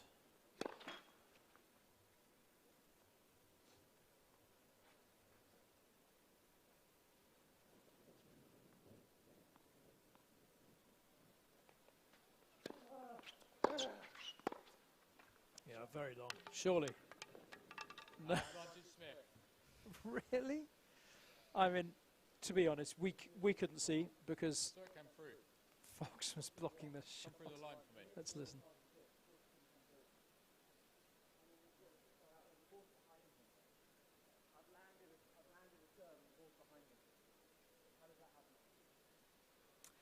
The thing is, as convinced as you are, unless your opponent gives you the point, arguing with the umpire is not going to change anything. I mean, you can show them that you're not pleased. Yes. But that call is not going to get overturned. So at a key moment like this, you've got to ask yourself, is it worth wasting your focus and your energy on that when it's not going to change? Smith did give him a call, a dubious call earlier in the match, actually, didn't he? He did. So maybe he's hoping he might have done it again. Potentially. But it is, it's break point. Oh, Wow. trying to volley off his toes. Well, I'm not sure that was even off his toes. That looked No. right in the air to me, and a little bit of brain freeze potentially, you know, completely distracted by the previous point, which is Yeah. exactly what you don't want. And once again, we'll see Barnaby Smith serving for a set. Didn't go too well last time. No, indeed. Well, sympathies to Fox if he feels he was hard done by on that line call. Certainly looked like it could be wrong. You have to play the point, though. And call went against him this time. But here now is Smith serving for the set.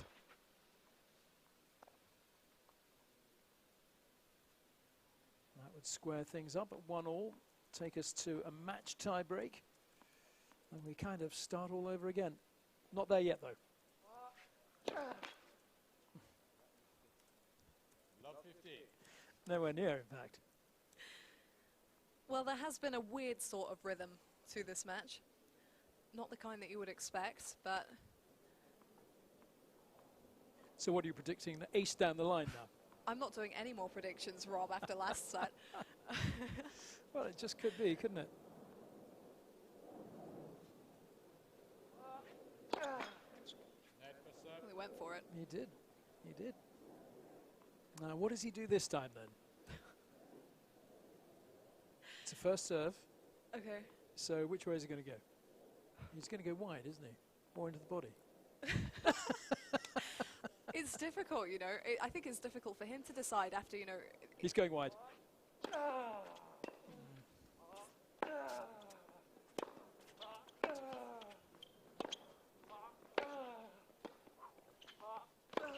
Oh, that's well played. That really is a super point. 15 all. And that, the way that shot came back from Fox, it had quite a lot of side spin on it. This one here, Yeah. and he did really well to put that one away. I think he did really well to hold his nerve. If it was me on the other side of the net, you know, David Fox has done so well in that area throughout this match, but he kept his cool, kept his legs moving, and got himself nicely round that side spin. 50-0. Oh,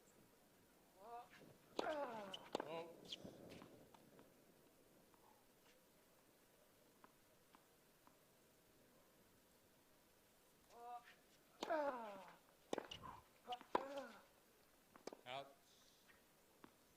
15-30. Well, it's a shame after such a good point, the previous point. A slightly loose shot again.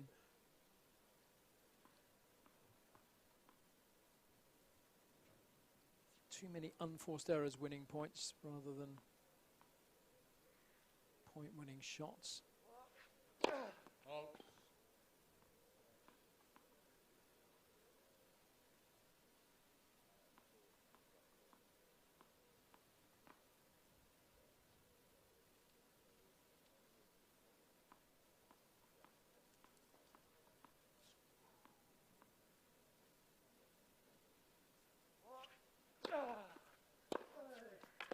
Oh, what a return. 15-14.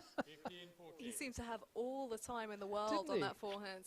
And I think it's because he anticipated so early, you know, stepping around and getting it on the wing he wanted. So cool as well. And just still 2 break points.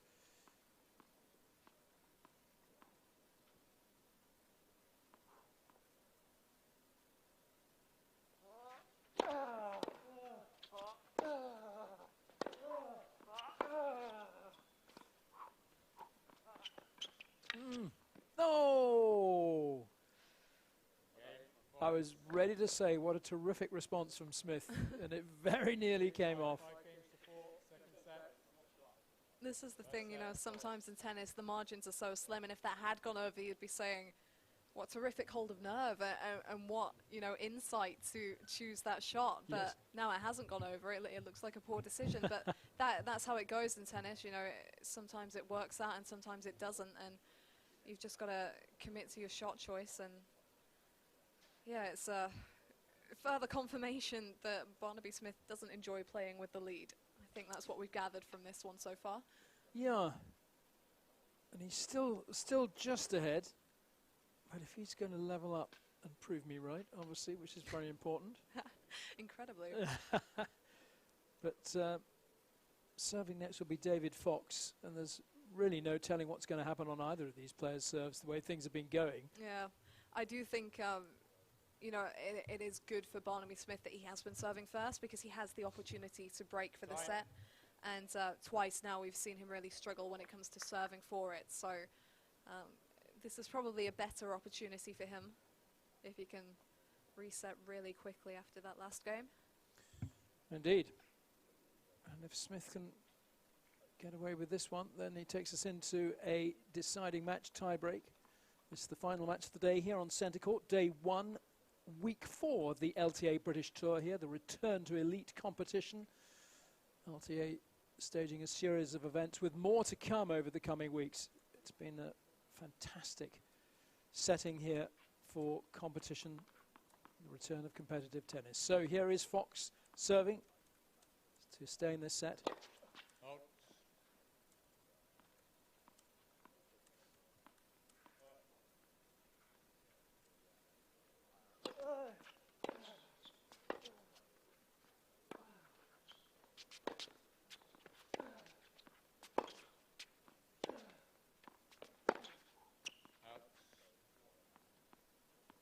Love 15.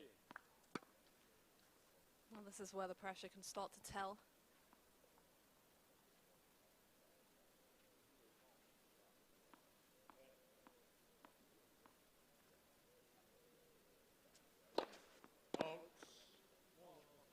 Well, I think both players querying that, were they? Maybe not.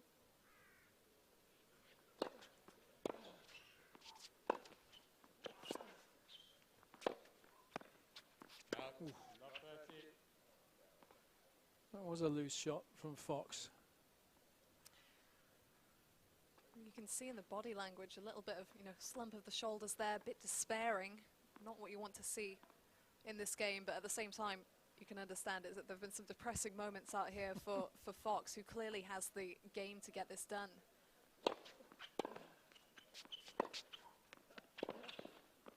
Oh, that is remarkable. What a get from Smith. Not only did he do well to get it, he played a winner from it. Oh, The return just dipping over the net. absolutely, just flew through, and pretty much just dropped over that net. That's a stonker.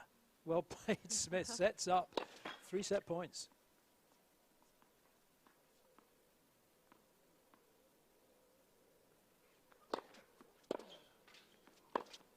And he's done it. Second set, Smith. By 6 games to 4. Why does he listen to you and not me? I think it's the voice of experience. Okay, Yeah, I'll give you that. but there we are. Well done, Smith. I think really deserved that, actually. Some cracking shots just to probably settle his confidence a little bit. It's been very up and down this match for both players. And that is possibly telling in the scoreline as well. But Smith has levelled it up. We now go to the match tiebreak. So here is another little prediction time for you, Abigail Johnson. Oh dear. Where do we go on the match tiebreak? Well, I think, you know, that was an essential confidence boost for Smith. I was having serious worries about, like, how he was falling apart a little previously. It's so tough because we've not seen either player really carry a streak of momentum. I think the safe option is David Fox, because I think he's played more consistently for longer periods of the two. But, you know, Barnaby Smith's in this draw as an alternate, and he's really been taking it to Fox at times. So You're hedging your bets, aren't you? I don't blame you. this is an impossible call, you Yeah, know, it based is. on the match we've seen so far. I think I agree with everything you've just said. Do you know, if I don't call it, I won't make you call it. Oh, that you are kind. Yeah, Should we go with that or we not? go with that. Okay. It should be Fox, but it might not be. Yeah, okay. Right? I think that's We're what good. we're going with. Smith to get things underway. Out 1-0. Just a reminder, match tiebreak, first to 10 by a lead of 2.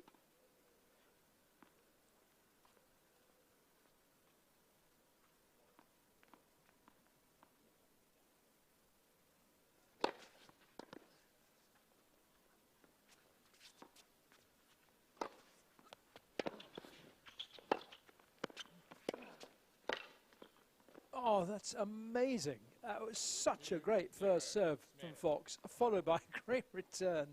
I think Fox did really well with that high smash from the back of the court. Yeah, just maybe not quite far enough in to deal with that volley. And I'm loving the body language at the moment from Barnaby Smith, really positive in the last couple of points. I think looking over at his coach and really intent on getting it done here.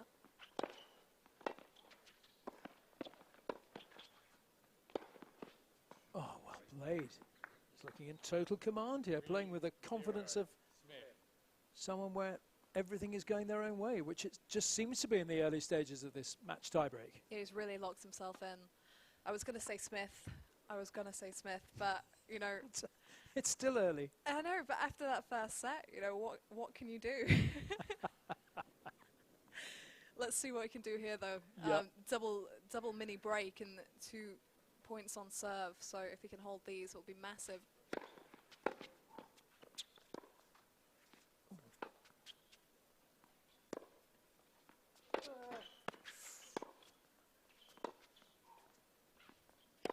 Oh, no. No, Yeah. no. You could... The return. Yeah. Yeah, and you could see he kind of halted. He almost didn't continue the point. But the call Absolutely. didn't come. I gave you the same one. Yeah. 5-4. Yeah, I'll give you 2 here. Okay. I gave you the point in the other set. It's the middle of the point. I'm not going to stop playing. I did the exact same for you. You called the ball. No, you didn't. At the end of the point. He has a point, David Fox. The call that Smith gave to Fox, it was actually the final point of the rally, I think, whereas this one was at the beginning of the rally, and therefore David Fox is saying it wasn't called and he wasn't going to stop playing. But at the same time, you understand Barnaby Smith's frustration because that return looked pretty wide. 3-1. I wasted 5 seconds. I wasted 5 seconds from the call it. Okay. You've got to play the point, I'm afraid, even if you don't agree with it. No, he mustn't let that upset him, Smith, because he's still in a strong position here at 3-1.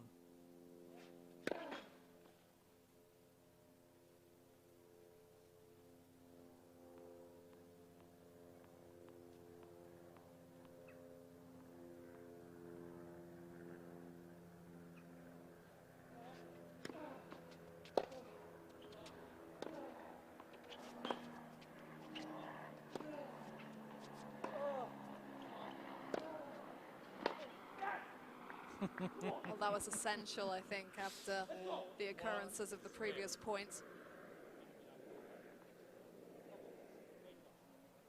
Credit to him as well. I think a few players might have gone to pieces a bit.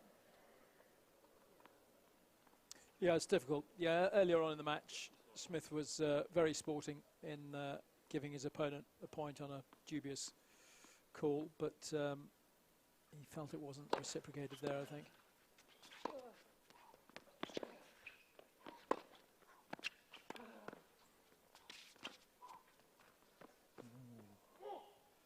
That could be regarded as a little bit careless as they change ends now at 6 points.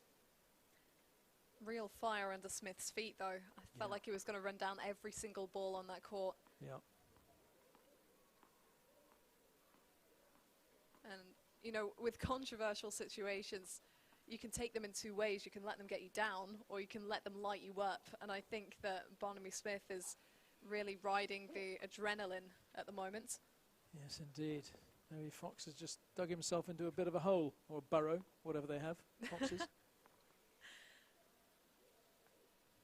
Foxes have nests, I think. Do they? Thinking of a Bible verse.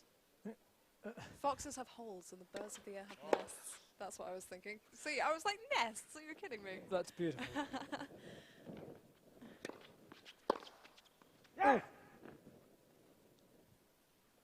6-1, Smith. That is an astonishing shot, and I think you're right, Abigail. I think that controversial point there, a few moments ago, has unleashed the man, Smith. That's an absolute cracker. First to 10, remember, not 7 on the match tiebreak. Still work to do.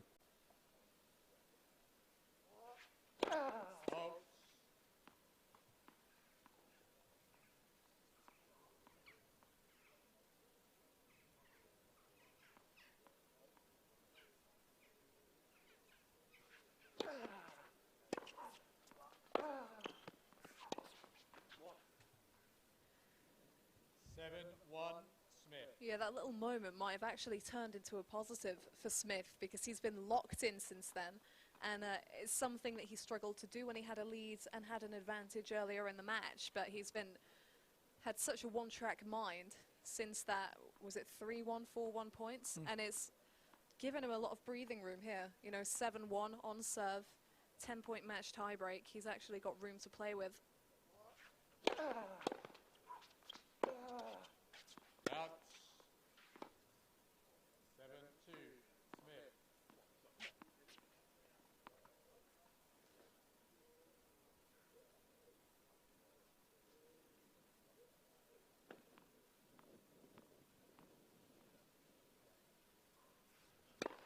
Oh,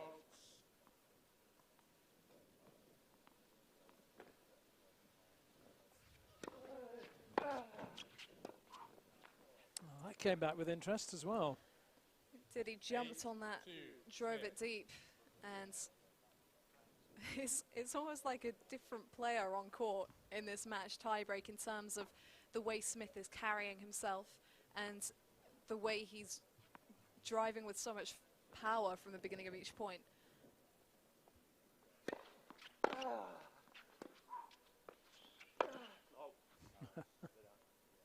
Just the sight of Fox approaching there, I think, maybe helped Smith to miss time. I thought a more uncertain approach, really, from the number 3 seed. But again, it's that positioning in the court that your opponent can spot out of the corner of his eye and it can distract him. Well, Smith potentially 2 points away from creating a bit of an upset here. 9-3. Smith. Well, they'll be changing ends. That really breaks up the momentum, doesn't it? Yeah, absolutely. There's a lot for David Fox to think about as they have this change of ends, but at the same time, Barnaby Smith, the man with the lead. They've changed around the opposite sides of the court. Not seen too much drama during British Tour, have we? No, it's good to see people with a bit of fire in their belly. Like the competition. Yeah, absolutely. So it is match point. What a time to change ends. And Smith has one more serve before handing it back to Fox. It may not come to that, of course. So, Smith serving. Match point.